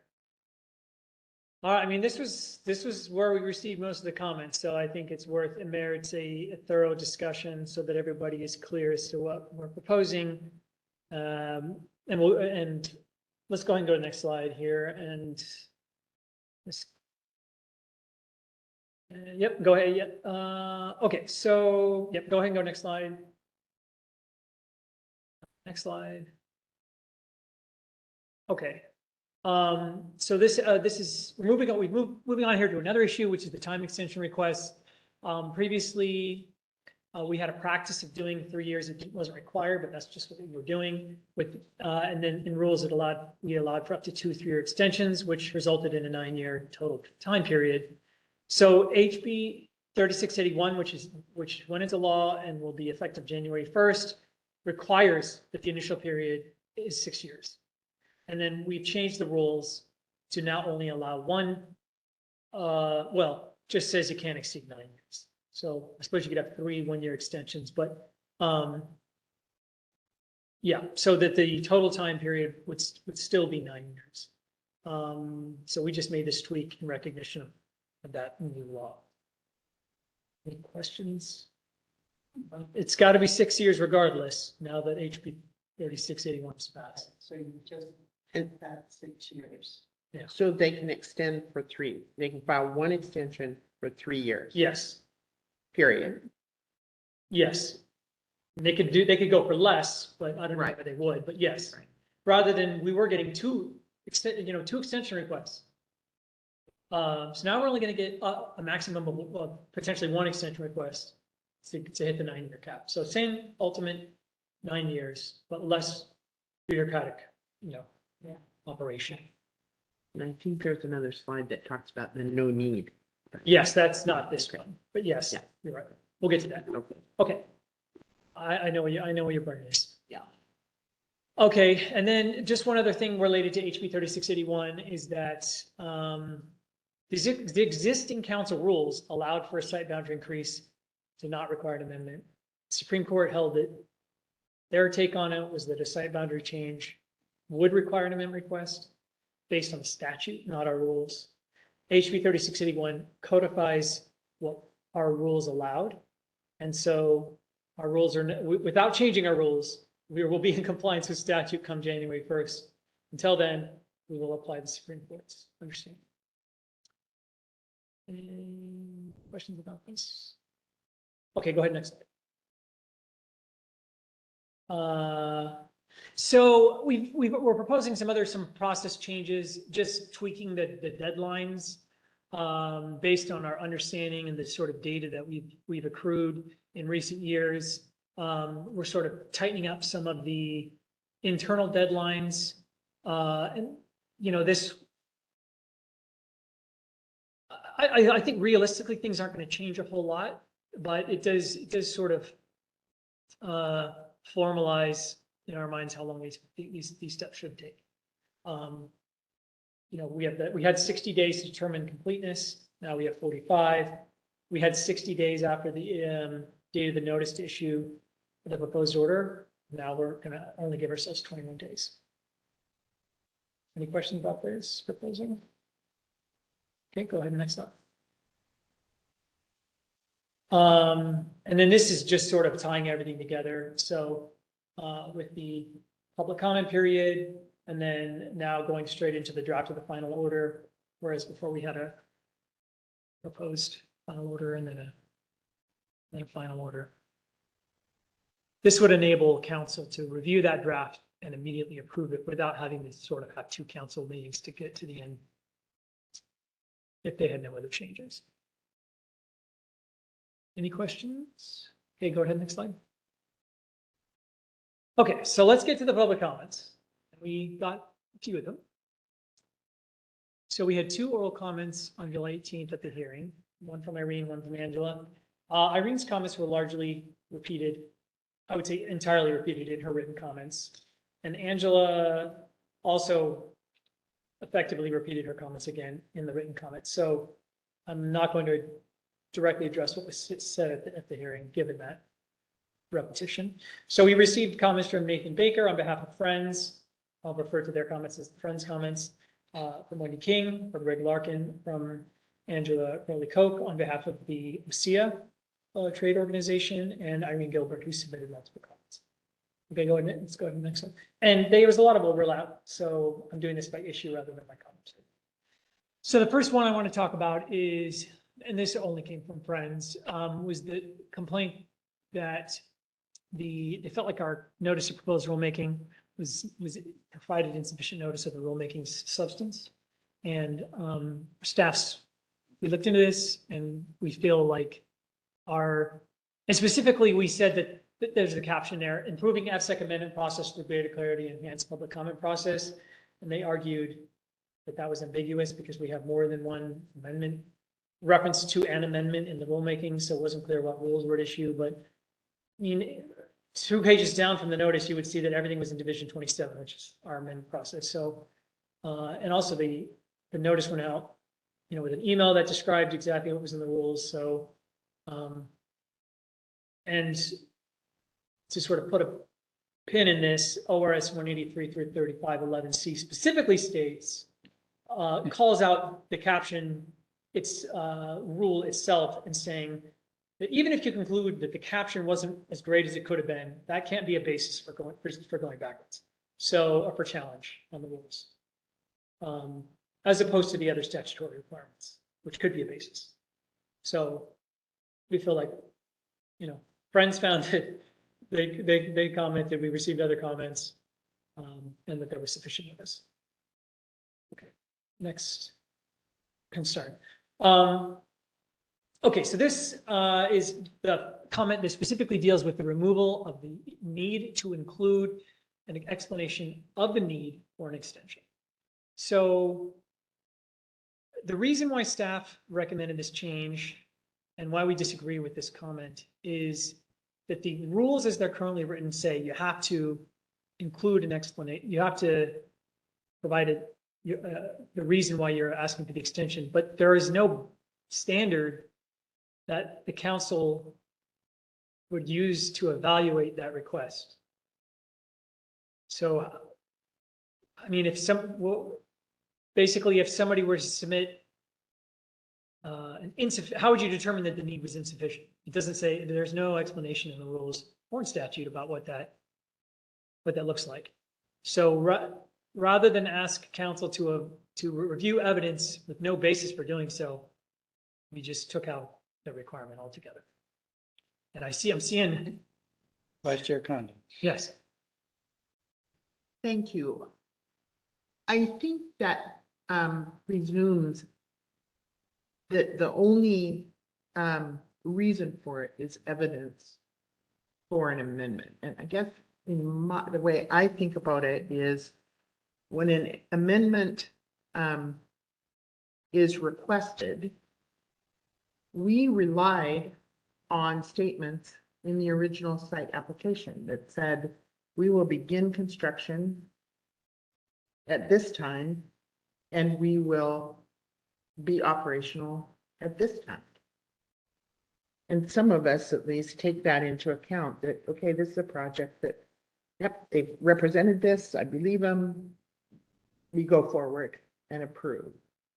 And the amendment is saying, nope, what we said wasn't accurate. And for me, it's information to the council on what drives those extensions.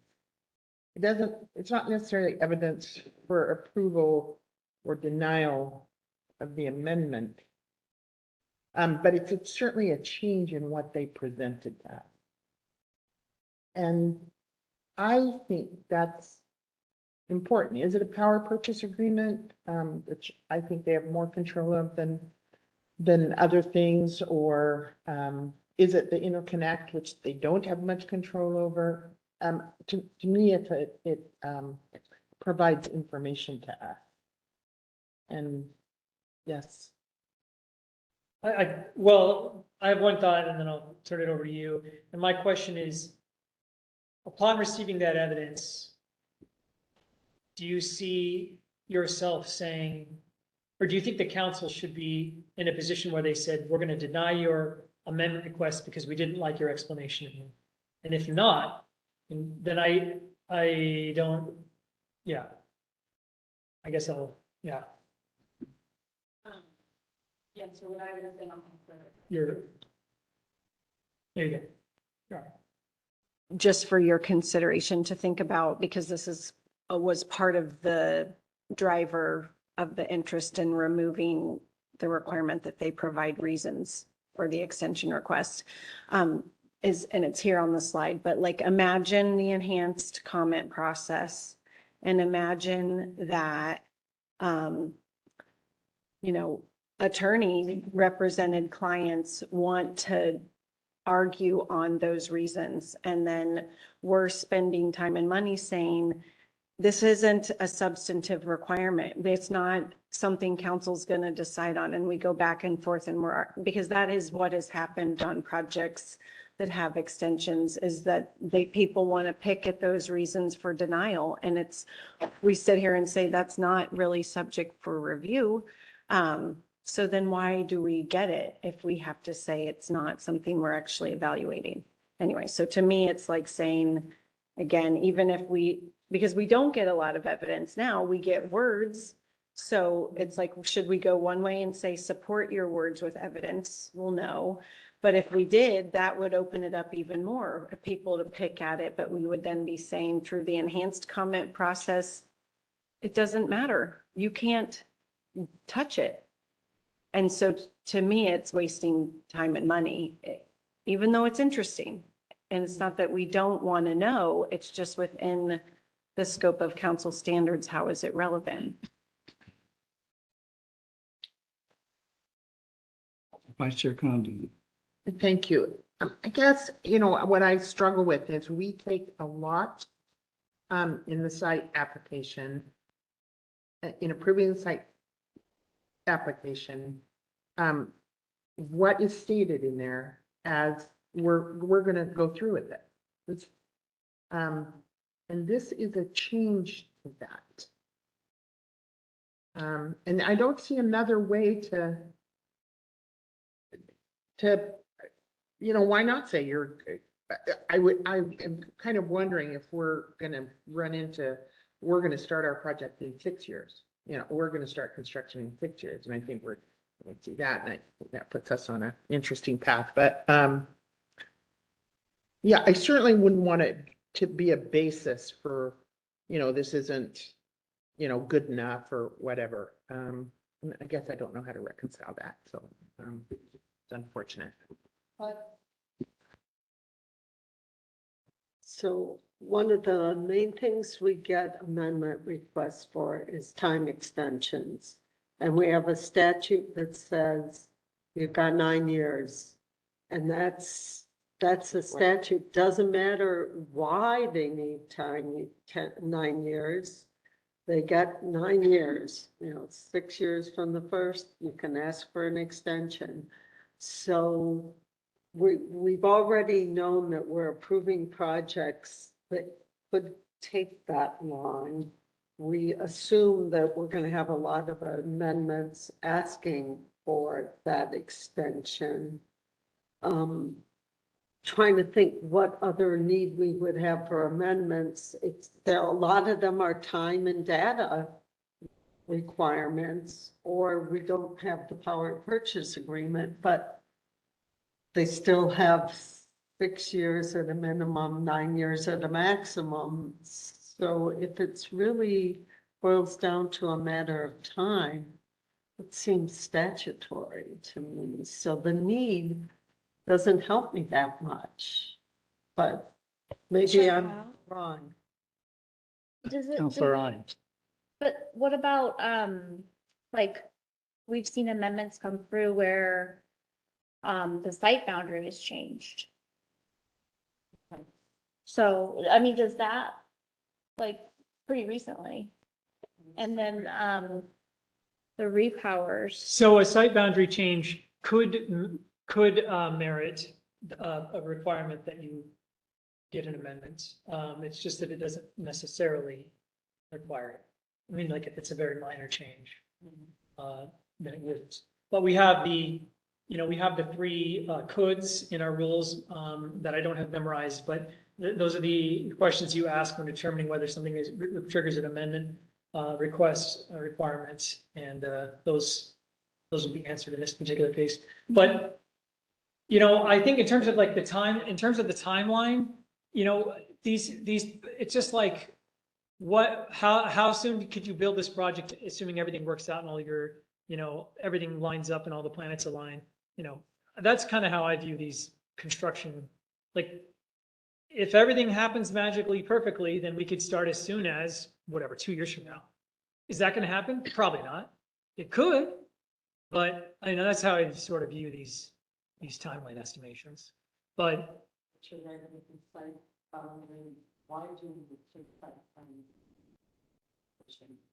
well, if they're gonna, I mean, it's an extension is different than modification. So if all they're doing is asking for the extension, that's different than if they're saying, well, we need more time and we also want to change the nature of the project, then that puts us through the amendment determination request for evaluating, you know, whether we have to go through a more significant process.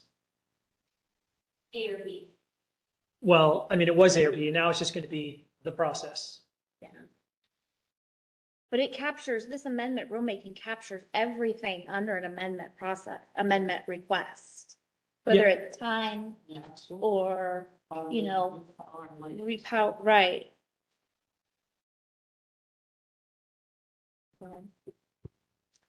Any other comments on this issue? Okay, go ahead and go next slide.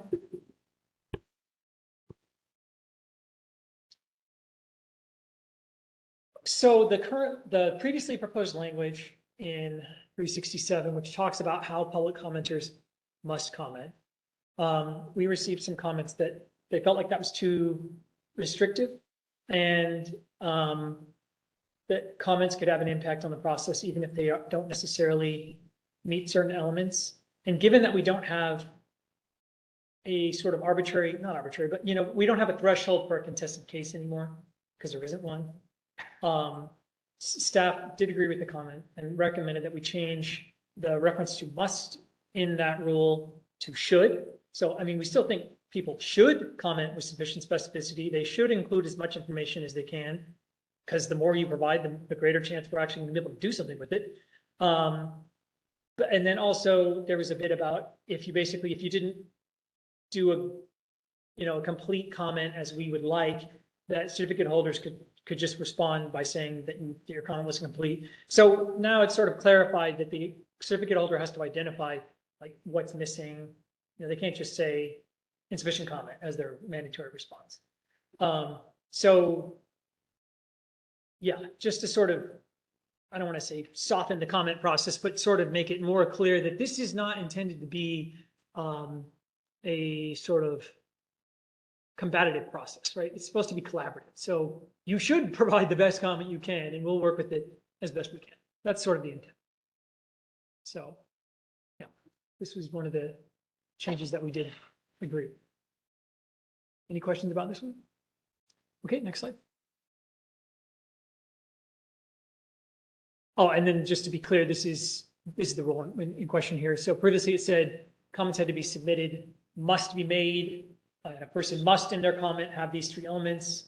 Now we say should, and then in sub B there, it says if a comment is not made with sufficient specificity, the department, it said may not make any revisions, and now it says may lack sufficient information or analysis to make any revisions. We might still be able to work with it, but we might not.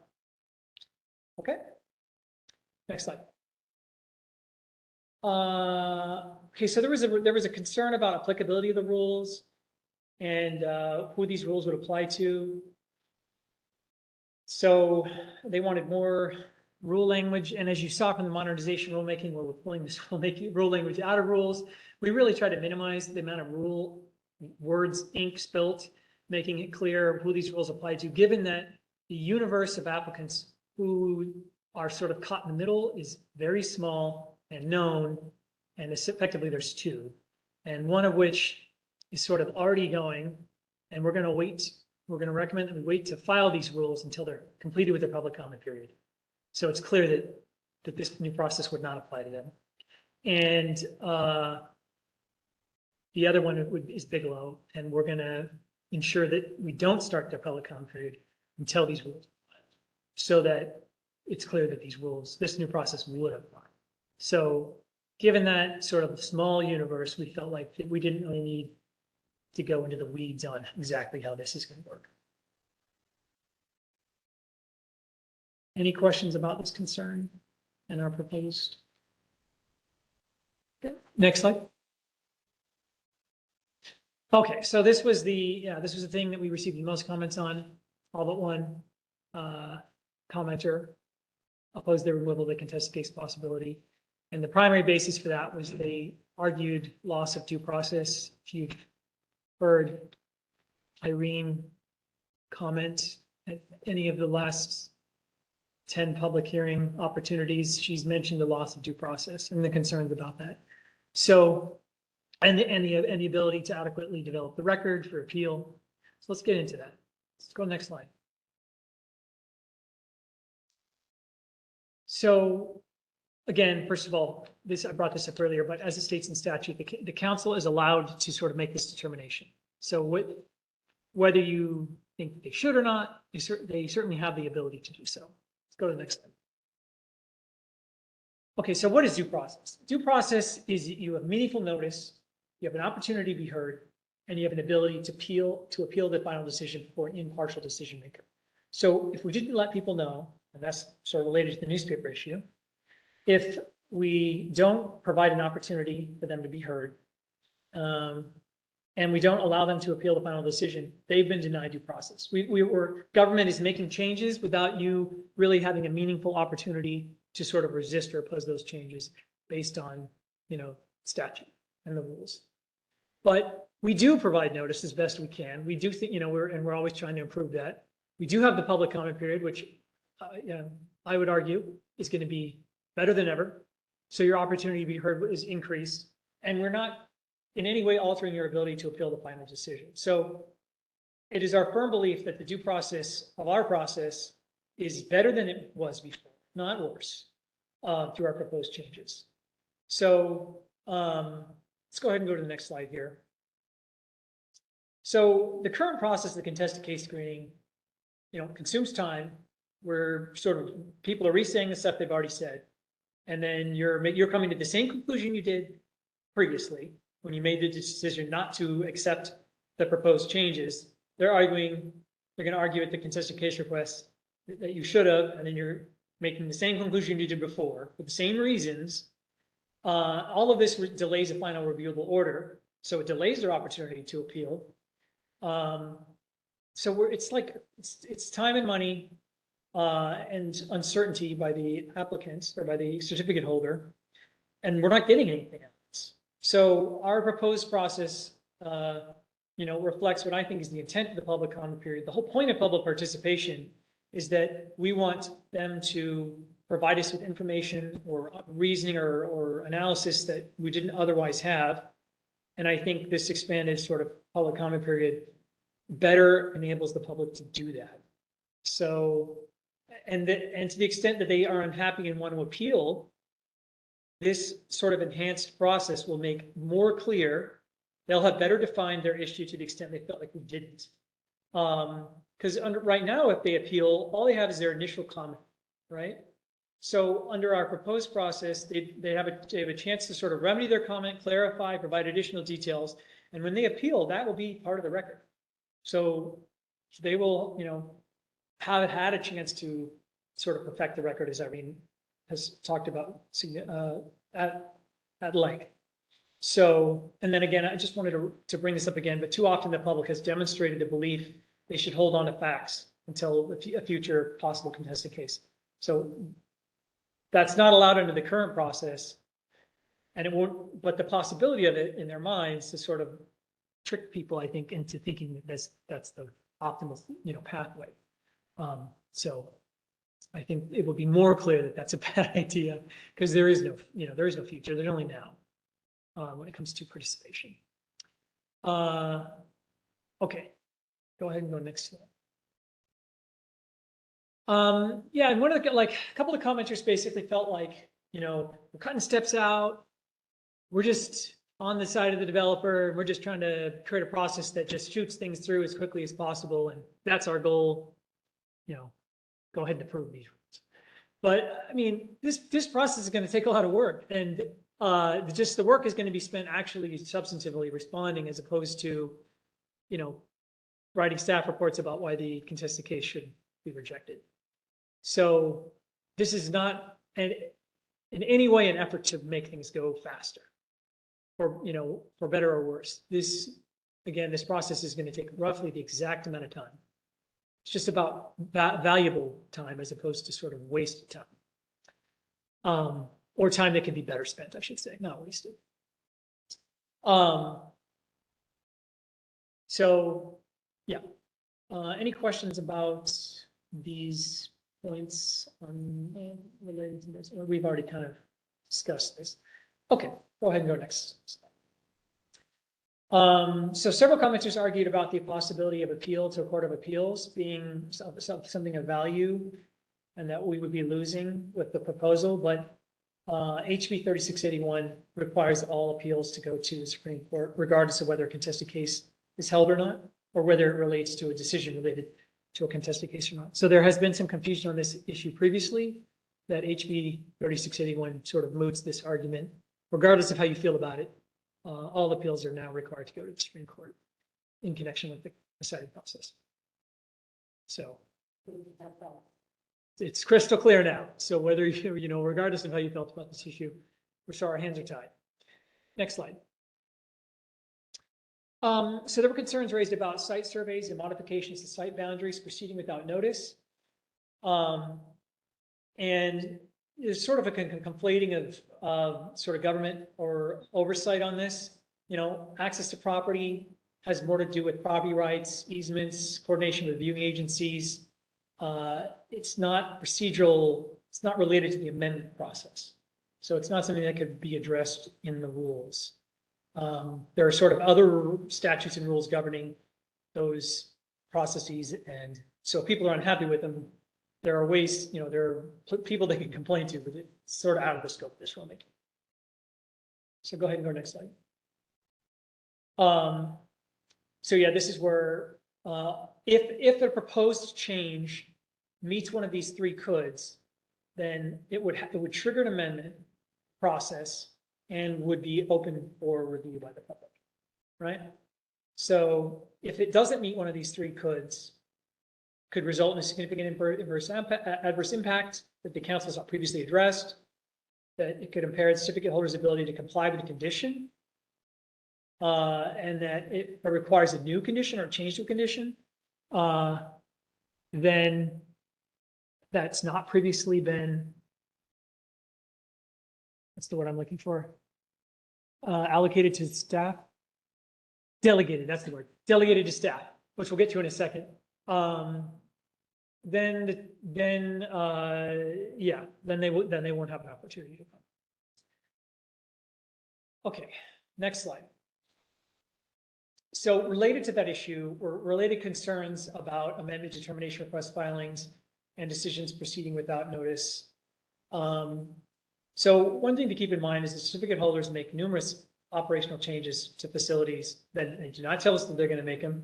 They would not trigger the three coulds, and they're perfectly within their rights to do so.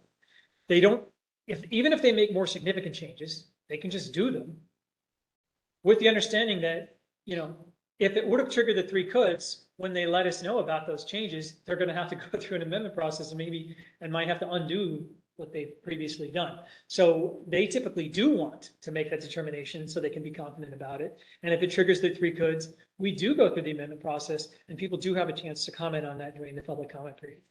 So the system is already designed to protect people from changes, significant changes that can cause, you know, potential damages or harms, or were unforeseen. Go ahead and go next slide. Okay, so then this sort of relates to why we had Acting Council Secretary Esterson discuss about changes to monitoring and mitigation plans and conditions without public participation. Because this was also raised by a couple of commenters. And I would just draw your attention to ORS 469-402, which states that the council has the authority to delegate that discretion and that if the delegation is warranted under the circumstances. So the question is not whether or not you can do that. You can do that. The question is whether it was warranted. And people who are concerned about the opportunity to comment on those changes, their time to complain is during the public comment period on the proposed final order, which is where that authority is delegated. And I do think that, maybe there is, just as a matter of process, we could highlight that delegation. I know Councilmember Byer requested that we do so that the council would know that that's what they're doing, that authority is being granted. And I think if we did that, then that would also highlight it for the public as well. So they would know if you're unhappy about the possibility of this being changed down the road, you got to complain about it now, not when that change actually happens, right? So yeah, I mean, this process there's a lot to it, and it is challenging, especially for newcomers, to understand how to participate. So we're always thinking about ways we can improve our public outreach and education, and this could be an area where we tweak it because it has been an issue of concern. Okay. Any questions about this? No? Okay. All right. So here we are at council options. I'll turn it over to you. Okay. Chair Howe. I have a question. Councilor Ines. Thank you. And this was way back in your slides. Yes, sure, sure. In regards to the meetings, and that you guys are basically saying, you're leaving it at your own discretion to determine the local interest. Is that what I'm hearing as far as determining if you're going to have a meeting in the local vicinity? So the way the rules are written is that we will always have the meeting in the local vicinity where the project is related to the amendment, unless the council determines otherwise. Oh, the council. Yes, Okay. not the department. Okay. So if the department feels strongly about it, we may, reach Might out to the council and say, hey, recommend it. yeah, Yeah. there's been no interest and this is a really minor one. So the way the rules are drafted, we have to justify not holding it locally. Otherwise we hold it locally. But the council makes the decision. I just was reading it differently. Thank you for Yeah. explaining that. 'Cause Yeah. I was looking at it as basically you guys are gonna be able to determine if we could, if you needed to be there or not. And that waiver option for the in the vicinity requirement, what Todd and I have talked about is that he'll build that into the secretary report. So if it applies to any projects, we would come forward during a council meeting, present the reasons why the in the vicinity requirement is being sought for waiver, and then you would have the decision. And yeah, I mean, we're going to try to be pretty diligent. We like going out into the locations. I mean, that's the most fun. So, but it will be up to you. And only in the circumstances where there's like a public health and safety risk or a weather hazard would we route it more to chair for like more immediate if council meeting isn't for another 4 weeks. Okay. And then just one other question. On the new process, thank you for the visuals, because those are really helpful. Yeah. But the STIR reply, again, this is just like the contested case process, right? We're just calling it different names in a way, right? But because after the STIR reply, we vote on, or no, there's no decision making after the STIR reply. So there's the SIR reply as a way of sort of capstoning the public participation process. It would then go into staff's hands to sort of evaluate all that was said. Okay. And then make final recommendations to the council in a draft of the final order. Council would then review all of the record, including the response reply, SIR reply, staff's recommendations based on the comments that were provided, then either approve or modify the final order. And then the public would then, if they're unhappy with what was decided, they could appeal.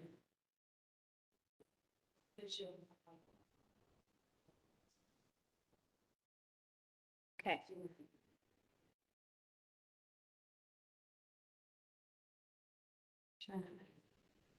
Counselor Byer. So just reading the comments, there is a perception among the public that there is a loss due to the contested case. We built in sort of 2 public comment periods with that response in between. Sometime last year, we said, oh no, we are not going to close the public comment period at the time of the hearing. We said at a minimum, you have 7 days after the close of the hearing to continue to provide comments, which I think has made commenting more robust because people hear things and they say, oh, I didn't think of that. I would just, because of the way the rule language is drafted, I believe it says a minimum of 7 days after the public hearing or the close of the public hearing, to just remind council that if we hear a boatload of comments, we might be able to extend that beyond that 7 days to not as far as 2 months perhaps, but to give the public more time to really think and respond. I think one of Tom's slides showed the time savings at the beginning of the process when you're evaluating whether it's A or B and the time that goes into those determinations. So we save time up front. We may chew up a little more time extending that public comment. It may not be that we need to do that in every case, but when there are particularly controversial or places where we get a lot of public comment, just at least as I'm reading your proposed rule, knowing that the council could extend that period to receive comments after the close of the hearing. And if I'm wrong, let me know, but I just think it's important for the public to know that we do have some flexibility there, that the process will be a little bit more robust in terms of the response that the applicant is able to provide, and then the public's opportunity to say, no, that's not what I meant, in response to the applicant's comments. So that was a lot of words, but. Yeah, so just a couple thoughts. So it seems like it's more often than not for amendments in the last few years for that time frame after the public hearing to extend is for the certificate holder. So then we didn't have to like apply it to the universe that might have been interested in commenting. One complicating factor about council extending the comment period after the hearing is that the current new amendment rule process has the department setting the subsequent process deadlines at the initial notice. So if then those deadlines are bust because we extended the comment, and then how do we let people? Well, we could set the deadlines relative to the end of the public comment period. Right, it's not date specific, Yeah. it's, yeah. But I think that what, we have been, so right now, the minimum time frame is 27 days. Prior, it was 21. We were generally like advocating for 35, maybe even 40 if it's super complicated, basically an application within an amendment. And so we're, thinking, okay, now we're minimum 27 days. It'll probably be like 35, and then we'll come down as we get squeezed. But then considering that we will have what we're forecasting to be an additional 30 days after that, just think, and the complex. It makes sense if it's a date calculation, but then still that means everybody's paying attention to the council's extension at that hearing. So I guess it would be my preference that, there's limited reason to need to extend it because we've considered the complexity of the amendment and built in enough time on both the front and back end. So we're because the time frame has been typically extended for the certificate holder to respond, we're like, well, we don't need to do that anymore because we just built it in. And so maybe this opportunity to extend where we used to see it, we won't see it anymore. There won't be a reason to. But But the flexibility is still there. Yeah. And we can just set the dates off of the end of the comment period, which if it were to change, we could just remind people, that means that these dates are now these dates. And they would know it by being at the hearing? If they are aware that the comment period is extended, whatever made them aware of that will also tell them of the new date. Right, yeah. So It's just. however they found out about it, will also In the include, newspaper. yes, Yeah. by Falcon, okay, by carrier pigeon. But thank you. I just want the public to know that we're aware that they perceive that they're losing something, but based on our discussion, we think they still have more than enough opportunity to participate and have that participation get more value, would be the way I characterize it. Okay, any further comments, discussion, questions? You ready for a motion? Ready for a motion? Thank you, Chair Howe. I move that I lost the language, that we approve the draft permanent rules as proposed by staff and go out for the formal process. Just adopt the rules. Okay, just adopt the rules as proposed. Yes. Can you read the motion language that's in your materials? I don't have it. Oh. Make me more comfortable. Thank you. Yes. Okay. Mr. Chair, I move that the council adopt the proposed amendment rules as presented in the staff report. Thank you, Counselor Byer. We have a motion. Do we have a second? Thank you, Counselor Devlin. We have now a motion and a second. Secretary Esterson, could you please call the roll? Katie Imes, Yes. Richard Devlin, Kent Howe, Aye. Cindy Condon, Yes. Ann Byer. Yes. Okay, Mr. Chair, motion carries. Thank you. Good job, Mr. Jackman. Good job, Tom. Well done. I'm for now. Ooh. That's a big one. Okay. The next item is the appointment of, to the Oregon Climate Trust Offset Committee. It's an action item, and we have Acting Secretary Esterson presenting this. I'll turn it over to you. Okay, thank you, Chair Howe, Vice Chair Condon, members of the council.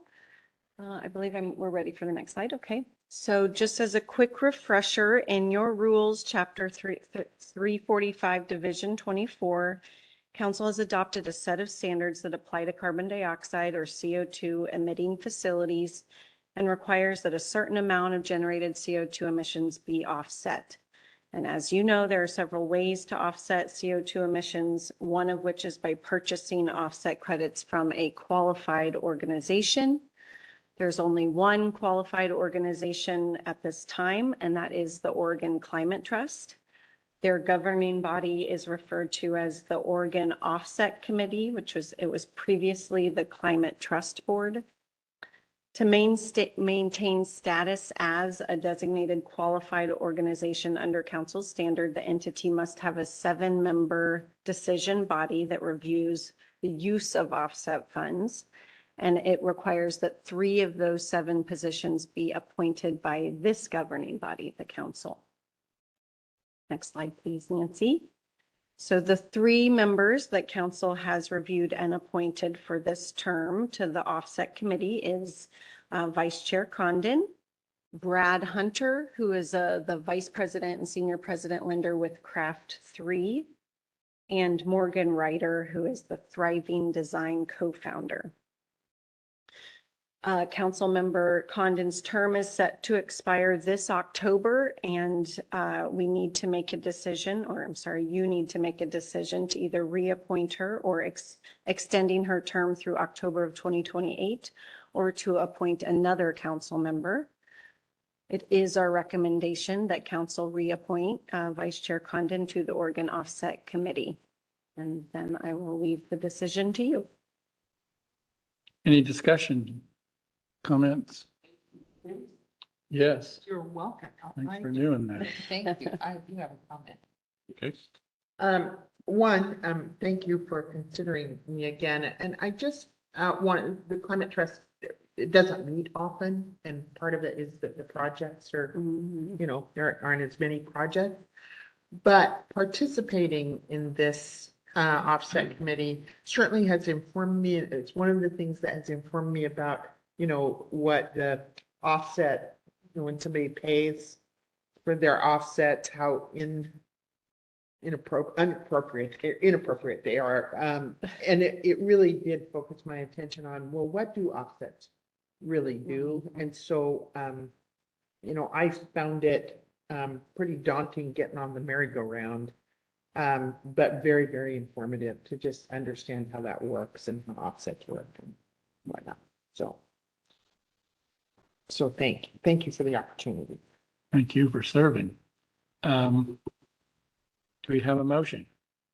Counselor Devlin, Mr. Chair, I move that the council reappoint Vice Chair Cindy Condon to the Oregon Offset Committee of the Climate Trust for a term starting on October 23rd, 2024 and concluding on October 22nd, 2028. do we have a second? Counselor Byer. Okay, so we've got a motion and a second. Secretary Cornett, or Esterman, could you please call the roll? Whatever your name is. Yeah. Richard Devlin, Aye.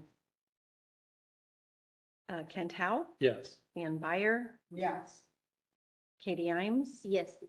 and Cindy Condon. Yes. Motion carries, Mr. Chair. Hey, thank you. Well, that was our last item. Anything for the good of the order before we close? Yeah, long but very well done meeting. Thank you, Secretary Esterson, for governing it. The time is now 2:15. Got that right? Yeah. And the September 19th, 2025 meeting of the Energy Facility Siting Council is now adjourned. Thank you. Way ahead of time. Yeah.